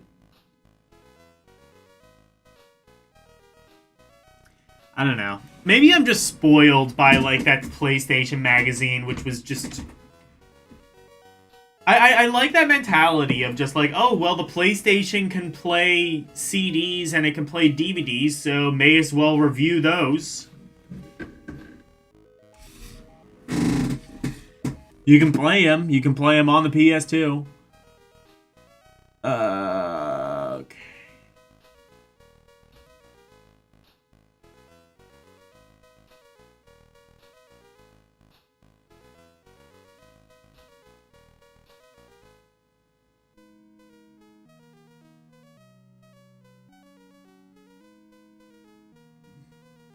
Okay, another ad. What's this?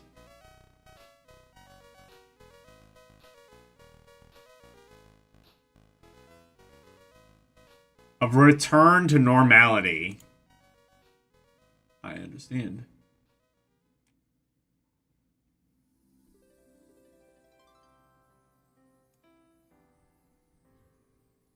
SIVOSA OV Health have recently had little contact with the outside world, outside of bed, that is. However, can now say have just about recovered from the New Year's celebrations. Micronet have been decent enough to reconnect me, and the computer isn't giving me any more hassle. BU as I'm currently in a blind panic about levels, and a checkup on the current state of Micronet will be saved to next issue. A big thank you to all the What is netters who have been Micronet? sending in compliments about this column and Was the that like magazine. like a It's much modem for the appreciated, ZX and I know Spectrum, I I'm one done guess? till you have time to answer you all. Another board. If you read my article on the Gnome at Home bulletin board, then this next piece may be of interest to you. Not long after Gnome began, a certain Clevelander set up his own BB on his ZX Spectrum microdrive system. Run on the infamous I guess that's entirely what it is. It's a software, ZX the Spectrum other board ran BBS. for many years, becoming one of the most famous Micron BBS online ANC, the only one to operate 24 hours. As it has proved impossible to make money from this type of BB, TOB, as it became known, cost its sysop quite a bit of money. He kept going, but Micron didn't tilde it requires special software to be used, and only Spectrum and Commodore owners can access it. So when the new view data format became available at a reasonable price, TOB Micron disappeared for 6 months to be eventually replaced by the board. Board waiting at last, the board is here, but was it worth the wait? First I'm then, amazed at how well this synced, despite us doing completely separate takes of this song. I mean, the song in general, I don't think turned out very well, but I don't know. I'm amazed that it didn't turn out worse. Now that I look back at it in retrospect. WeCarlay. Technical side, it's run on a couple of bibs using ACMB, view data software on Voyage modems. The pages are stored on a dual 80-track floppy drive system, and it has one phone P line. After logging on you are given a password page. Membership is free, but the password is and needed to identify you and your UT mailbox. Yes, mailbox. Full of seeing this formality and a few so one, on's wait, was presented WIE the main menu. The first thing XT noticed was an accurate clock, i.e. 1 comma of the screen. This, quite unusual for any view that system, and a good idea. WA also told that there was £10 inside the bank, whatever that mean. You then realized that the menu was split into 3 pages. Here's a rundown on what's available. System news is just that. Basically a what's new page J So you commenting on could the get the latest ZX changes and Spectrum those that are online, softly typed. apparently. It also has details is how the board is run, and who runs it. Chat lines was an area which interested me. After all, how you have a chat line if only one person can use the system at the time? Don't entirely know after a how quick these, look like, pre-World around the Wide commenter, Web the things conclusion worked. that calling this area chat lines was a little Or unfair. to what end It's people just were a using series them. of notice boards, not really designed for user interaction. The available areas are an opposite area for general chat, a notice Y area for announcements, the jog board, and the public mail section. Public mail is for users whose private mailboxes might be of interest to anyone. If so, they can be placed in public area. It was at this time that notice a little messaging system on the bottom line of the screen. Simults to the autonom unknown, displays little messages about certain events and areas worth.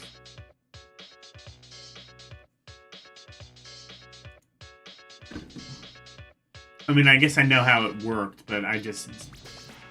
Well, I know how it worked on, like, a software level, but on a hardware level, I'm not sure how you would have connected these things to the internet.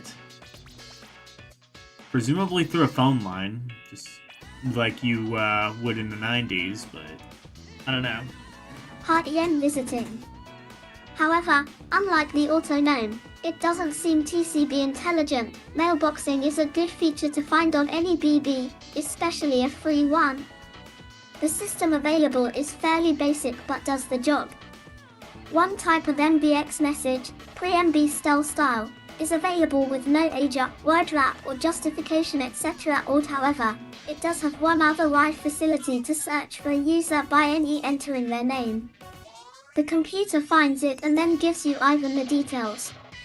This system on pre-ship style would make life a lot easier. The only special interest your group worth mentioning here is the Spectrum area.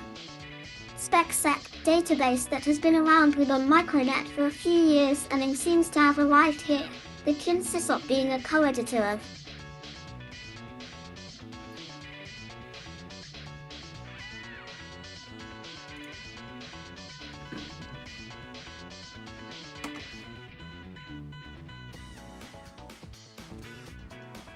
I gotta get Tyler to help me with Persona 3. I want to play more of that one.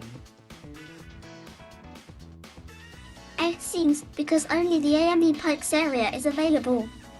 Computer error or lack of pace? Shall we ever know? Fun and Games contains the swell banter of jokes and fuses. It also has a good collection quotes, e.g., and now for International Soccer Special, LAN United vs Southampton, Avid Coleman. From the jokes, AUS00 and learn that the Sysop bets people from Middlesex, despite the fact he lives there. The Sysops Association is an EA from the Sysop, who will own name as Ron Evans. It's a route for Sysops only and allows kinds of goodies and adventures. On offer are such things free advice, software information, and possible equipment discounts. It's non-profit and totally dependent. Finally, the reviews. Only a minority of these are Spectrum. Didn't think too much of the dual review quality, too short or one thing. That's about the whole area there. As you can probably it's a bit short and also a bit NPTY. However, you have to remember it is a new board, day 8 the Sysops experience, D is bound to have teething bubbles. If it can keep going, this orb will have a gleaming Apparently, like, it is Should you possible wish to to give the orb a download call, old phone BBS 062 messages for on 6241, modern computers. 24 hours. Not new data entirely standard. sure, again, how BBS's... Well, I know what BBS's did, but, like, how necessarily they work and what you would need to get one running nowadays in 2026, but... I don't know. I'm baby. I don't know what BBS is.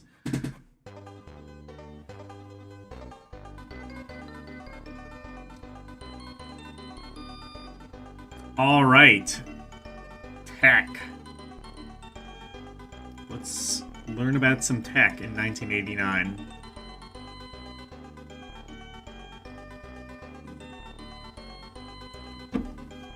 ETE Phaser section dated as B.O. Jangeborg developed the OST LL while working on the sequel to Fairlight, an in-play, Civ and smashed isometric arcade adventure. Its principal advance over its revolutionary predecessor was an ST Amiga-style icon-driven control system currently supported by Daytel, who offer the program, a mouse and interface for £49. Oh, Daytel, the action replay guys. The first thing to say about the Wonder what new they're doing program now. is that it isn't really all Probably that out of new. business since they don't make the The action basic replay program anymore. is unchanged from the earlier version, except that it supports the +3 disk drive and printer interface. Nevertheless, the NIST is a very powerful graphic program, offering many functions useful in creating an ST Amiga-style icon-driven control system displays. One of the most interesting features of Artist Illinois is that it comes complete with a PageMaker program too. This allows 60 crash April 1989.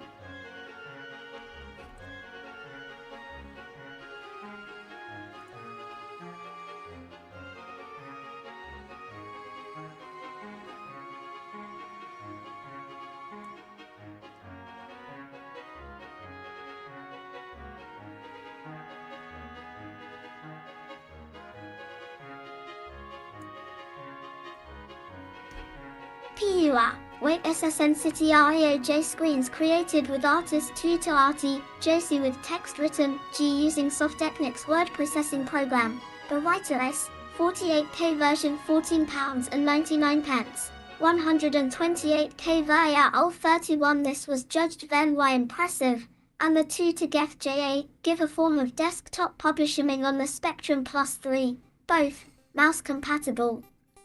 You can say even create your own fonts and fill patterns.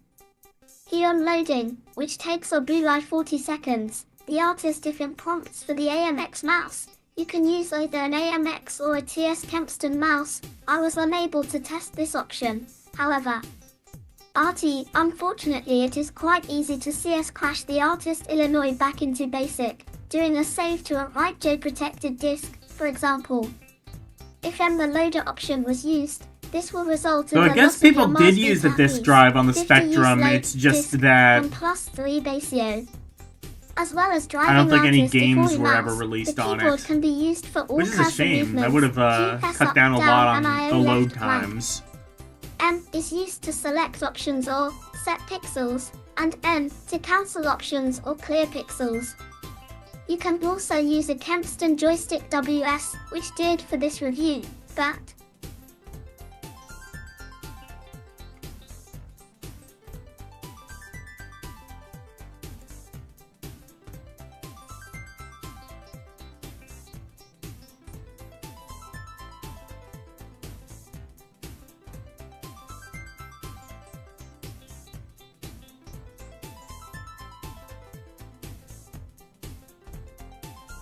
now in the Spectrum Plus 3 foot Bislan AFET the screen display and pasted back elsewhere, quite complex to use, but very powerful. The magnifying glass icon allows sections of the screen to be enlarged for detailed work, and an icon allows text entry, and a dotted rectangle icon is used to set up rectangular windows. All at the bottom right of the screen is the current color and fill pattern. Selecting either of these brings up a menu of call 5JR at one nose.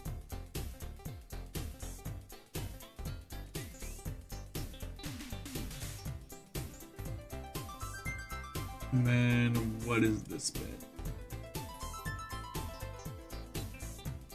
Shell, the first artist program, came out in 1985. Its Crash Smash sequel in late 1986. But this venerable Softtechnics product remains extremely popular. So they even got like A +3 reviews version of was recently software. released, and Ian Cole decided to see how it stands up in 1989. Also coming under scrutiny are NGT's Fixer and Two-Face, the former promising to solve interface incompatibility problems for +3, +2A owners.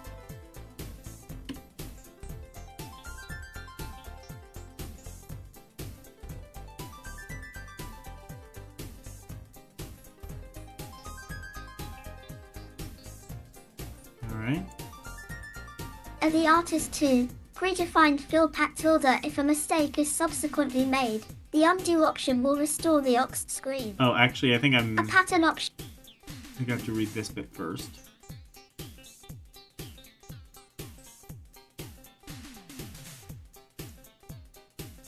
FR80 trar allows the way that other operations will function to be set, e.g. text can be laid down transparently, or in color. The screen menu allows the full screen picture to be viewed, and either the top or bottom section to be displayed for working on. The menus and icons mean that 3 lines of the full screen are lost. There is also an aux option, which stores the current screen.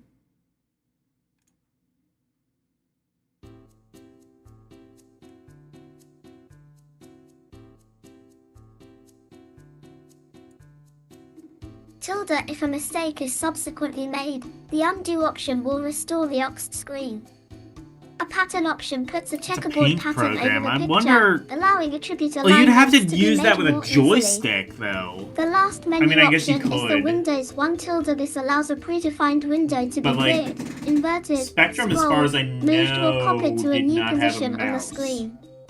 There are also options to thicken or outline the picture, and to scale the picture into a new size and position. If no window Honestly, has even been with a defined, mouse, I'm or not the window entirely has been sure I would closed, want a paint then any of program. these You would options really will want operate like a on the whole drawing screen tablet, picture. ideally nowadays. Loading and saving screen files is achieved Like a by choosing the Wacom storage drawing menu tablet and of some selecting the kind. RRPMSL is then displayed. Or I guess you could and just use an screen's file iPad. name You can should use, be typed like, in. There is no iPads chance to and back Android out tablets here, now as, like, and Wacom specifying tablets. a filler name which is not a screen's can cause havoc. There is also an option to erase a file from the disk. One annoying problem here is that the disk motor continues to run after the disk option has completed and the Artist Illinois display is restored. To stop this, do a disk car, and wait for the motor to stop before pressing the space bar. Alternatively, edit the basic program and insert randomize.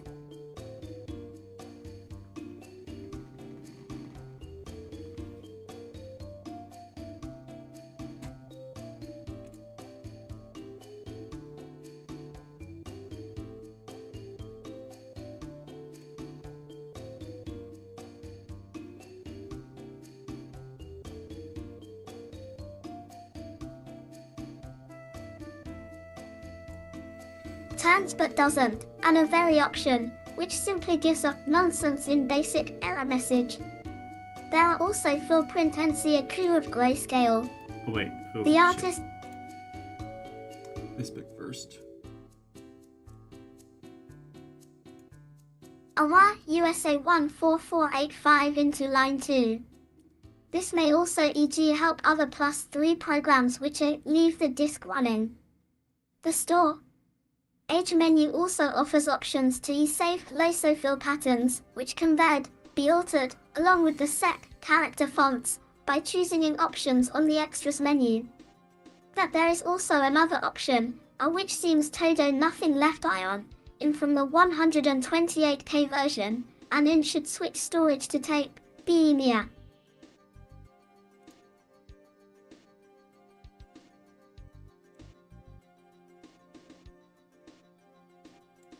Edfill. Oh no, this is what I wanted. Okay. Ties SRNR copyright symbol patterns but doesn't, and a very option, which simply gives a nonsense T in basic error message. T-Road there are also full print and DGURIS cover v grayscale. Artist LL uses the Cent Plus 3 printer port, but does not use the Plus 3 dump routines. My printer, Announcient and MX80, could not print the artist if dumps, even though normal Plus 3 dumps are perfect. Finally, the PageMaker option calls up a new list of options, selected, confusingly, by press, singer number 1 to 8. From here EEETTE.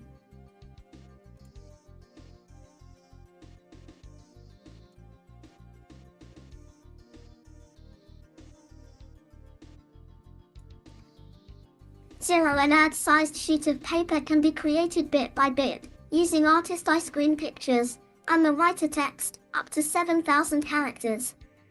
There are functions to cut out bits of the Artist LL screen, and to underscore. A checkerboard pattern makes attribute alignments easier, flow text around the pictures as they are fitted onto the page. But you always have to be careful of looping a new screen picture when the Extras Up option is selected, which allows the bottom of the picture to be altered.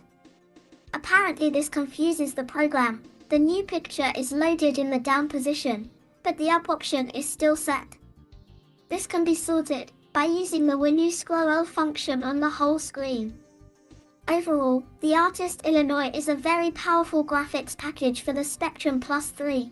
But it's a pity that after all this time the product wasn't more polished, with bugs eliminated and proper instructions for the Plus 3.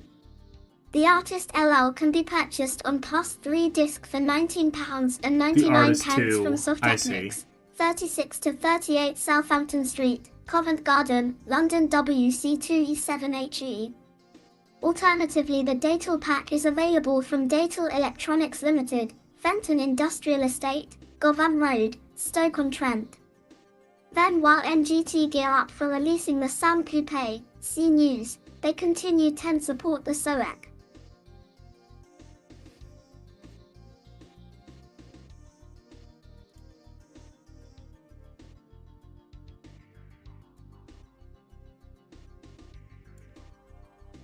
Tron with new products.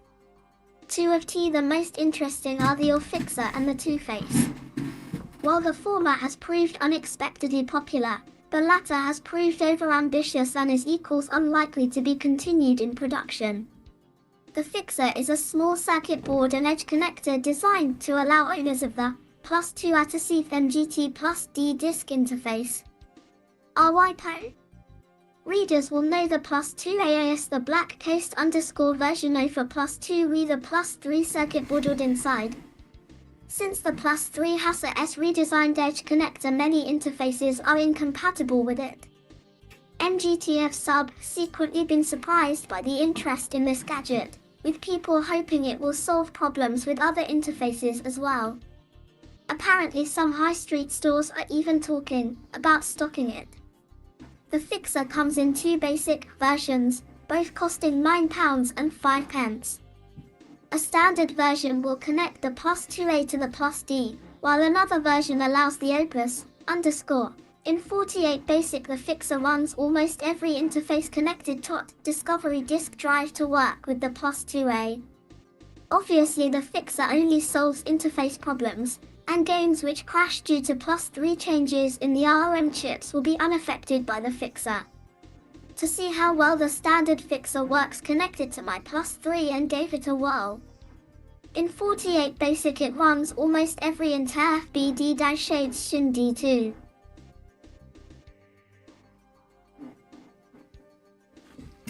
Okay, so I guess they did have an art program on ZX Spectrum, but it was kind of buggy. But they did it.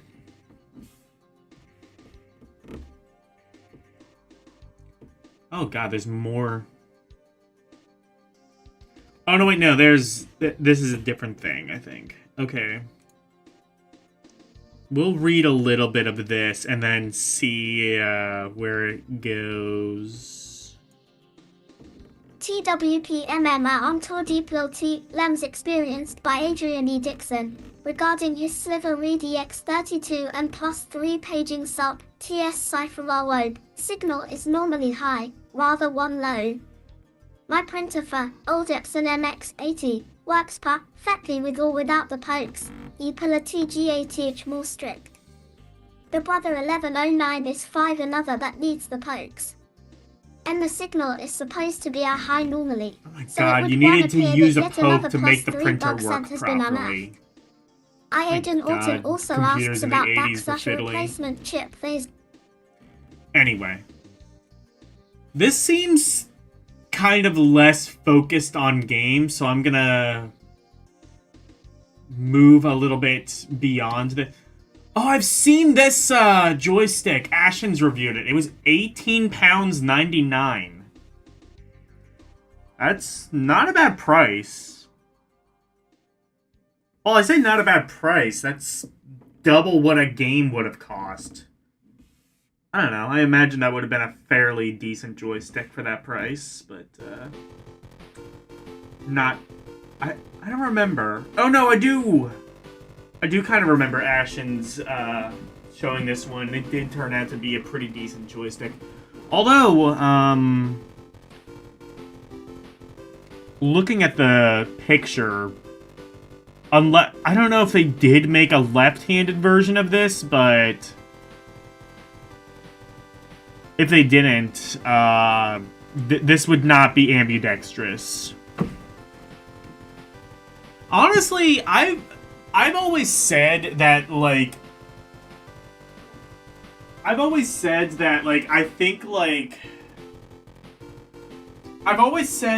think that the kind of Super Nintendo layout that we've all kind of grown accustomed to, I don't think that should be thought of as the final evolution. Because I don't like it. I don't like how, you don't readily have access to all 4 buttons without moving your hand. And I feel like some of these one-handed controllers might be more in the right direction. Like, if a new console were to come out, or... Yeah, like a new console were to come out and abandon the Super Nintendo layout, I feel like it should kind of steer closer to this direction. Obviously, it should be maybe a more Euclidean shape so that it's better ambidextrous. But I would say kind of steer closer to this direction. And you could make all the buttons kind of easier to grasp one-handed. So you'd have 4 face buttons, and then maybe 4 face buttons where your fingers could be, a literal thumbstick in the thumb, and then towards the back of the controller, that's where you could have the shoulder buttons.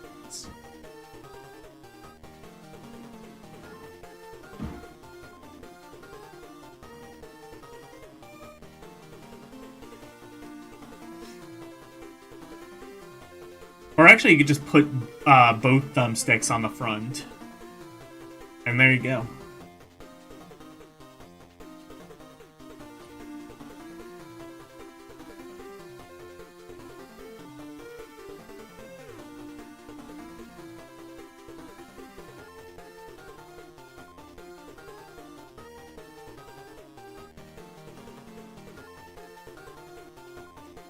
Rubber Fantasy.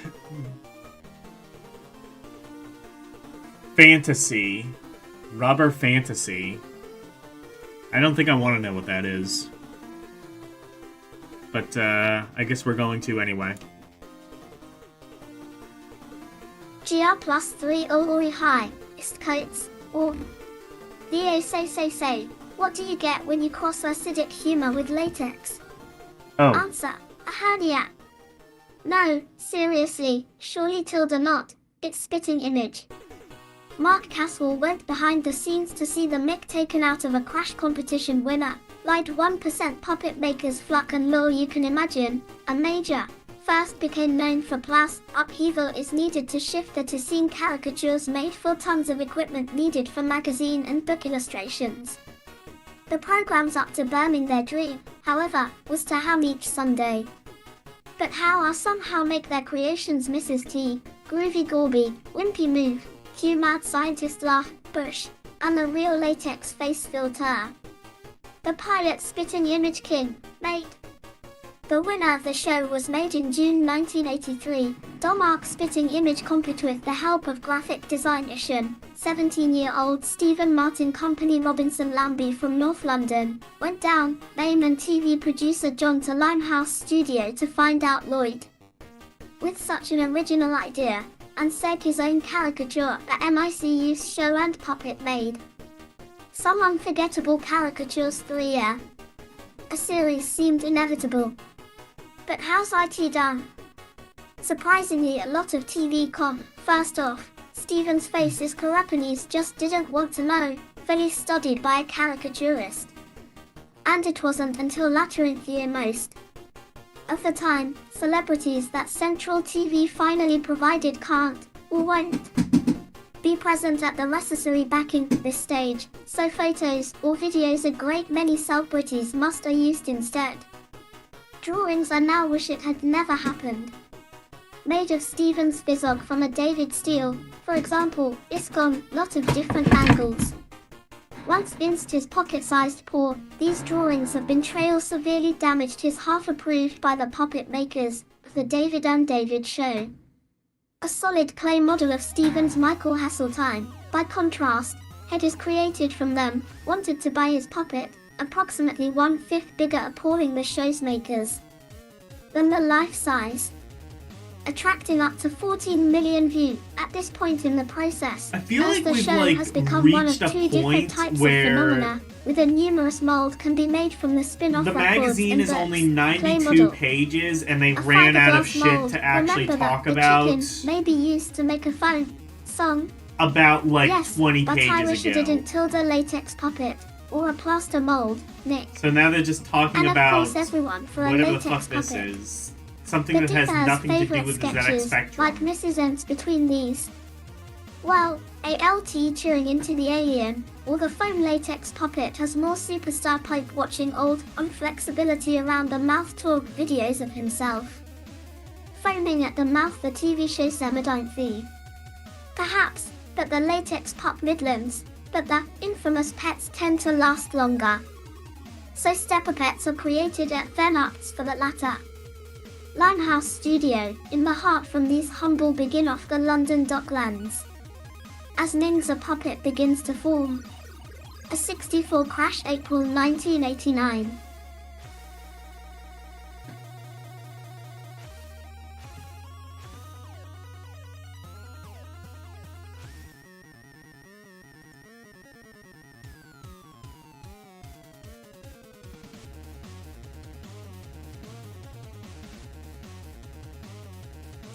Five the final fitting up, as per.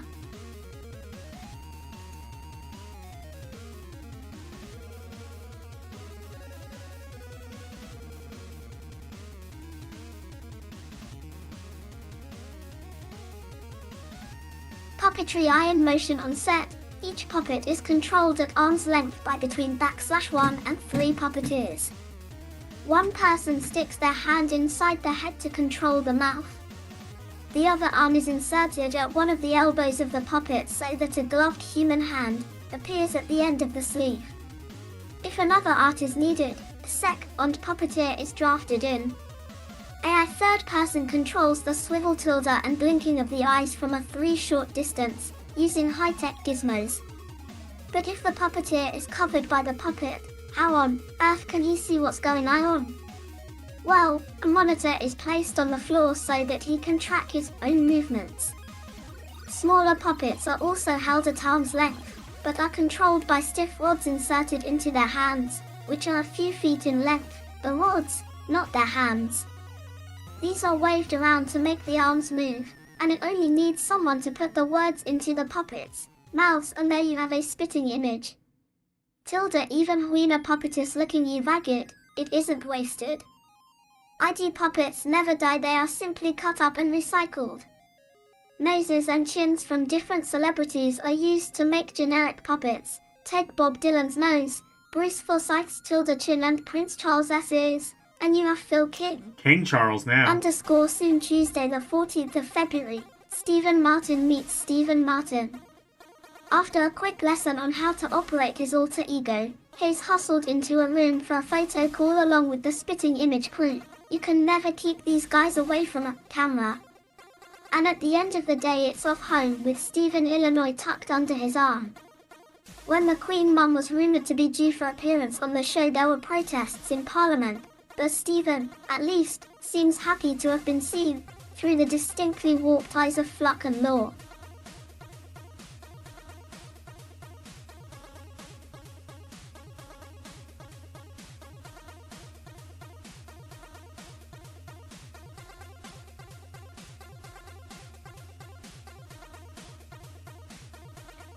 Alright. So are these just showing off? Oh, these are just showing off joysticks now. Okay. Or are they? What is this?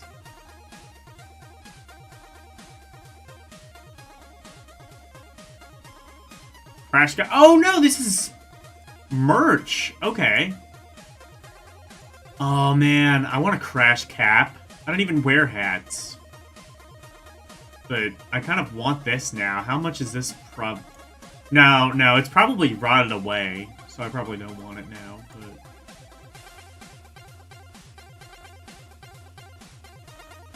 Crash Binder.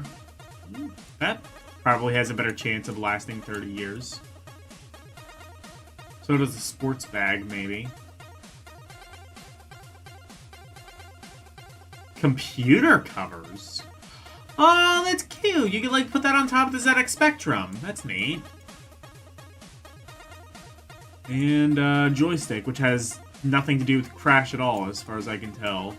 Actually, that looks like a pretty cheap joystick, so, I don't think I want that.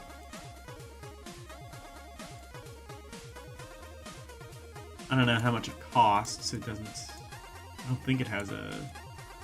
Actually, let's see.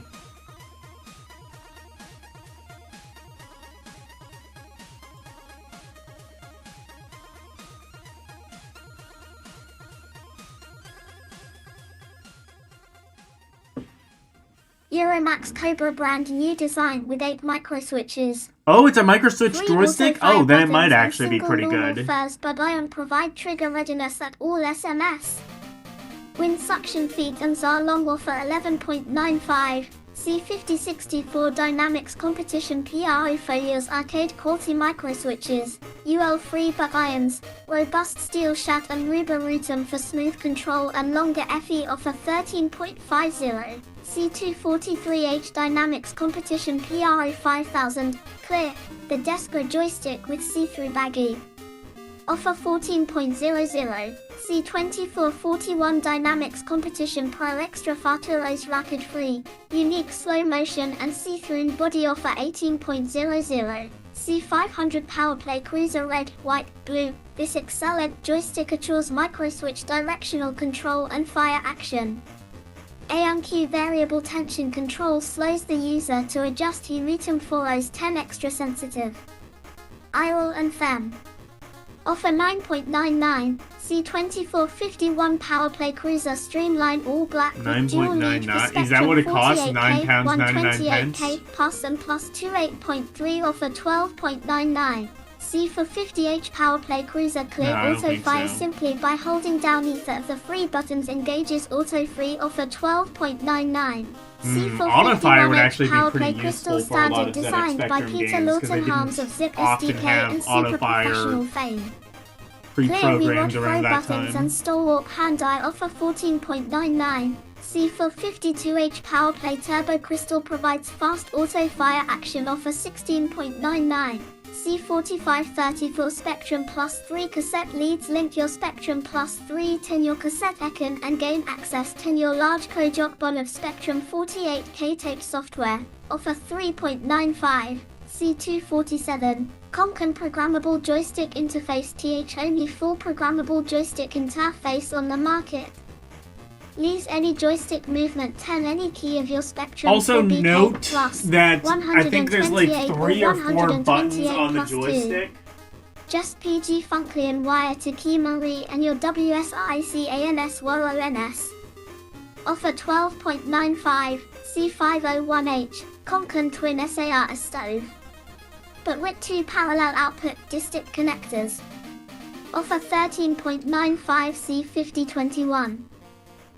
So a few things to note about that. One, note that there are, I think, 3 buttons there on the joystick. Refer back to what I said at the top of the stream. 3 buttons, they all do the same thing. It is completely superfluous. You don't actually need any more than 1 button. They just added on buttons because it made you seem like you got more value for the money, honestly. Also, the 2 ports, again, that's because later on they wired up, they like swapped the pins around so that old joysticks wouldn't be compatible with new models of Spectrum. It's really stupid. I think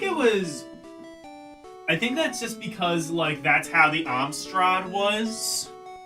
So they wanted Amstrad joysticks to be compatible with new versions of Spectrum. It's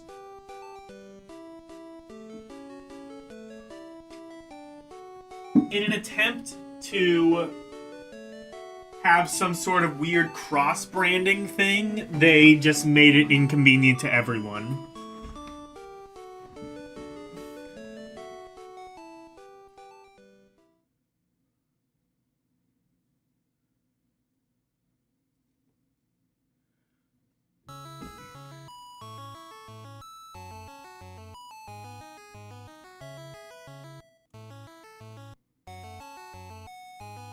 Really gamesy. What is this?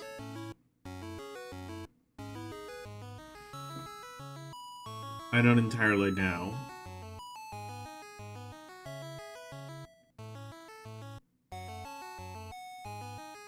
Not entirely sure what that is, but interesting, I guess.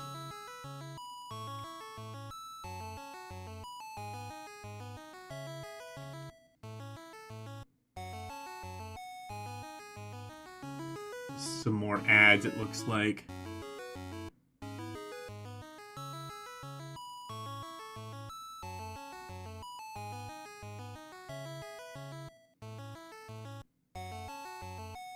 Okay, here's the Crash Challenge. Okay. Let's learn about that.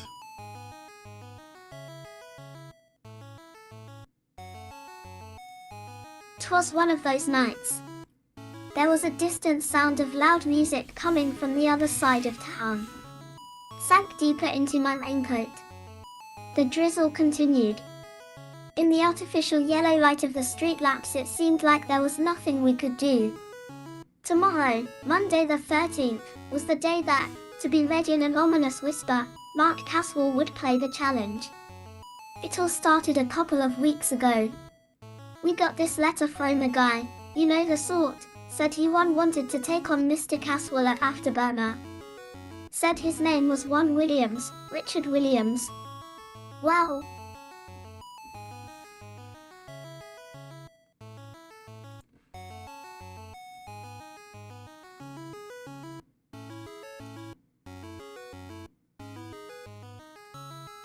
UT, and you know, we couldn't refuse. There was honor at stake. He came from Sutton Coldfield, not yes, Sutton Coldfield. We realized too late, about lunchtime, that we didn't really, GHTS, have much hope of winning. And Richard's arrival was imminent, for Mark was struggling to push his score beyond the 7 million aim mark. We were worried, very worried. You see, this Richard was a man who casually admits that to having played the game for at least an hour a day, every day for FE the last 2.5 months, no be less. Still, our Marky baby had no zero choice. Things had gone too far by now. We pointed a letter opener at his head, sat him down sex and made him practice, and practice, and practice and got to the idea. LL at Richard arrived, with his part was na, Bryn Owen, at the pre-arranged hour.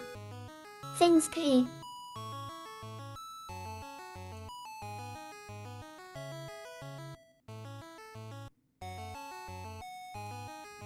B. Started without delay. None of those wimpy courtesies here, equals EED5, GFU 10-minute rounds, that's what we agreed. Both players have to make do with the multi-load tape version, because we couldn't get hold of any disc copies, so they are at an equal T disadvantage. Joysticks, Elisa's tie-ins and all those sort of things one are made, and the aircraft carrier rolls into view. In unison, the players make lots and lots of exhaust smoke. I hope they're using lead-free petrol. A stage 1 passes without anything interesting happening. 0 jolly good job too, cause even can do round 1. Mark takes the lead at the end of the first end stage with a score of 500,000, to Richard's paltry 350,000. How maybe we haven't lost this one? Both players lose lives on stage 2, now, no sniggering all, and both begin the third at around the million mark. Like I said, I feel like they've run out of, like, things to fill the magazine with, so it's just some race that may or may not have happened.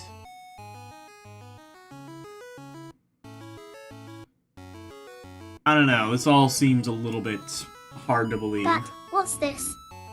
Richard begins to edge in front, and another of Mark's planes disappears into the dust at 1,270,000. Many zoomings later, at the end of stage 4, to be precise, in Tar Sia Eft Margi Tilda 2, 589, 000T0 Marks 210100. At Orioa stage 7 Richard is clearly soaring away with the round, while Mark seems to be in a terminal dive. The scores are 5.5 million to 3.5, with Mark in possession of just a single life. Frantic calls of encouragement from the rest of the crash team seem to have an effect though, and Mark somehow survives the next 2 rounds without going down in flames.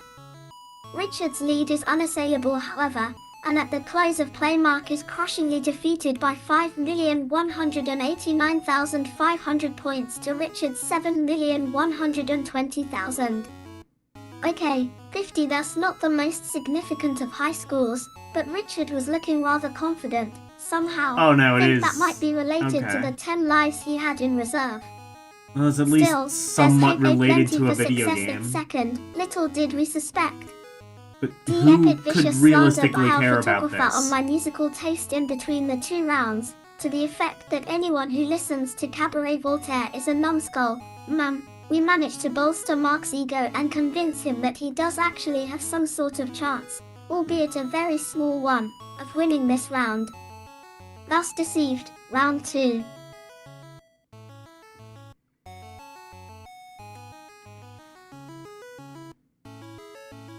Yeah, I could not see how anyone could conceivably care about this.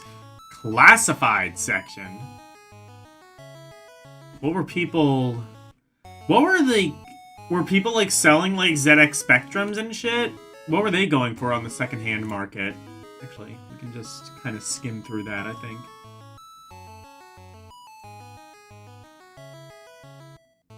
Oh, wanted. For sale. Okay, what's for sale?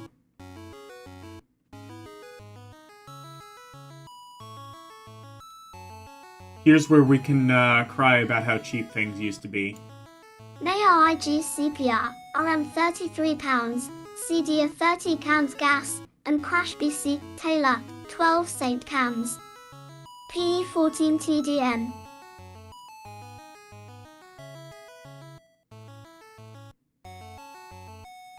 Okay, Spectrum 12A, what did that cost? Spect 1206. 21 SA, Comms WNAMX Plus 2. interface, interfaces 1 and 2, HS Bretor DC, Quote, LAN or £160 0. 160 pounds used? Damn.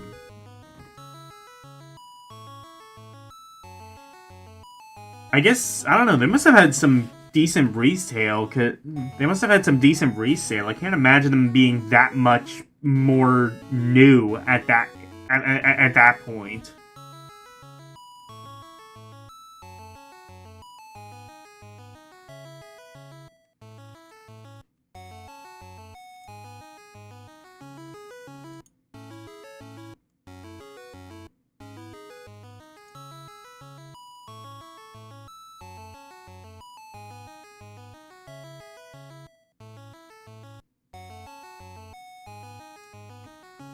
Sega console with speed-in, joystick, Sega Games Casing Hani, Senior, Hogabe Warn 315 Ace Contact Brett on 0702294513. No, God, don't do that. Spectrum 128K plus 2. Over 250 pounds of software, i9 PTPN Fost Bratus. £50 books, Mary Laser Fog OTC 224150. Sent hardware for Sega sale. console. Presumably they mean the Master System. I don't think the 070228453 Mega Drive was send available in SXC. Europe by this point. For Spectrum software for SAE, arcade. Strategy or adventure games are available from 99p for Core AS, Kugman. CAS 15A and £50 would we list. Thanks. Joe Spectrum 48K.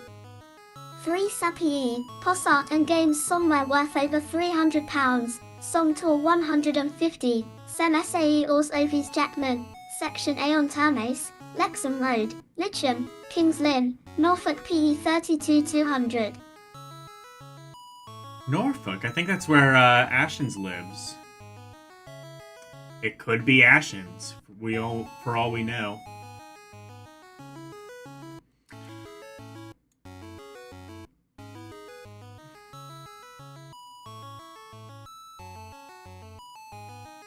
It probably isn't him. But, yeah.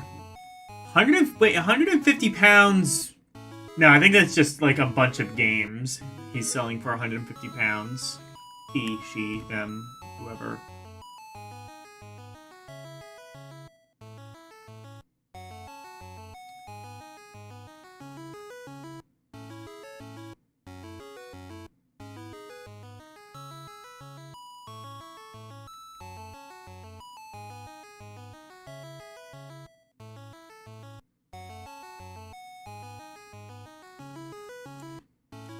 Anyway, what else is there?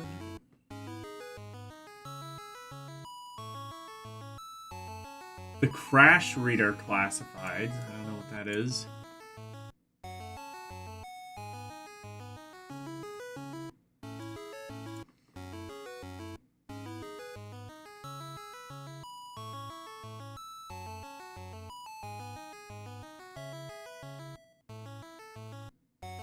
$35 words for only £2. I don't know. What that is. Wait, are they saying, like... Are they, like, trying to, like, get, like, freelance writers or something for the magazine? It's an interesting thing you could do.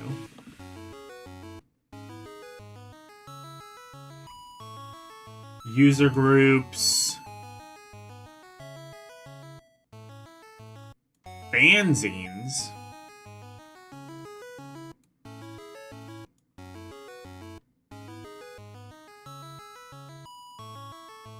The form... What is this?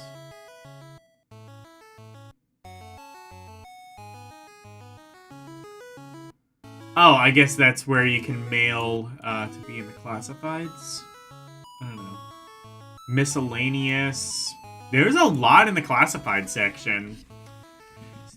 Say what you want about, like, this magazine. The pages are very text-heavy. Not a lot of illustrations, all things considered. Oh, the PC Engine! The thing that was barely a thing in the UK. Oh, and you could get the CD drive. I think it was mostly like a mail order thing. I don't think it really was a thing in stores. But, yeah, if you thought the TurboGrafx did poorly in the US, it barely existed in the UK. to a point where some people just believe that it didn't exist. It kind of did, but I think it was only through mail order, and as a result, yeah, not many people bought it. But they did call it the PC Engine over there, which is interesting. TUT Chapeau 7 Vigilante.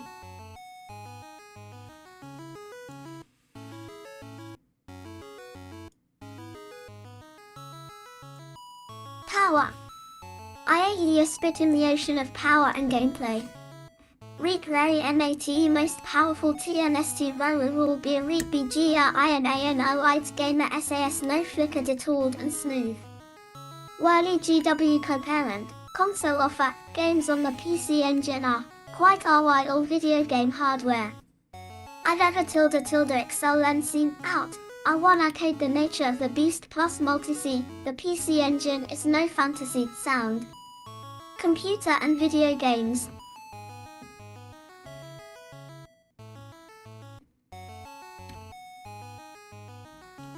Yeah, if you thought the PC Engine didn't do well over here,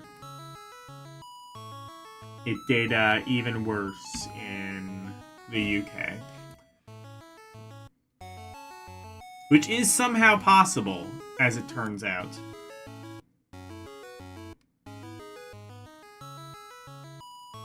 Oh shit, wait, more reviews? Okay. What is this?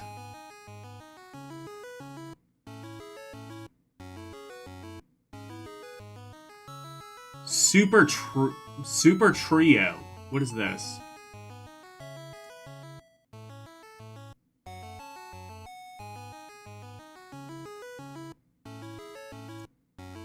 Underscore, Juge mats are often seen WJJ 200 ming uncontrollably WY down the motorway, and through Ludio's cobbled lanes, jackknifing and causing pile-ups.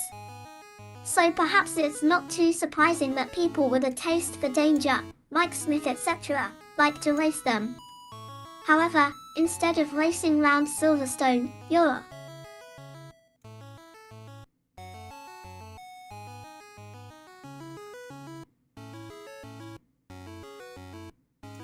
traveling across Europe. Starting in London and heading fast for either Paris or Brussels, depending on which route is taken at junctions. Obviously the Channel Tunnel has already been built. You drive straight from England to the continent.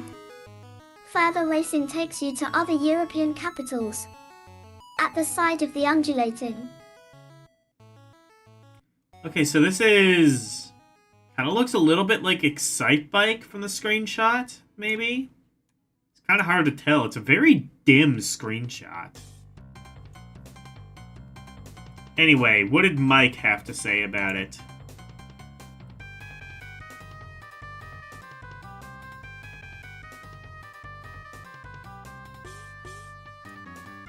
Mike.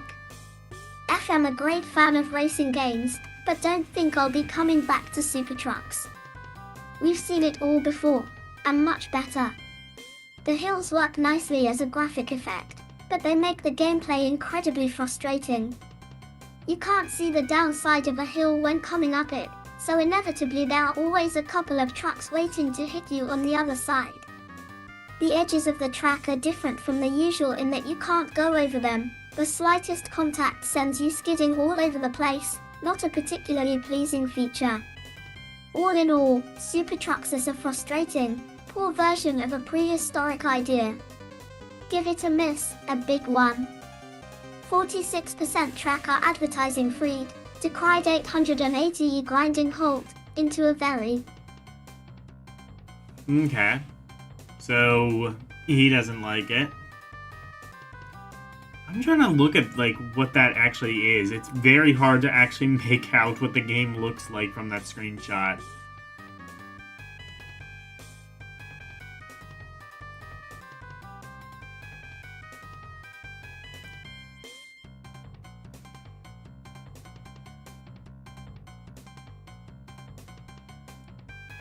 And how about this review? He Strict gives time it limit. a slightly better If more than a couple of 59%. small mistakes are made, you won't reach the end of the stage. The no tag impressive, although all sections of the race look alike. But what was each gameplay variety? All there is to do is avoid the other trucks. The only original feature are the McShona, Strives, Sparks for less 9%.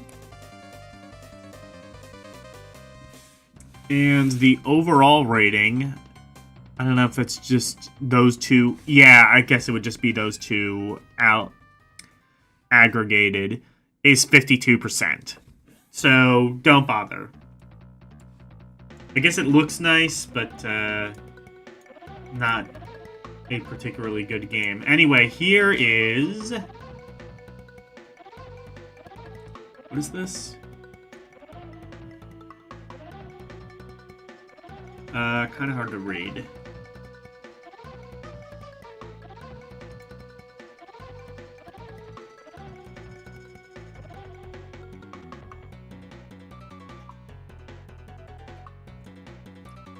Thorse, after a biological holocaust, a food is in short supply.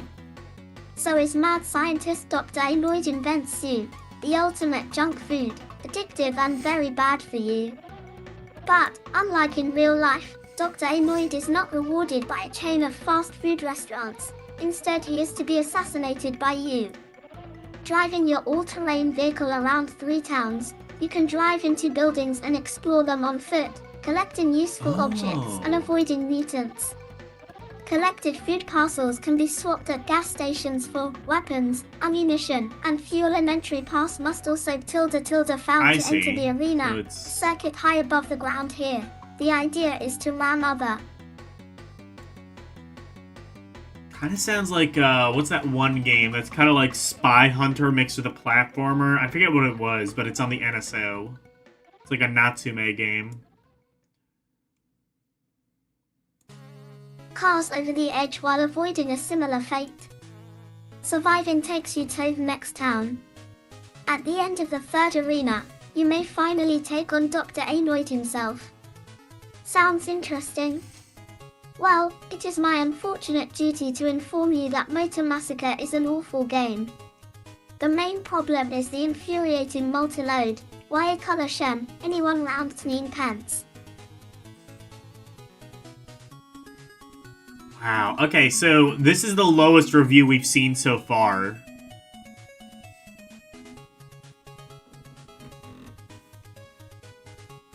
They gave it 28%.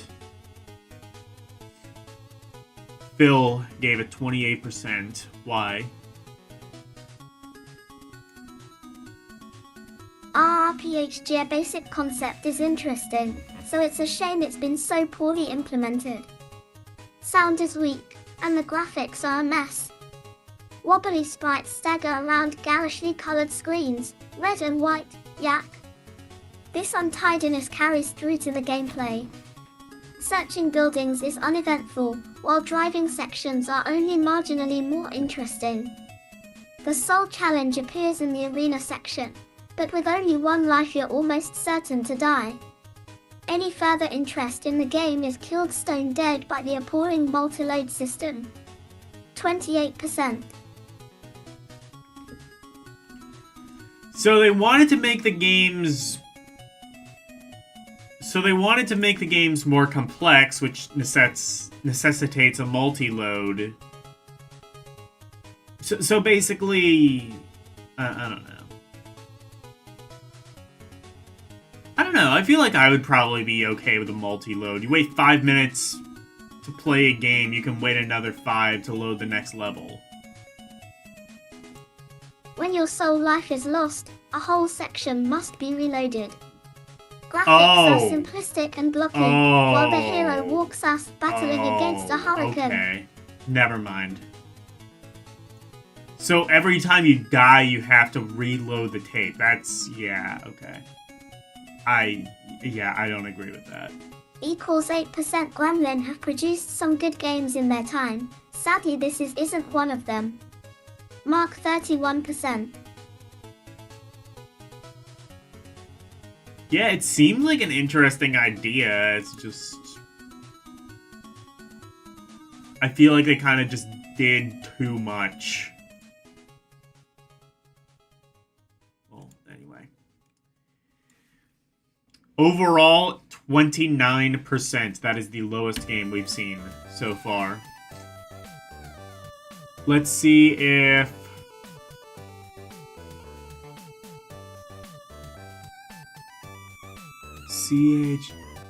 Chicago?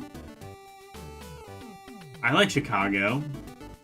If you leave me now, you'll take away the biggest part of me. The 1930s were tough the world over, but Chicago had it roughest. While the rich ate off gold plates, most PRC Puliarics in line at the soup kitchens. Todravayuto drink, you say? Worry maybe, but it was prohibition then and alcohol was banned. Being on the border with Canada, smuggling whiskey into Chicago was easy. Prohibition was a dumb idea, but the smugglers' brutality was legendary, no wonder the cops kept out of their way. That was, until announced I'd raid a warehouse packed with alcohol. The press even printed my route tilde through the port, city outskirts, city center then the warehouse.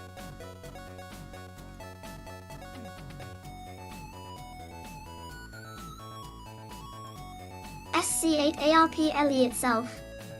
It was just me, my machine gun and a few sticks of dynamite against hundreds of hoodlums. Starting off in the port, there were 2 levels to walk along. So you get to play as a But gun-toting bootlegger. gangsters were popping out from behind crates Well, that's all over definitely the something place. you couldn't do on If Nintendo. wanted to stay alive had to keep moving. Unfortunately, the Thompson TIA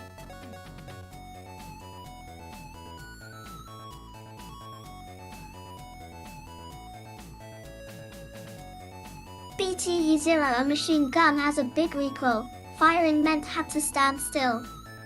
It's a big gun too, so even when one got in my sleek Chevrolet, firing meant had to stick my head out tilde risking getting it blown off. Nowadays, of course, it's just entertainment for people. The goodie gets shot and people leave the cinema. If everyone leaves, the movie's over. Myself, like the gangster movies. The actors look real good, especially the baddies, even if they move a little stiffly. The backgrounds are...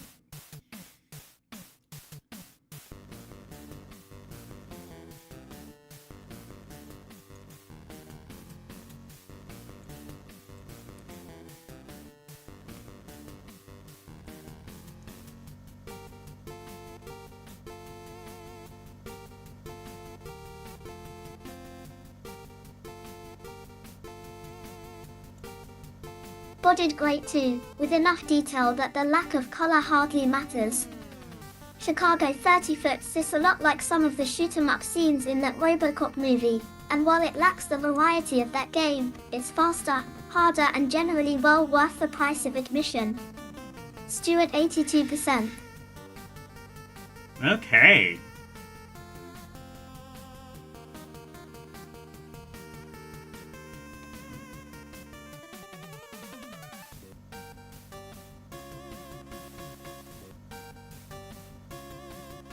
What's this? I might have to play some of this. This game actually looks like it might be kind of decent. Kind of like a neat little running gun.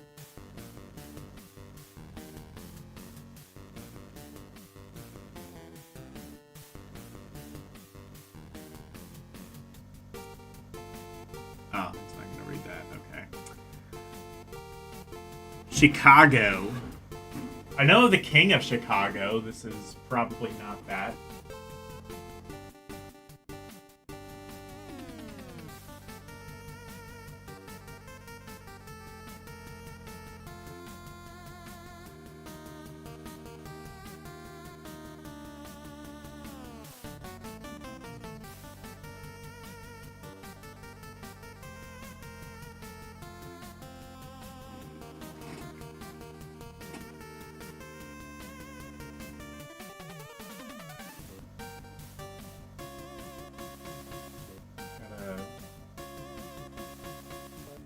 There was a Castle Quest port? No.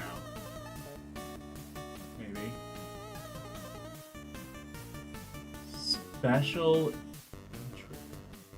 There's a someone did like a fan port of Castlevania to the Spectrum. I gotta check that one out. There was an official port of Castlevania to the C64, but nothing to the Spectrum as far as I know.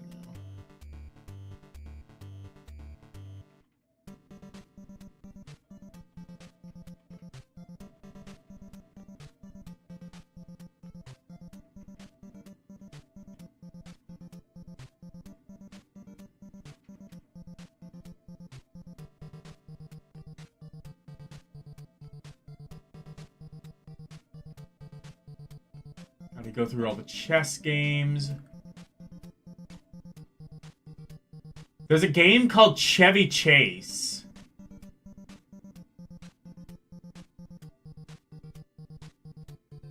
Oh, I get it. Wait. No, I don't get it. I thought it was gonna be like a racing game. Oh, maybe it is. I don't know. Like, it was a pun. No, it might just...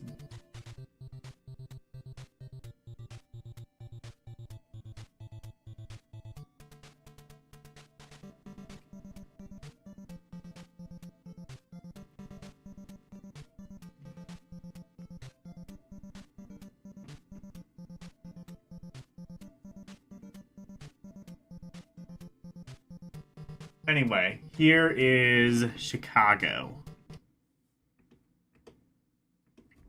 Let's see what this game is actually like. I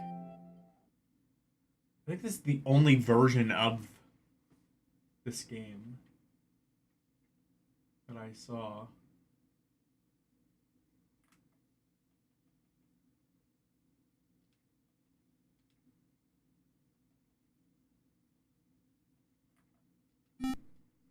Wait, is this a basic game?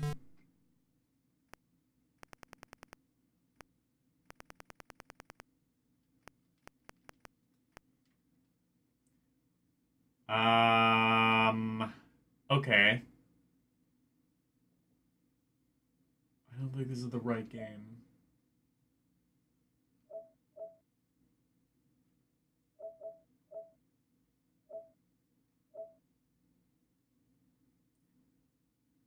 Well, says it came out in 1996.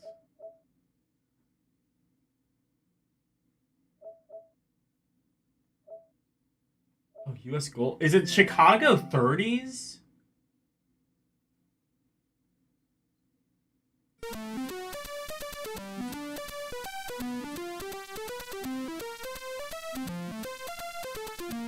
I think it might be, because this says it came out in 1988. That would put it in line with when these are supposed to come out.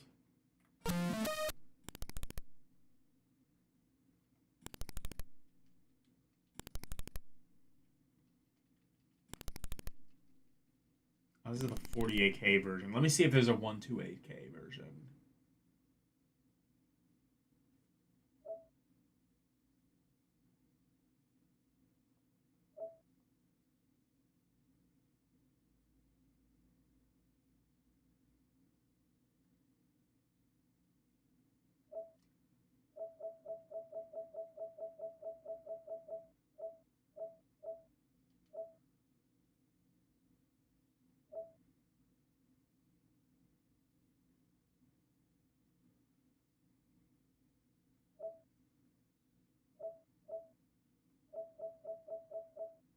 I don't think there is. So let's try this. Just try this version. See if it's any different. Oh, that's an entirely different game.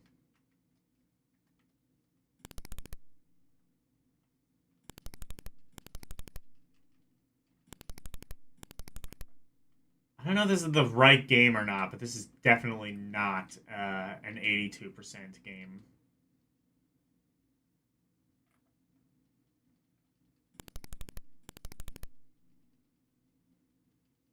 This is a very slow game. Yeah, I would not have given this an 82%. It kind of barely seems good in any capacity. Yeah. Yeah, no, they were wrong. What the fuck were they thinking? What were they thinking?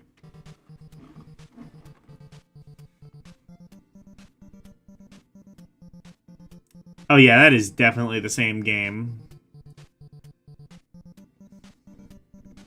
This is a very slow-moving, barely functioning mess.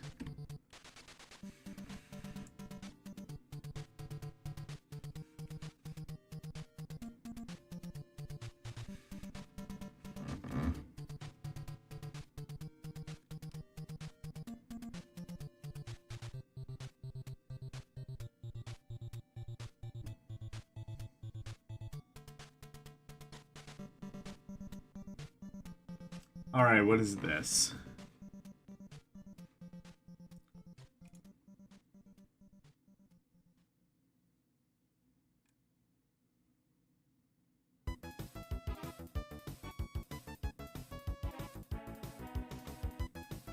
I had 7 high SAT underscore producer CP software out of pocket £9.95 cash section. Jot only are all the games I in 22 based on some very ancient entertainment, but their actual programming is, by Spectrum terms, virtually prehistoric, i.e. pre-crash. The Senior Esidionis, Backgammon, Chess Bridge. The first of these has recently been well implemented in Mac IT's Drafts Genius. By comparison, this version, originating in 1982, is unsurprisingly simple in its presentation with neither two-player, reset, or take-back move options. Not being a great drafts player myself, was PR7 kilowatt /BH clock Jacobs VES, fam /E equals L asters, /EMINL at, DE VINS / and F7, 1PY for HIR, 74, 1, /skeptical smiley junior / equals /ROA tears without row equals NSOE to producer CP software out of pocket £9.95 cage £14.95 dick. Author Chris Whittington of Real Roasting for Chestnuts. 5 Chess 89 may be WF Kasparov, but it claims to be probably the world's strongest 8-bit chess program, and also to reach those parts that other chess programs cannot. While such lager ad slogans might cast doubt on its seriousness, an endorsement by UK chess champion Mike Bassman, together with a detailed manual, suggest it isn't. 78 Crash April 1989. Oh, so these are like just some really simple budget titles, I guess.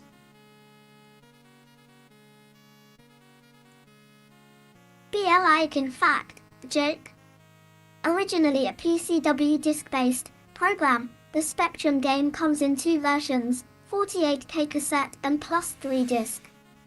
Both are inferior to the original PCWJ version, Oh, I guess according the to the +3 makers. version. The 48K game has additional limitations, a smaller opening library and no 3DJ display option. In-game text has been cut, forcing heavier reliance on the manual. A special problem-solving facility is deleted. No save load option, and the take-back move has been limited to 10 moves.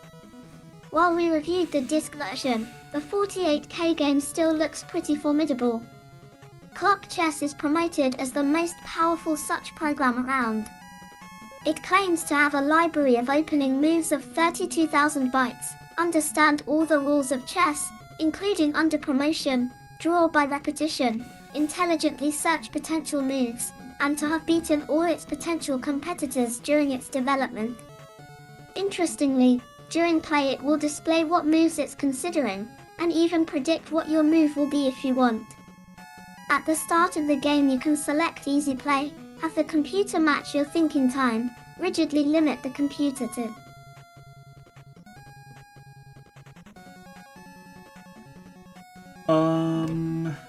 Oh, shit. Okay. These are... Wait, these are 2 different games.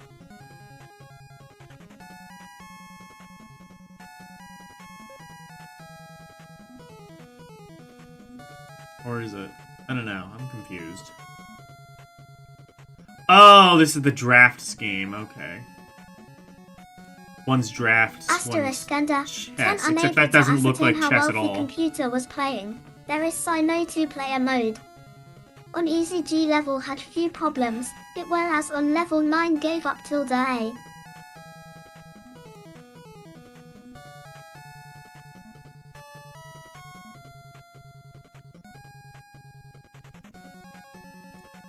Each computer move takes around 25 minutes. The compilation's version sent Chess, Super Chess 3.5, is more modern, being written in 198. But still lacks the more refined options of recent games. Nevertheless, it plays a fair gar and you can limit its thinking T to anything from 5 to 9,999 seconds, although wouldn't fancy waiting for 2 3/4 hours for the compute to make a move. CP's backgammon is also showing its age, 1983, with simplistic, character block graphics and dull presentation. It doesn't even manage to adhere to the rules it allows.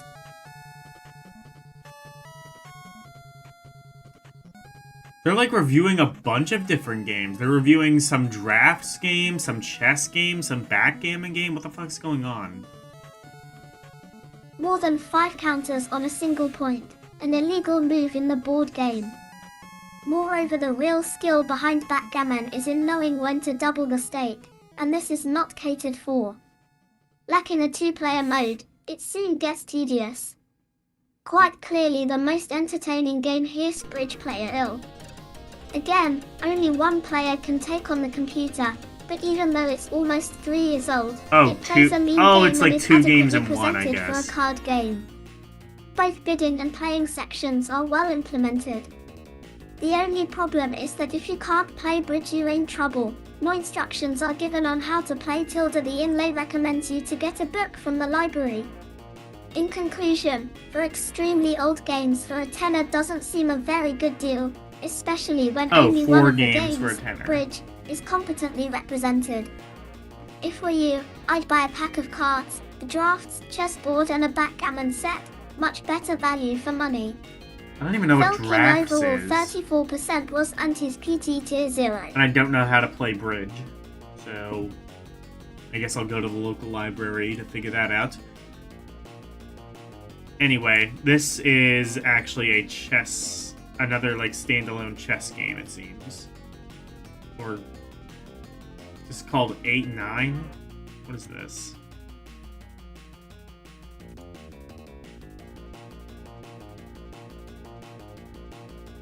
Also, it's not a budget title, it's a tenner.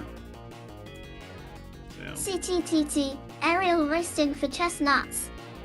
K-Chess 89 may be unlikely to trouble Garry Kasparov, but it claims to be probably the world's this is strongest also 8-bit a chess chess program, game. and Okay. also to reach those parts Oh, that I see other now, it other is. chess Oh, programs that looks cannot. like shit. While such lager ad slogans might cast doubt on its seriousness, That chess game an looks way endorsement better. by UK chess champion Mike Bassman, together with a detailed manual, suggest it isn't. I guess it plays 78 better, Crash though, at April least. 1989.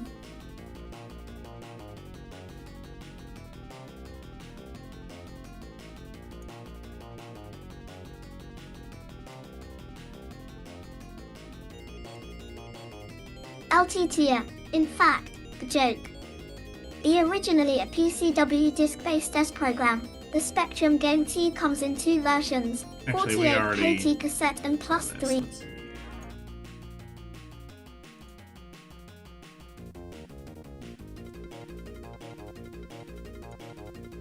A set number of minutes, seconds per turn, play against the clock or have it supervise 2 human players. There are also I guess this special one looks options worse, to play but plays better. blindfolded, with one or both sides invisible, Fair and enough. select how desirable the draw is for the computer. Once in the game, you can make the program play your next move, display previous IG take back turn, and PE the game self-play. The easy games refreshingly fast and even came close to victory, until defeated by the repetition rule. Harder levels require more big time and are much more challenging. We tried the game Phenom of CHS for Chess, which it is claimed to be superior to. Reset both programs 30 seconds thinking you are looking for a mate.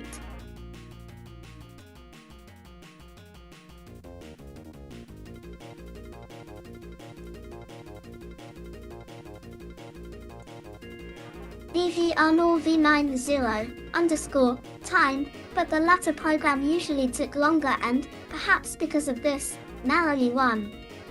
For the beginner, the more serious drawback is the lack of any joystick control, other than cursor and, even sillier, no letters, numbers on the board's edges to make obvious the chess notation. In conclusion, this is a OM Gremo Gaydok DD ranks of the chess programs and is worth serious consideration from all enthusiasts. Other games players should give it a look, but mediocre presentation is unlikely to attract too many new converts. Yeah. Stuart win overall 62%. Yeah, 62%. That sounds about right.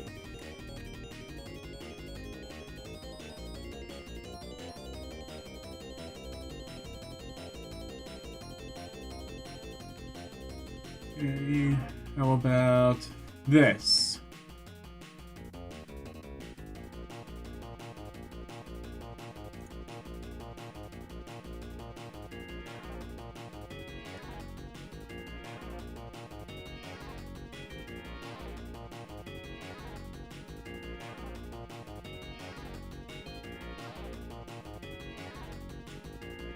Ad vibes man, how was supposed talk no it was a hamster? My manager gave me this nice chunky sandwich for lunch, and life as a rock star is hungry work. Okay, so it did taste a bit furry, but just thought the bread had gone moldy.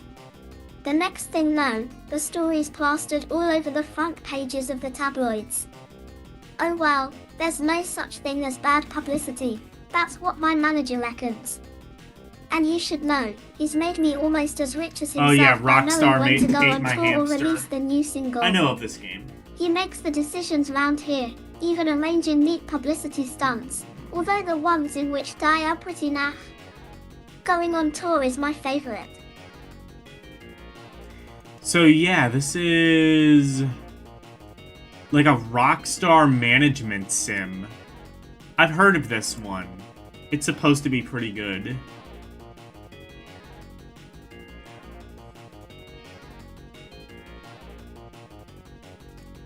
So there's 2 reviews, one by Mike and one by someone else. We shall see.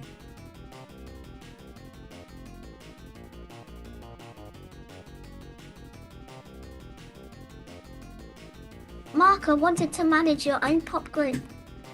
Well, after playing Rockstar Ate My Hamster, any such tendencies will probably be completely squashed. Sorry, Codemasters, only kidding, this is great. What other game gives you the chance to manage groups with names such as the Non-Stop Alien Space Group and Rusty Baubles? We are Rusty talking major Barble. weirdness here. Rusty Barbles. That's But it was the great. newspaper headlines that really cracked me up. So rush down to your local computer store and buy Rockstar Ate My Hamster, if only for the silly title.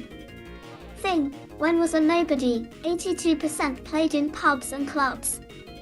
Now here for any I'm a superstar, play in concert, ES plus 3 FUL. 0 THE halls and huge stadiums, and Cell LEA was left and thousands of chart-topping UTF leathers records, promoted by Ultra, by baggy and expensive videos, featuring mud wrestling girls with whips, A3 etc. Life as a rock Maybe star I is need to fun. play this game. But FE, even though he's made Merrick, I don't think my manager does YW an awful lot. He just makes TALBA simple, multiple choice, 2 YE decisions. And although he's a NG good laugh at times, don't be think he's really worth the all ESS8 dough. I feel 58%. Oh wow. So they really disagreed on this one. One gave it an 82, one gave it a 58. All in all, it was about a 70%. Okay. I don't know, the game sounds... I don't know, it sounds like a game that kind of just gets by on charm, and I could potentially be down for that.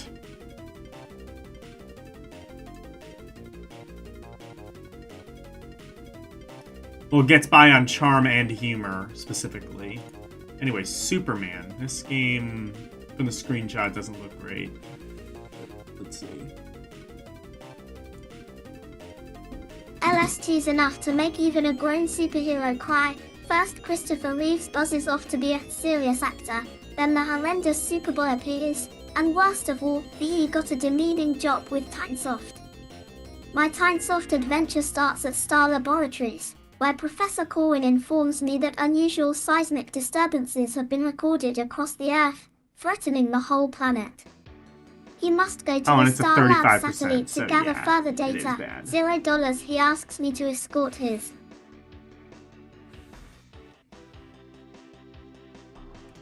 It looks like a game that's worth about 35%.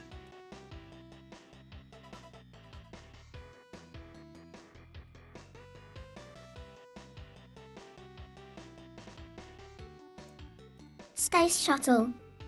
Must protect it from floating asteroids. These can't hurt me, but contact with shards of kryptonite temporarily disables my superpowers. Once the satellite is reached, must deactivate its security system.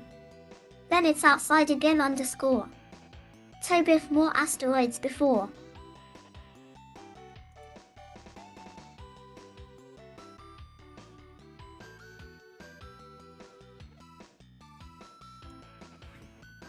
Flying to the LexCorp satellite, the apparent cause of the disaster.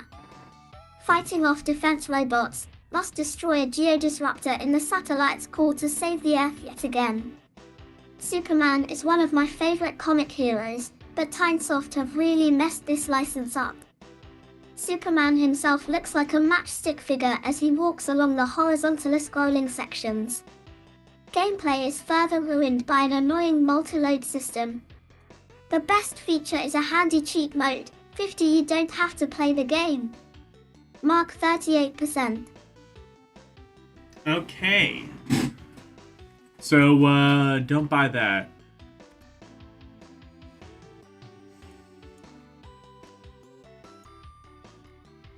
How about Pac-Land? How's that gonna convert over to the ZX Spectrum? Spectrum should be able to do a decent version of Pac-Land, right?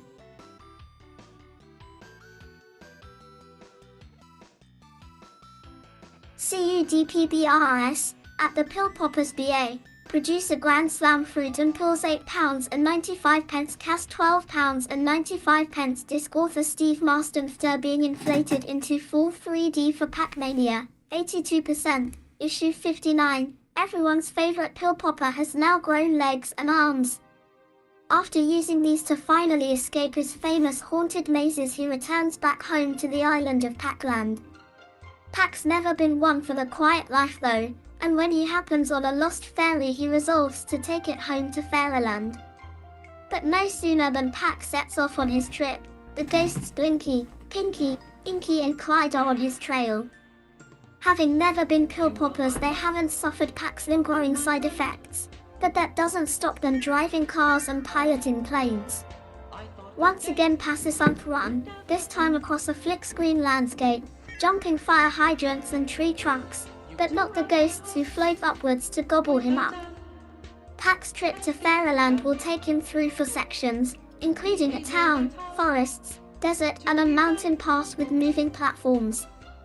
As one would like, Pac-Land is one of the most gorgeously endearing games I've seen in ages. The sound is excellent, catchy, annoyingly Did he not know soul, this was an tune arcade plays port? throughout.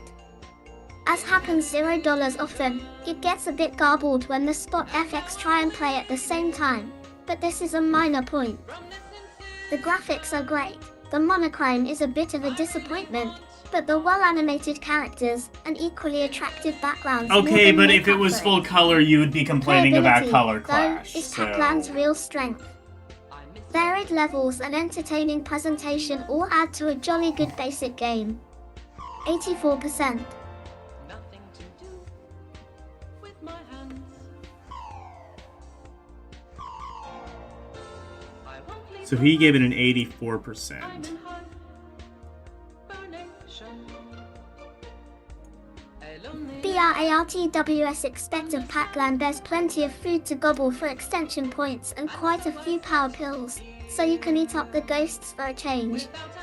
But all TT exertion is tiring, and if your energy runs out you lose a LIF. The returned pack has undoubtedly won a special place in most games players _ouch. Pack's been hit by EFIB. I did not used to be a Pac-Land fan. It grew on me. WW Mainly because I played the Famicom version, somewhat which excellent weirdly, coin-ops, reversed the being one of them. controls so that the buttons It's a pity, moved you then, and the that the D-pad conversion made you is jump. so is poor. After some pretty neat scrolling of an isometric too. Landscape Technically, the Pac-Mania, arcade version Grand did that Slam too, now have the but goal it to made offer no a bland, sense. totally colorless game with a flick screen, a heavy object DE. Oh, it's a flick screen? So they didn't even get it to scroll properly? In television, I want mine. I want mine. I want SIS technique which severely limits the playability. I want mine. Then there's the weird credit system. You can select up 100 credits but they don't give you extra lives. For the character Alani it's fun top lay for a while, but with no color, no scrolling, and no Fairyland sequence. No This is a bit of scrolling. an insult. Mark 63%. Why did they do that? The ZX Spectrum could... ZX Spectrum definitely supported scrolling. We even saw that with that what was that one like DNA Warrior game? That scrolled, but Pac-Land can't. It's I miss the touch of your keypad. The curve of your disc. yeah, the ZX Spectrum could definitely scroll. Firing The CPC maybe. Oh, I wonder if it's a CPC port, and that's why. Because the CPC definitely had trouble scrolling. flying a plane. I want mine television. Again. How about...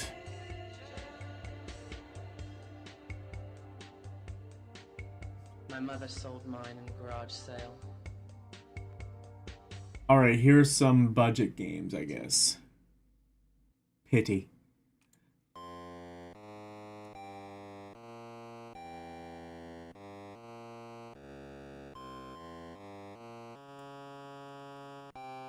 A CW mixed bunch of new budget games arrived from Silverbird this month, of which the most original is Paste, 65%. In this devious picture puzzle game, Pat Splat has to use his paste brush to assemble a large wall poster from the squares which Nasty Norville has jumbled up. They resemble an SU poster. It sounds easy enough, but on the most difficult levels you're likely to get a headache sorting dozens of small squares, while in Akasasumar by share causes frustration. To this the extra problems caused by a time limit and the objects thrown by Norville's henchmen, they knock Pat off his ladder, and you have one challenging game. But if you're a wallpapering fan, this is your game. I are also splashing down Silverbird's Oh, I've Turbo seen Boat this game Simulator, before. It's 2%, really a bad. nautical, but not very nice, shoot 'em up. Lost in enemy territory, your boat patrols horizontally scrolling water besetting for map parts dropped by allied planes. Why can't the Pilots drop a whole map?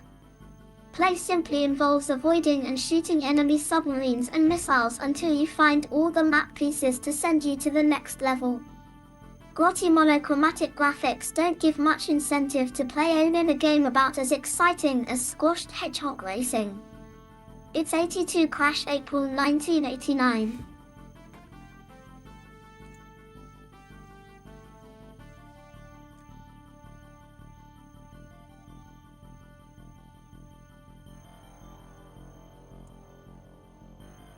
Tilda ND Diane Ida BR. Best feature is definitely the 128k title tune. Skateboard Joust, 30%, is another disappointing Silverbird effort, featuring very primitive graphics and minimal sound. Gameplay is reminiscent of the ancient jousting game, Austron. But here you have a hovering Ved skateboard and must destroy 5 opponents by jumping up to let your board fly into them. The trendy sport of skateboarding us has been overused of late, and plot this offbeat So those are implementation to provide £7.99 little games, excitement. I guess. Even or Nick, Rad Lad, Roberts quickly style lost interest, but not his cool. Eli Juster's dullest players unoriginal beat 'em up, Street Gang the 24%. Strolling through 8 likely New York streets, you are just attacked by all manner of punk snack and thugs, some of them wield knowing machine guns. The bad news is that despite the presence of many foes, progress is surprisingly easy. This is especially sober when you discover that by continuously jumping to the right, AME. Penn Bierlek led Duet 2 fan, mere formality. This amazing feature helps to make Street 1 still gang about as eventful as a later monk's wife swapping party. Y == Allah at Centete, 2ds of 70 RTS, 7 = L, can, the NS, VVY till 1 ho dares wins, is Code Ultimaster's favorite right motto. Then after all, they've dared to sell some pretty dire Who Dares software at Wins? times, Oh, that was on yet the Mayday. C64 as well. I remember that. I remember that game being really weirdly confusing.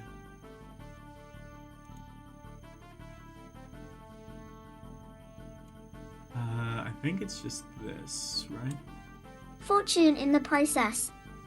True to their adventurous spirit, they've come up with SAS Combat Simulator, 11%. Neat title, lads. The good news is that this is one of their better releases. Most of the action is depicted by some decent overhead view graphics, with your little soldier shooting out and grenading swarming enemies. Starting on foot, he can fin down on a jeep and dating to drive while he blasts or runs over enemy soldiers, and blows, even trains to smithereens. After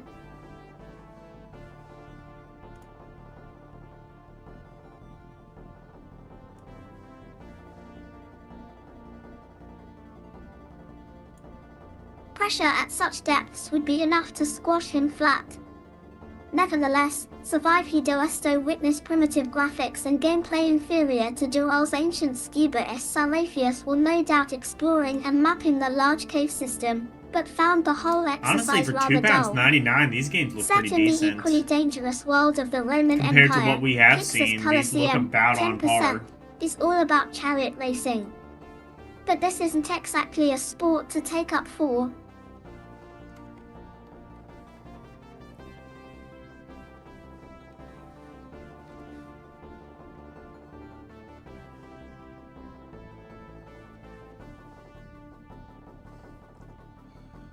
Okay. Is this, like, still part of the same thing? I guess it would have to be. VVWVIA health reasons. The drivers are equipped with weapons, Yes, and the okay. winner is the sole survivor at the one end of the race. As Benurio, one wrongly accused of treason, you were on holiday at the time, said you must prove your innocence by winning a chariot race. This is almost as strange as British Just degree title. Racing round the oval track, obstacles must be avoided while you hack other drivers with your axe. If AI driver is killed, you take his weapon even if it is less powerful. Oh my than god, they present invented one. Road Rash! That That's just action Road is fast Rash. and furious, Sick. albeit sent very repetitive. Although the T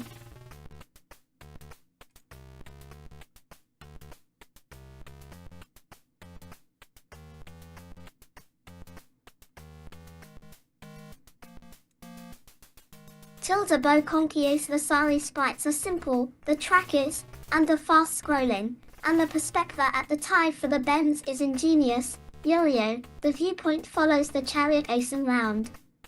Despite a very simple head-time concept, Colosseum is surprisingly addictive. This is but it's Back to the Future for Able, JE1Q'd, 99, FOM Codemasters. In post-apocalypse 2125, evil Emilio Bocca rules away at the city of Los Angeles with an XE. If an iron grip, something must be is done, so you decide to search out for the city for Bocca's hidden lair. But will you? Well, when the Albeit game starts you can choose to be one of 4 different.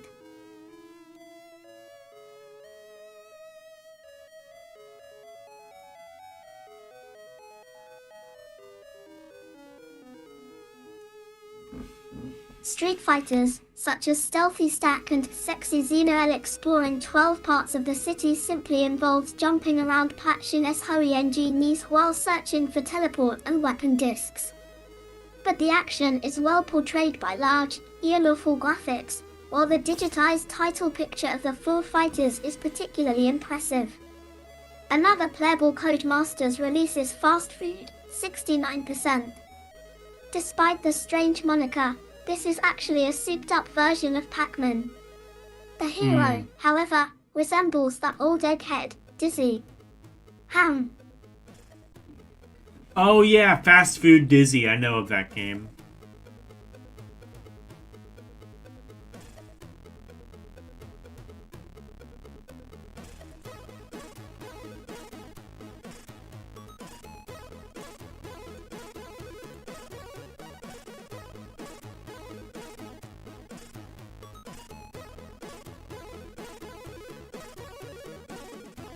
Oz's burgers chase the oval hero around many mazes, while he tries to eat all the other food. Special abilities may be obtained, including burger eating, by collecting various objects. What really disappoints is the pedestrian pace at which the action takes place. But amusing, animated screens every 3 levels provide an incentive to keep playing. The neat presentation is improved further on 128K machines by the inclusion of a neat in-game tune. However, even decent presentation would do little to improve Colt's dire Soccer Star, 29%. This football management game is about as unrealistic as you can get. Firstly, there are only 8 teams per division. But worse still, you are only allowed to buy and sell players at the beginning of the season, so if your team is rubbish, you're stuck with it. Match presentation is equally poor, consisting mainly of a ball wobbling along a line. This is meant to represent the balance of the match. The goalmouth action is slightly better but is hardly exciting. With such limited options and poor presentation, Soccer Star is a sure candidate for relegation.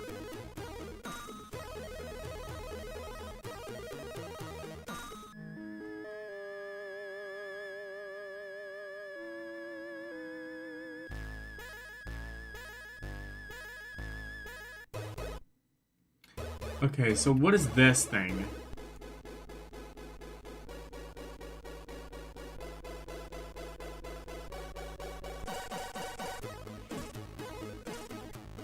CVWWVA rodents have often made it to the top in showbiz. Mickey Mouse, Roland Rat, Esther Rantzen, etc. But Peter Pack is far too busy collecting things to bother about fame. Also an He arcade just port. loves to hoard items of minimalistic art, namely old bottles and cans from his local junkyard. Got a really good ZX However, Spectrum board Nasty and a Riff good Rat is Commodore out to get 64 Peter. port for that matter. Perhaps is also a closet junk collector.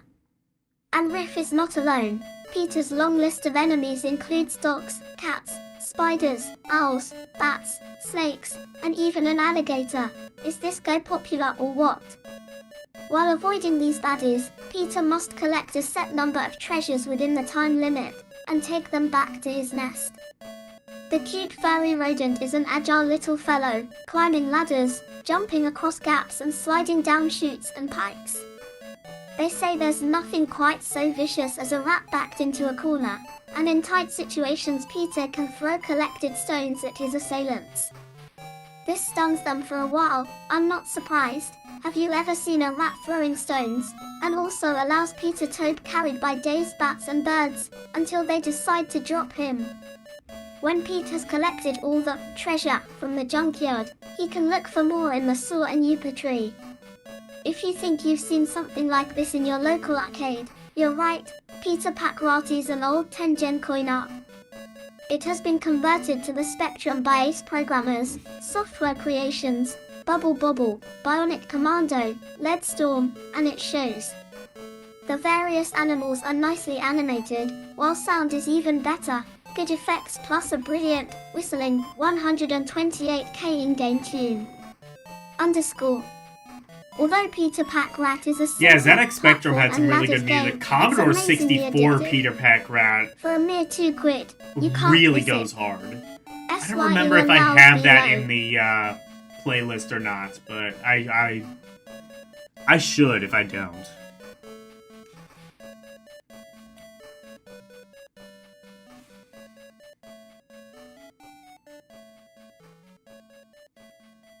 Anyway, wonder if this might be it.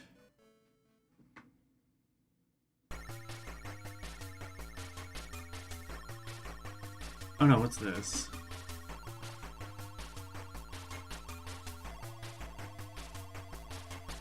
Ah, here's another review. Okay.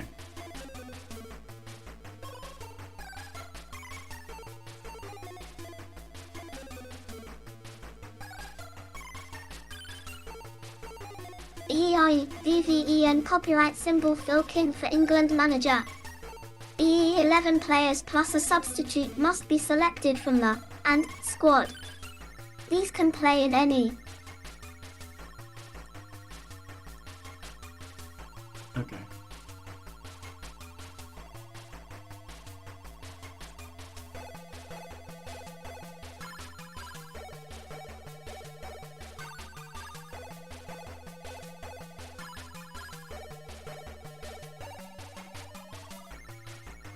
Hogline, us fleek in division. A term to their fun EDBF was the topic the surely where THL, Orphican D. OGF the 900A. Had their only club by 6 at NYB Averite in Ilgada Ayashan to Oh, promotion it does and not like NC that to the graphic. midday SFNEA 1.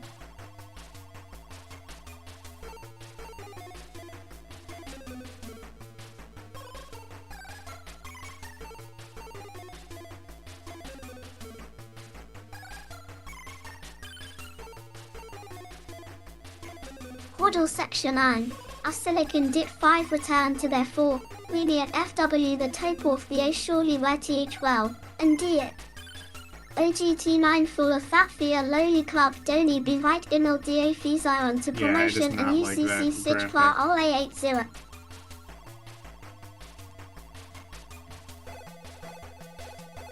What are the,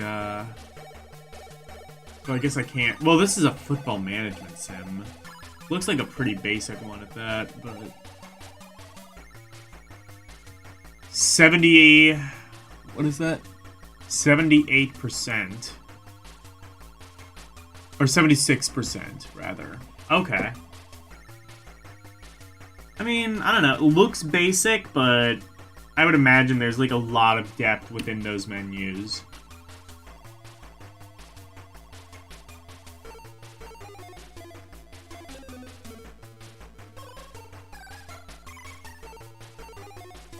See if it likes this any better.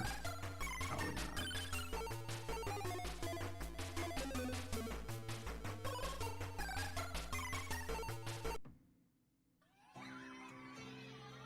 Limited Oh, it maybe. equals a. Can't the rest of TCE Iokin Birds release TIWLLOK, England jersey, but on with Tig Gary Lineker Giflo Uto Contra sides.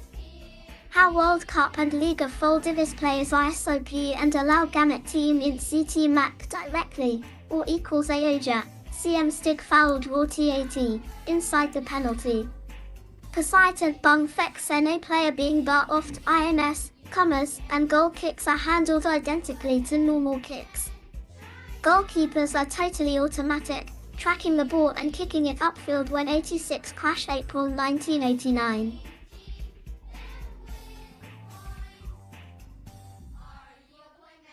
Oh, that was almost readable. Oh, this one actually looks like a proper football soccer game. It looks really good. Apparently, it's not great, though.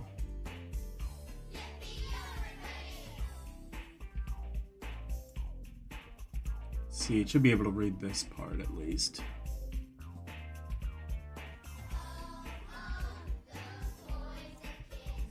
Zero is far too large, making passing in very difficult. The only way of knowing the positions of off-screen players is by watching a one tiny radar screen. But probably the biggest flaw is the way the game time continues even when Lithobal is dead. This means that either side in the lead can just waste oodles of time. This may be realistic, but it's still irritating. Another problem is that the computer teams aren't very intelligent, and are therefore easy to beat. However, as in most sports simulations, the two although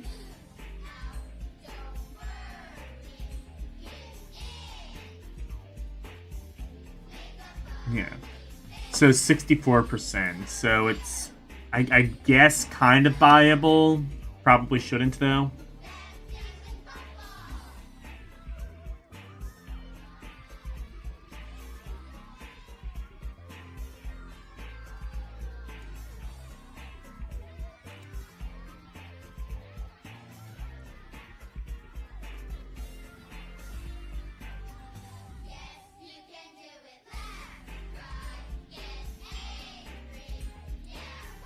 What Does He Know producer Audiogenic latest score £9.95 cash at Gramsci, Wiley, Andrew Carvey 3, own TV show 2. Didn't read that part at all, of course. US State CO2s in Sapikes, ATT. Yeah, it doesn't like that.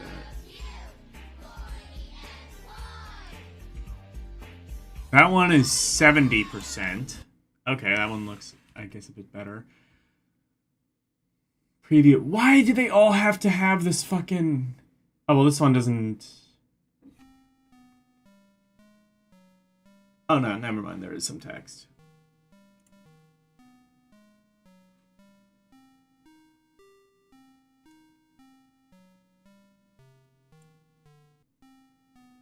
SD The Success of Captain Blood, 76%, issue 62. Infogrames are set to release another game with outer space connotations. Purpia Saturn Day takes the player out to the sixth planet of the solar system to witness the spectacular atmospheric phenomena which turns Saturn's skies purple. On this special day, which happens once a year, the inhabitants of many worlds gather to compete in the Galactic Olympia. You play a representative from Earth who has to survive 4 grueling events: Ring Pursuit, Tronic Seeder, Brain Bowler and Time Jump. One wonder who will boycott this year's meeting.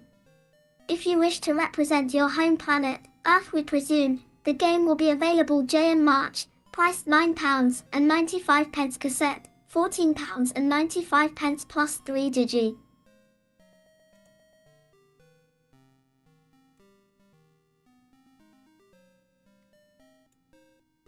Has your computer ever driven you to utter an expletive? Of course it bloody hasn't. Tilda Nick. Well, one of the less offensive ones has been tuned into a game. R is a city-stomping, building-smashing, monster-thumping all-action game in which you play a monster Rampage. searching for 5 stolen eggs. These are scattered over 12 different cities, so being the kind-hearted soul that you are, you smash up the buildings in search of the prize. However, you aren't the only one after the eggs.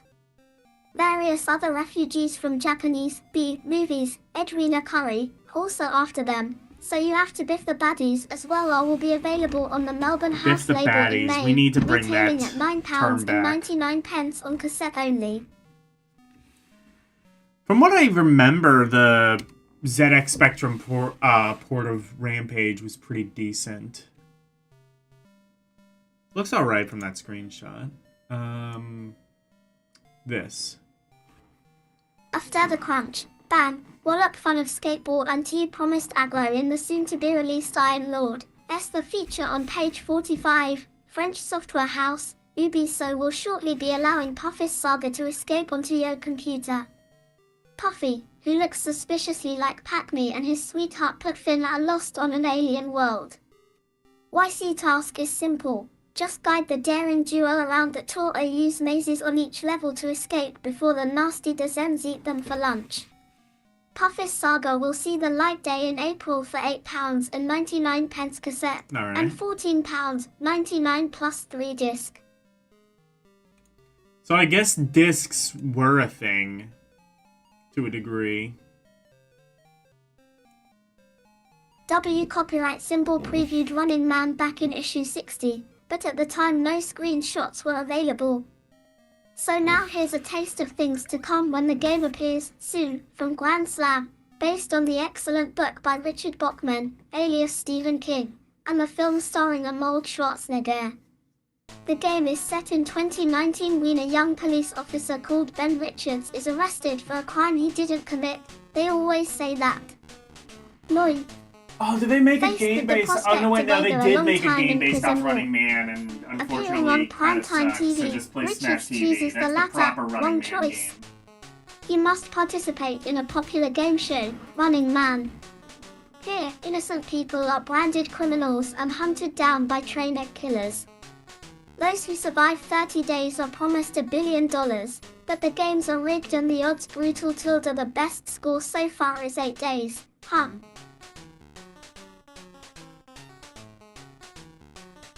Yeah, from what I remember, this version of Running Man kind of sucked, so, just play Smash TV. That's the actual Running Man video game that we all wanted. Someone needs to... We need to remake Running Man. Running Man is more relevant now than ever. Incredible offer, exclusive to Crash. If you buy the game with the Edge, you get a superb Competition Pro 5000 clear joystick, Actually, I guess they did, worth and they basically just called it £15 Hunger and Games. 95p, absolutely free. Since the game Hunger itself Games is is only just modern-day £12 Running and Man. 95p on tape, Don't at me. and £14 and 95p on plus 3 disc, this is a pretty amazing offer and marks the debut of a completely new software house, Karis Software. The Tower of Light is Karis' first release under their own name. They previously programmed a simple case of espionage, 72%, issue 60, ages ago for Skyslip, and is a fantasy role-playing game. The plot concerns the eternal struggle between good and evil. A particularly evil character has tried to overthrow his master, the Dark One. He fails miserably, and in fleeing for his life, comes across a green and peaceful land which he decides to terrorize. He gives himself the title of the Dark Lord, and sets about summoning hordes of evil followers to this land, changing it into a barren hellhole. Now enter not one, but 4 heroes, a wizard, elf, dwarf, and a human. Oh, Gauntlet. Their task is to find the Tower of Light. If I remember retrieve the right, King's Gauntlet crown, was and pretty find good on the another bullet. Spectrum. However, all they know about the tower is that it's magical and no evil creature can enter it. Its exact whereabouts are unknown, and plenty of evil creatures stand between the stalwart band and success. The Tower of Light should very soon now.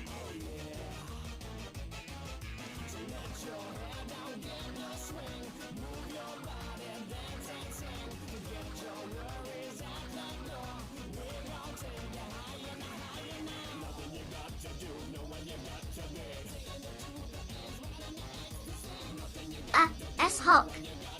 Horror. Madonna has been kidnapped.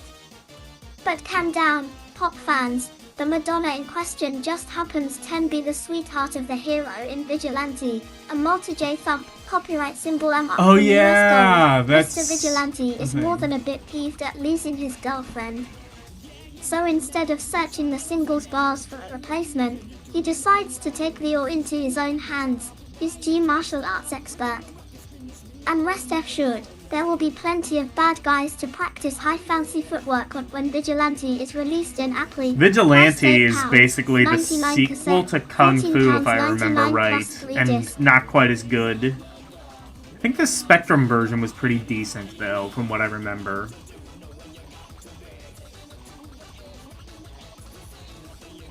I mean, a semi-decent port of a not great game. And... is that it?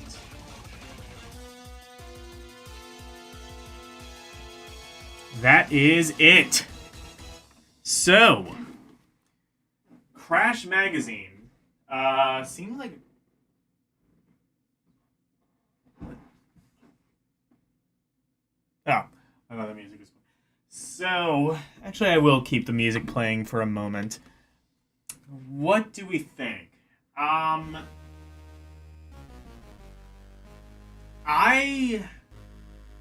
I thought it was interesting. I thought that... I think we kind of saw a little bit as to why Spectrum games were the way they were. I kind of wondered if it was, like... to what end it was just kind of, like... hardware limitations, and to what end it was just reviews. And it seems like it was a little bit of both, but I think mostly hardware limitations kind of held the Spectrum games back. Although, I think I may have found a found appreciation for Spectrum games. I appreciate them more for what they were. And I would still say, like, a lot of the major games that people kind of say are good, I don't know if I necessarily agree with them. I definitely can't agree with, like, Jet Set Willy, a game that's literally unbeatable. But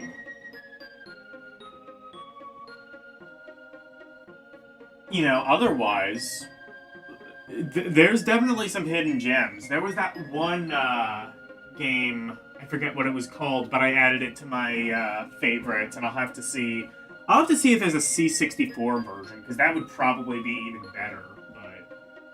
But anyway,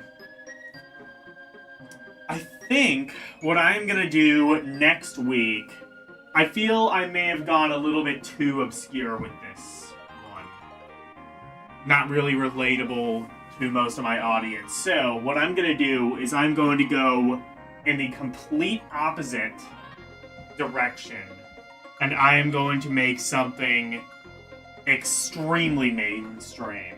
This will be the LDM debut of Nintendo Power next week.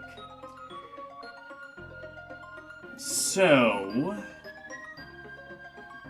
I don't know if anybody is in chat, but let's see. Who can we raid?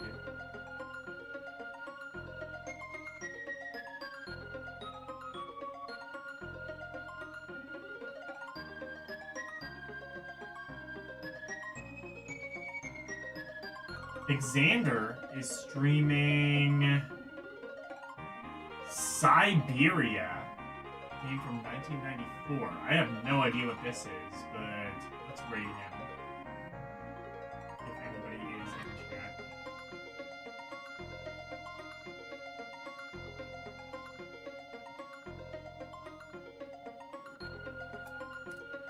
So, Saturday will be Romporee! I got a couple of games I have been requested, a couple of games to check out that I've curated. Should be fun. That'll be on Saturday. Sunday will be Lunar Magical School for the Sega Game Gear. We are not done with Lunar just yet. It is going to be the Game Gear one, which has almost nothing to do with the... What is it? Almost nothing to do with the mainline Lunar games, from what I can tell. It is basically a side game. Monday will be Game Boy Advance games. More Game Boy Advance games, beginning with the letter M. We're going to start with the Mega Man Battle Network games. So that should be pretty fun. Tuesday. Oh, I have a poll up for what to stream on Tuesday. Let me see. I haven't checked that since last night. Last night, I think Tales of Fantasia was winning, but only barely. With 7 votes.